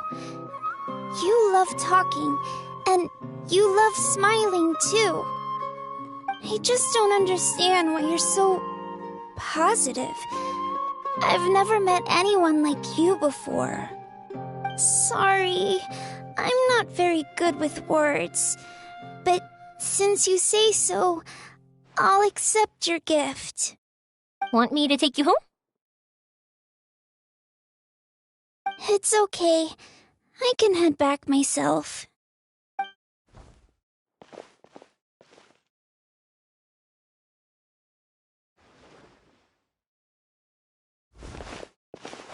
Oh, great timing, you two. Who was that kid? Oh, her? Her name is Aveen.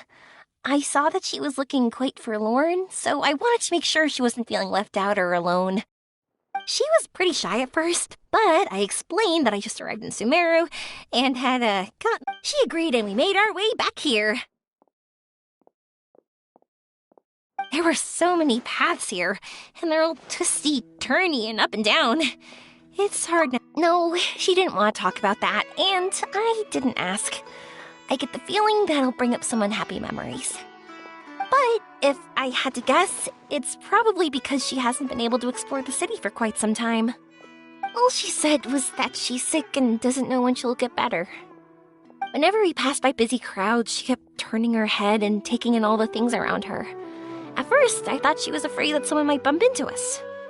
But when I caught a glimpse in her eyes, I only saw yearning and a deep sense of loss.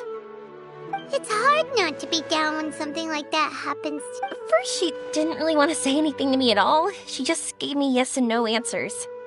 But what I really saw was just another child, and asked all the same things everyone else did, about rugs, spices, cooking, and the differences between here and home.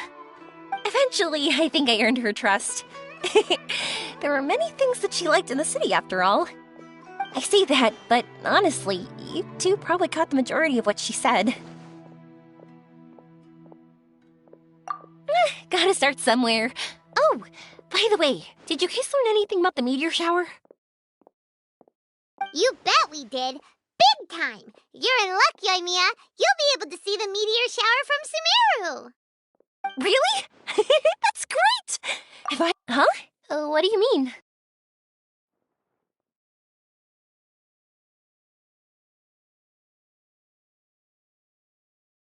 They respond to wishes? Huh, I've never heard that one before. So it's not that you wish upon shooting stars, but that wishes summon them? In that case, I was born. Are you talking about how you want to use the meteor shower as inspiration for fireworks? That's why I'm here, but I wouldn't call that my wish. I don't think that alone will call the stars down. Yeah, that makes sense. Wow, she's adding her own spin onto this. If that's the case, then we'll have to practice wishing a little. Can you two come with me? Let me put my thoughts together and tell me if you understand. As for what my wish is, it's a secret for now.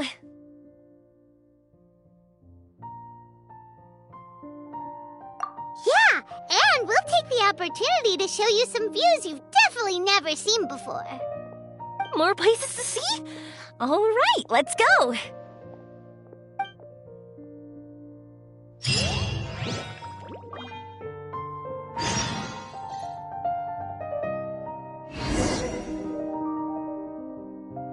Why isn't it working?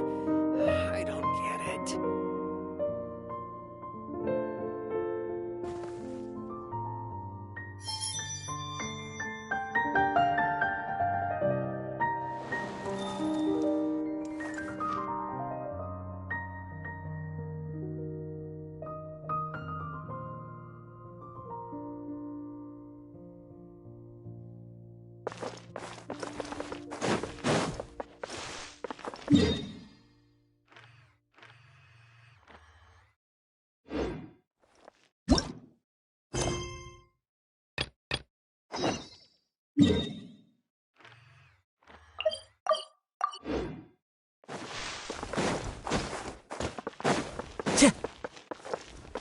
Time to go.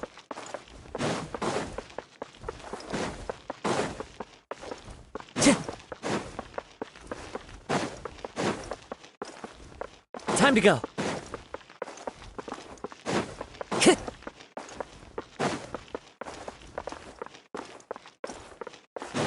Time to go.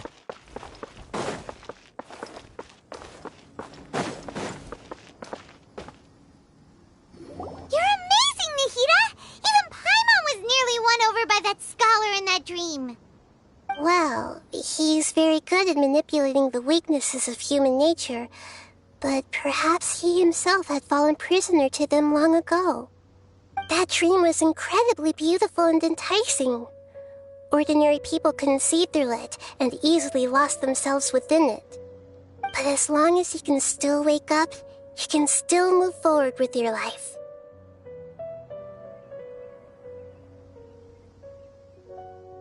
Huh? What makes you say that?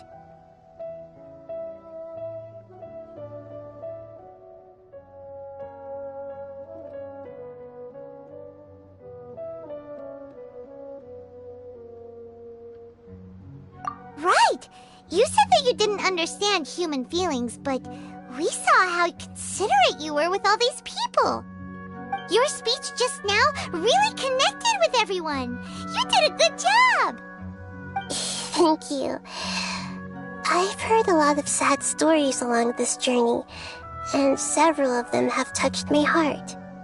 You can't say that the victims of the dream really did anything wrong, and what they wanted was also not unreasonable. That's why I could understand them when they tried to resist us and protect the dream. But all of my understanding and stirred feelings probably can't even account for even 1% of the pain they've experienced. I don't think this 1% can be seen as an example of what you call empathy. You're too hard on yourself, that's for sure.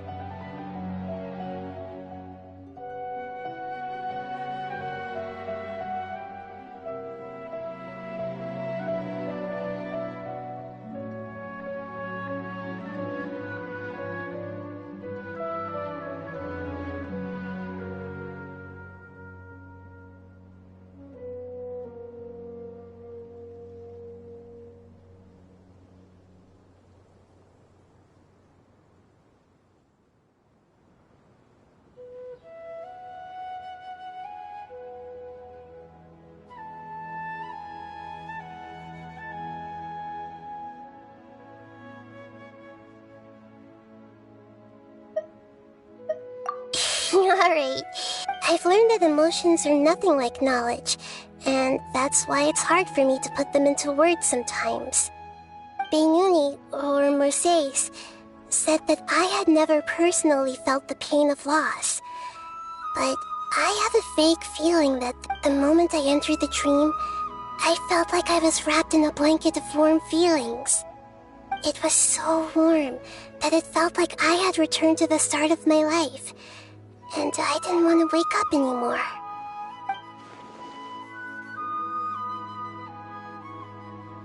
But when I opened my eyes, the feeling was gone without a trace. If I have to make an analogy for it, I would say I can no longer see words on a piece of paper after they have been erased, but I can still see the slight indentations of where the words had been written. But now that I've experienced this dream, I think I can say with confidence that I won't dwell too much on the meaning of that warmth. It's enough that I can tell I was once supported by that warmth, and its existence has allowed me to get to where I am today. If I dwell too much on its exact nature, I would be putting the cart before the horse. I gave a speech to inspire my people, so if I were to fail to live up to those words myself, then that would be too embarrassing. Hey,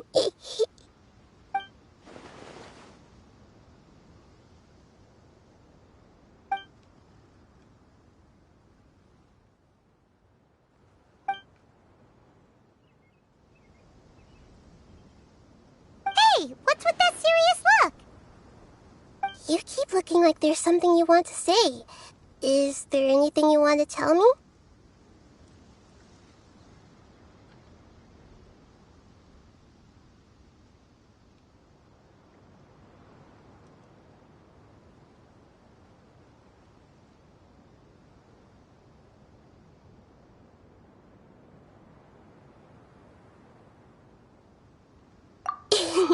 Okay. Since we just woke up, let's stretch a little bit. A new day is about to begin.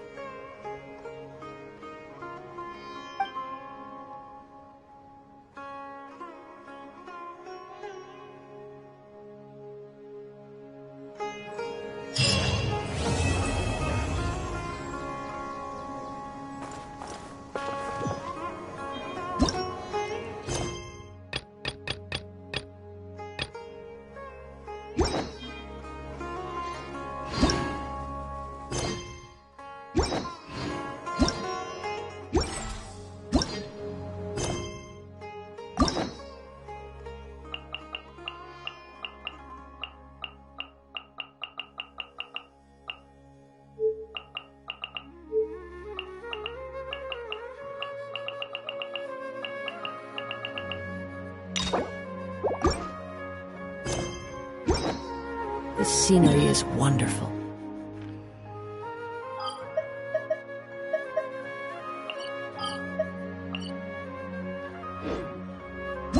Surely enough.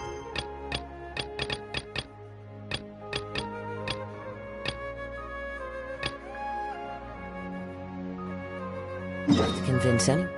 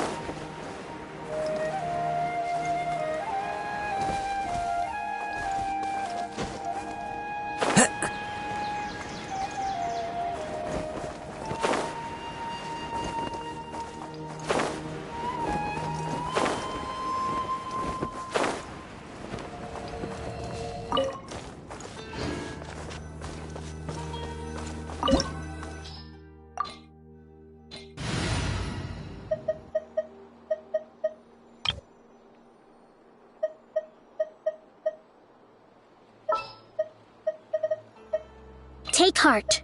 Victory will be ours.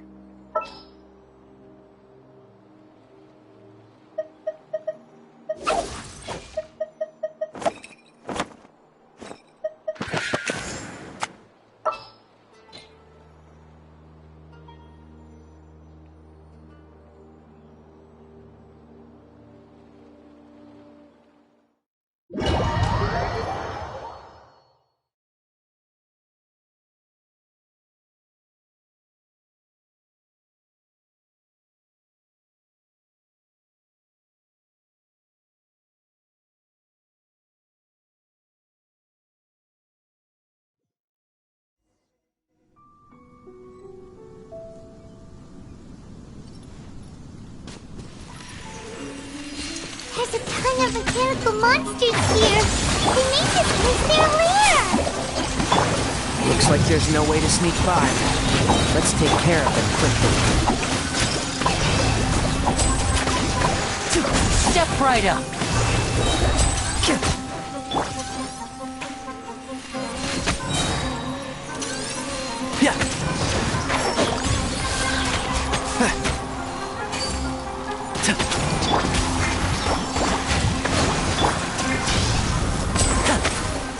And voila!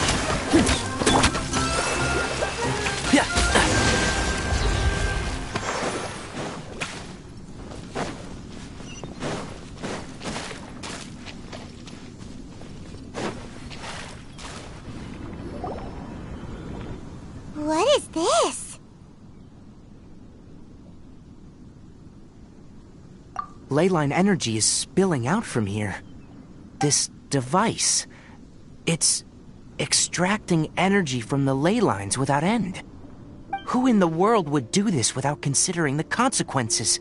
The ley lines won't be able to repair themselves if their flow is perpetually disrupted like this. That's terrible! We have to stop it! Let Paimon see. Paimon doesn't see controls anywhere!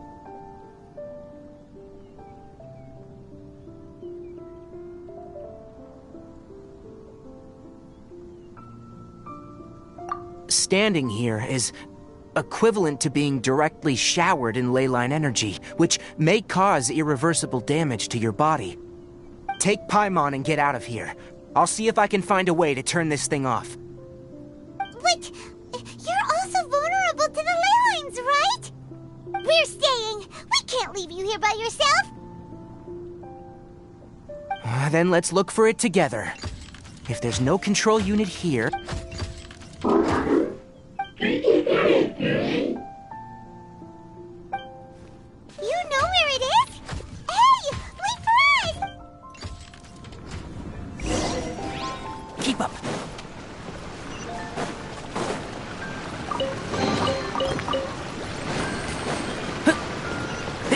What's this? It'll only show up if you step on it? Be careful and watch your step.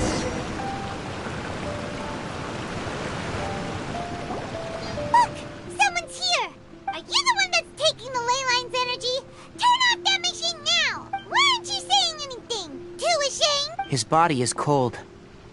It's emaciated, and his eyes are sunken, likely from chronic malnourishment and stress. He collapsed and never got back up. What exactly happened here? Almost forgot about you. Here. This is the last one. What is it doing? I'm not sure. Judging by this room's layout, this place was a laboratory. We should find a repository of research documents if we keep going. The file room will definitely give us some clues, so let's go take a look. Maybe we can piece together what happened here.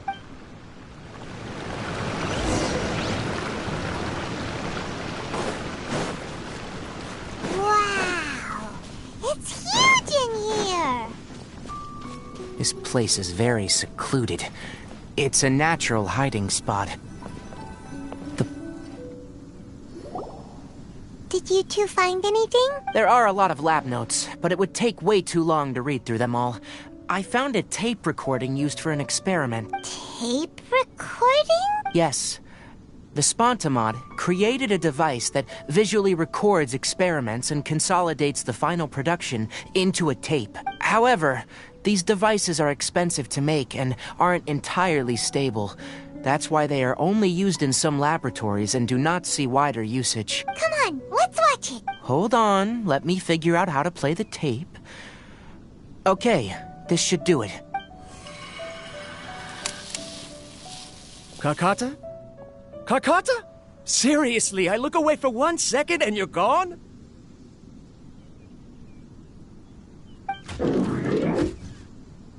There you are. Look here. This is our new home. I, Abatui, will unleash my talents here and amaze those ancient fossils at the Academia. Oh, you're also quite happy. Karkata, do you know what we're about to do? Yes, I thought not. Listen up, Karkata. I'm going to make a mechanical life form that can be mass-produced. The technology will be unlike anything else that exists. I'll use mechanical organs, and electric currents will course through them like blood. A steel-cast heart that will beat forever, and a brain of myriad components that can think like mine. Inspiration from the ruins and the research that the Academia had banned. I hope everything can start anew from this place. When you can understand our language and live among us, you will no longer be a boring machine, but a truly living being. It's fine. You will understand. One day, you will understand me. Karkata is the mechanical crab, right? And that researcher named Abatui said he wanted to prove something to the Academia? I remember now. I had a junior researcher named Abatui. He was expelled from the Academia for researching mechanical life forms. Junior researcher? Yeah? What's wrong? Nothing. Paimon was just wondering, doesn't Abatui look older than you? He is, but academic progression isn't tied to age. I finished my studies a while ago, so subsequent students generally considered me as their senior. Oh! Of course, age can be an issue. For a while, people, Always dragged me into pictures. I felt like some kind of animal on display.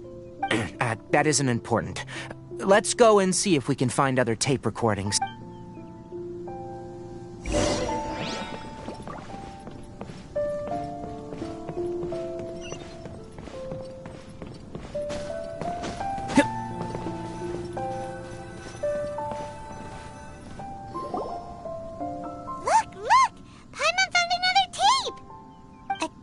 Written on it. Let Paimon see. Oh, it's from a half a year ago! That's quite the time gap. I wonder what happened in between. It's rare that you malfunction because of an operational error. Seems that making coffee is still somewhat difficult for you. Or is there an issue with my set parameters?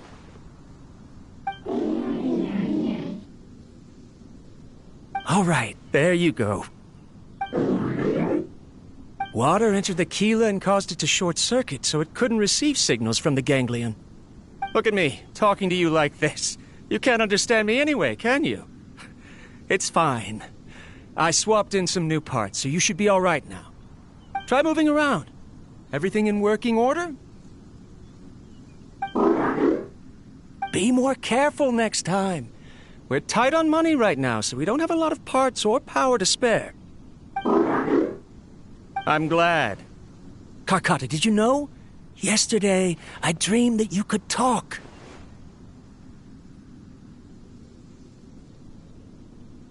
Aren't the bunch at the Academia always saying things like, mechanical intelligence is just an extension of statistics? They were blown away when they saw us talking with each other. Too bad it was just a dream. Forget holding a conversation with me. You're so simple that you probably wouldn't even notice if I died. Never mind. I should probably be worrying about next month's power. After Abatui left the Academia, everyone lost contact with him. I thought he was so despondent that he gave up on researching mechanical life forms. Instead, he had holed up here and continued his experiments. Paimon doesn't feel like he's a bad person. He even changed out Karkata's broken parts. Why would he mess with ley lines?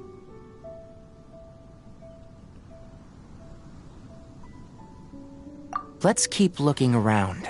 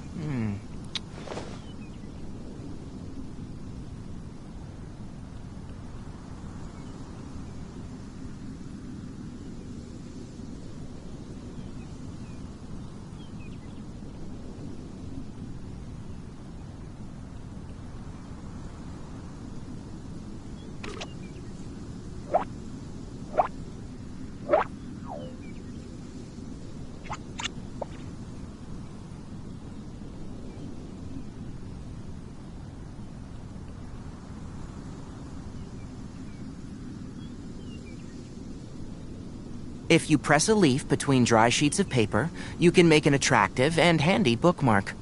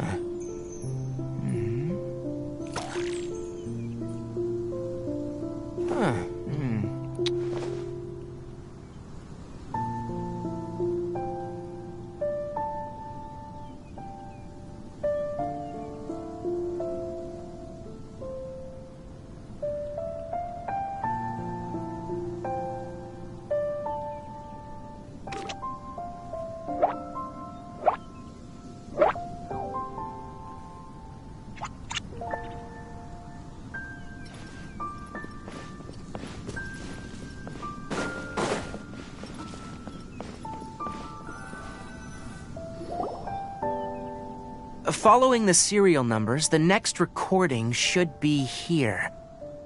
The writing is sloppy. Perhaps his state of mind had changed. There's also an undated tape in the wrong spot. It doesn't seem like Abatui put it there. Maybe Karkata helped him with sorting. It's hard to say. These are the last 2 tape recordings. Let's watch them.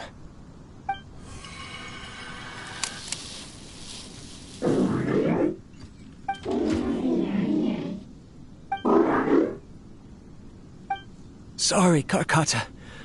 I was just thinking about something. Today might become a special day.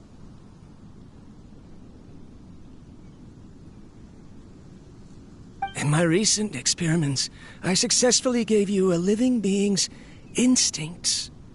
When you're low on power, or if one of your parts is damaged, you will prioritize your survival command and proactively recharge or replace your parts. That is a very dangerous thing. And today, I did something even more dangerous.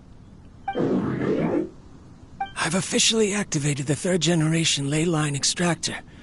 The ley lines will serve as our power source from now on. Conducting research on mechanical life forms requires a large amount of power. Even if I scrimped and saved, the more I have wouldn't last for long. I'm also getting tired, Karkata. I don't know what's driving me to continue with this research anymore. They say that even if it simulates the operation of a living creature's organs, a machine is still an ice-cold tool. I want to prove them wrong. I want to turn you into a living, breathing, and talking being. I'm not talking about anything cheerful, Karkata. Modules for language, emotion, and movement. I've been working my absolute hardest to augment and refine your functionalities, but I've never seen an effective response. You are my finest success, but even you can't understand me. All you can do is execute limited responses based on preset commands or keywords. Karkata, I wish you could speak to me, even just once.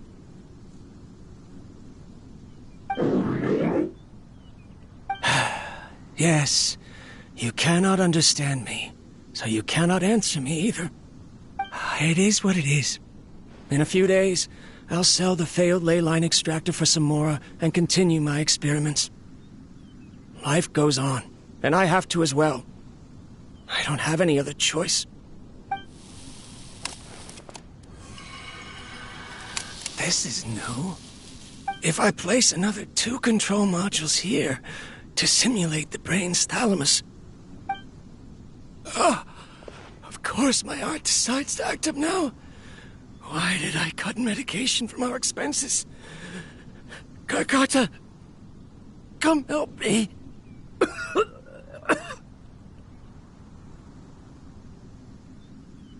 Strange. I feel weak. Oh no, I have to shut down the extractor. Shut it off. If we let them recharge indefinitely, they'll go out of control.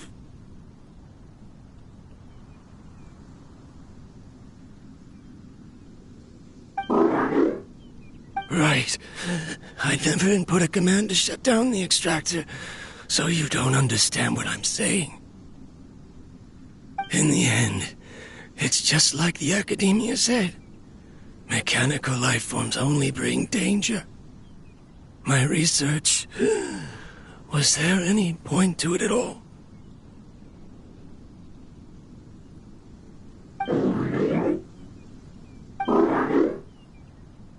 I'm sorry, Karkata.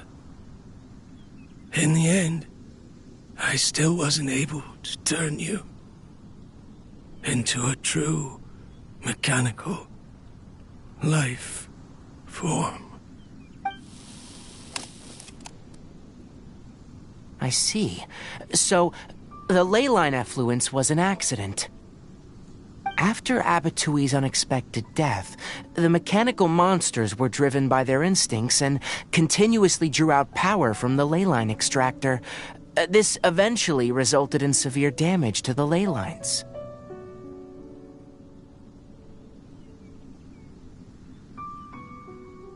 Paimon understands. Then why didn't Karkata go haywire like the other machines? Because Karkata is different from the other machines. To Abatui, for a machine to truly be considered a mechanical life form, it must possess features similar to any other living organism. It should be structured similarly, it must be able to cry and laugh, and it must have the capacity for independent thought. Perhaps only by building such a machine could he have the academia acknowledge his protracted research. But if he had slowed down and saw Karkata as a friend instead of as an experimental product, he would have noticed. Karkata can't speak, and yet it cares about Abatui far more than it does about itself. What does that mean? You'll see in a bit, but before that, we have a more urgent task at hand. First, let's find the control unit for the ley line extractor and shut it down.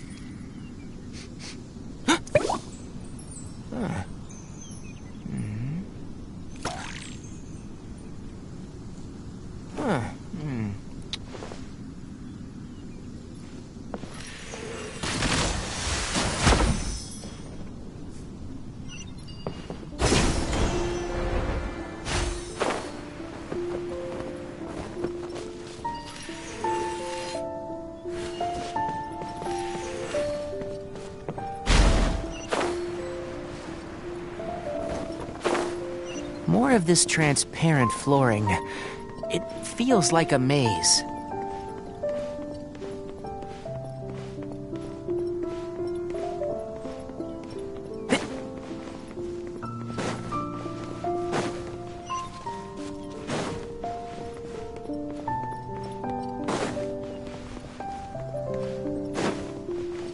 Keep up.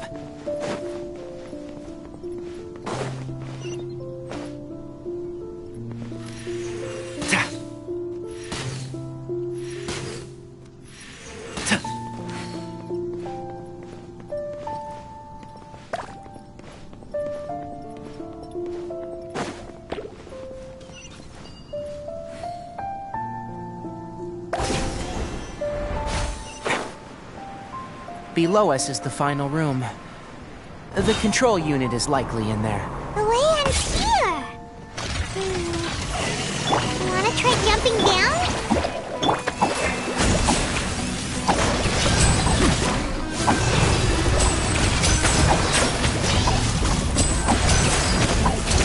Let's get this show on the road! Go get it, you!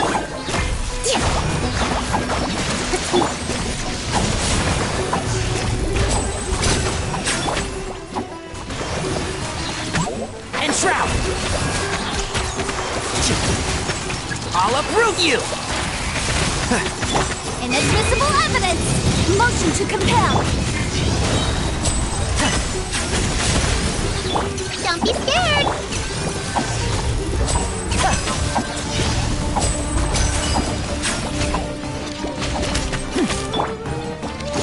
Hold the line!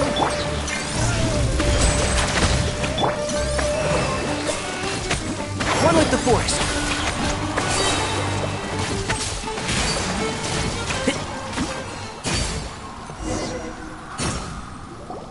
This should be the control unit. Once we turn it off, the ley line extractor should also shut down.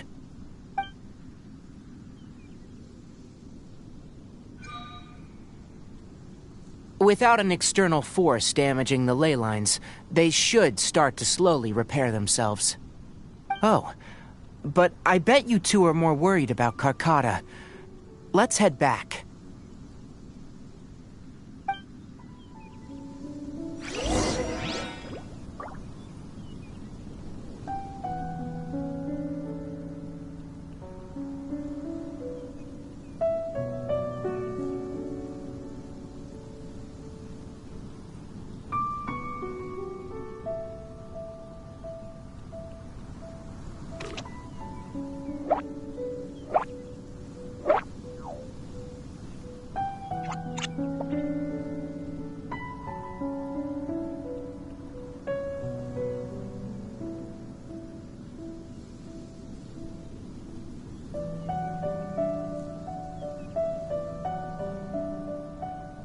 The value of knowledge cannot simply be quantified in monetary terms.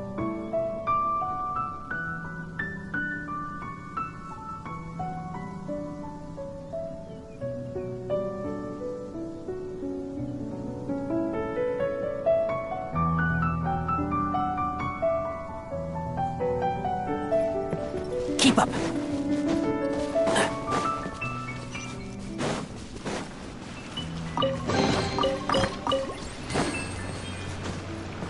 Keep up!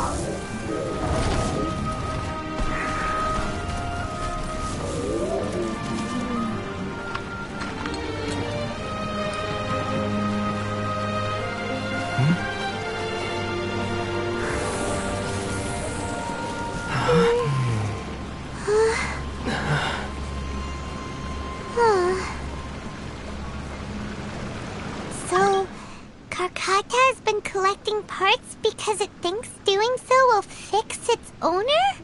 Karkata is unable to understand the concept of death. However, it probably remembers when Abatui replaced its parts when it malfunctioned, and how that restored it to an operational state. It's true that Karkata isn't able to think or understand many topics, but it is like a small child that imitates what adults do. So that's why it kept stealing mechanical parts. But it can't repair its owner, no matter how hard it tries. Yes, but the important thing is that it formed the thought of wanting to repair Abatui. Who knows how this thought came to be, but it has even suppressed the instincts that Abatui had installed. If it really is as we've predicted, this research truly will make waves in the academia. It might have been possible to achieve this with ancient technology, but no one has been able to do the same with modern tools. Karkata? Karkata? Can you hear Paimon? Tighnari says you're awesome!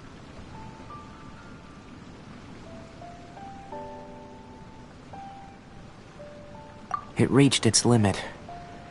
It hasn't recharged this entire time, nor has it replaced its severely damaged parts. It's truly a miracle that it managed to hang on for so long. I'm gonna go confirm that the ley line extractor has shut down. Come with me. Let them be alone for a while.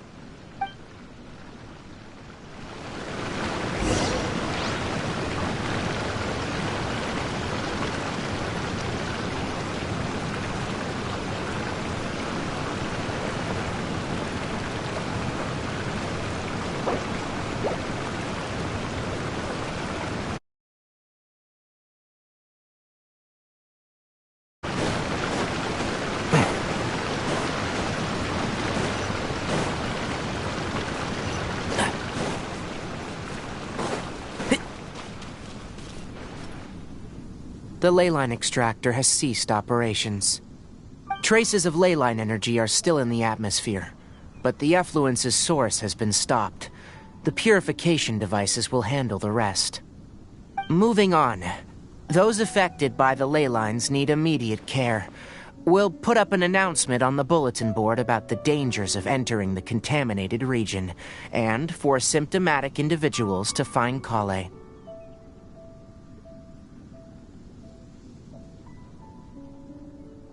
According to the Academia's policies, we need to bring everything back. Research materials related to mechanical life forms will all be destroyed, and Karkata will be disassembled and sealed away. What the heck? You two should return first. I'll take care of things here. Although we've stopped the source of the effluence, the ley line energy in the air exceeds normal values. Your bodies won't be able to hold up if you continue to stay here. But... Listen, the Traveler hasn't rested very well. Also, it'll take some time to pack up all the research documents. You're not familiar with this research after all, so you won't be of much use here. Tell the Adventurers Guild that the incident has been resolved, and, then get some sleep. We can discuss matters tomorrow.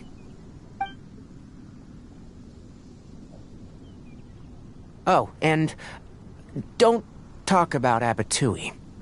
The fewer that know about mechanical life form research, the better. All right. Then let's go back to Catherine.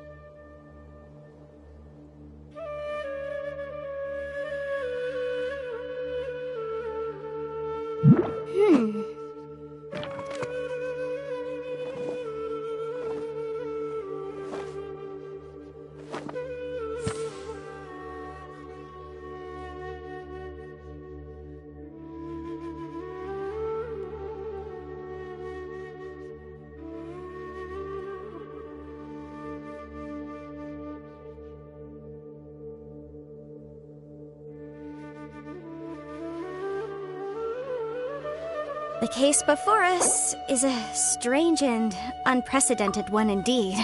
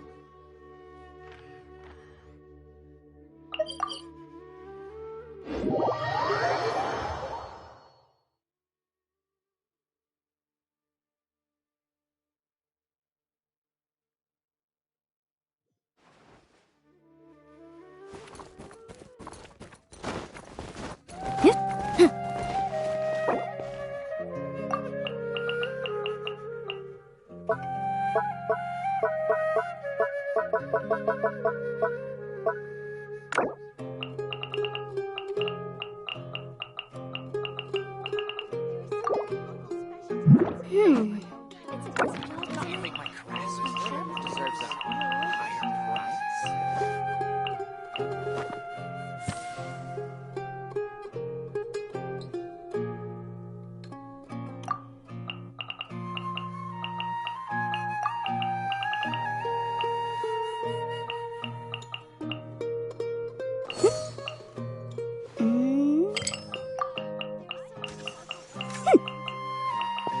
Don't you think my craftsmanship deserves a higher price?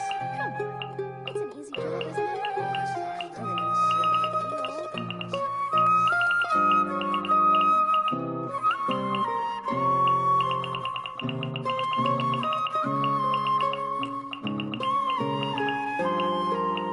Sometimes the law is compatible with human nature, but sometimes the two conflict.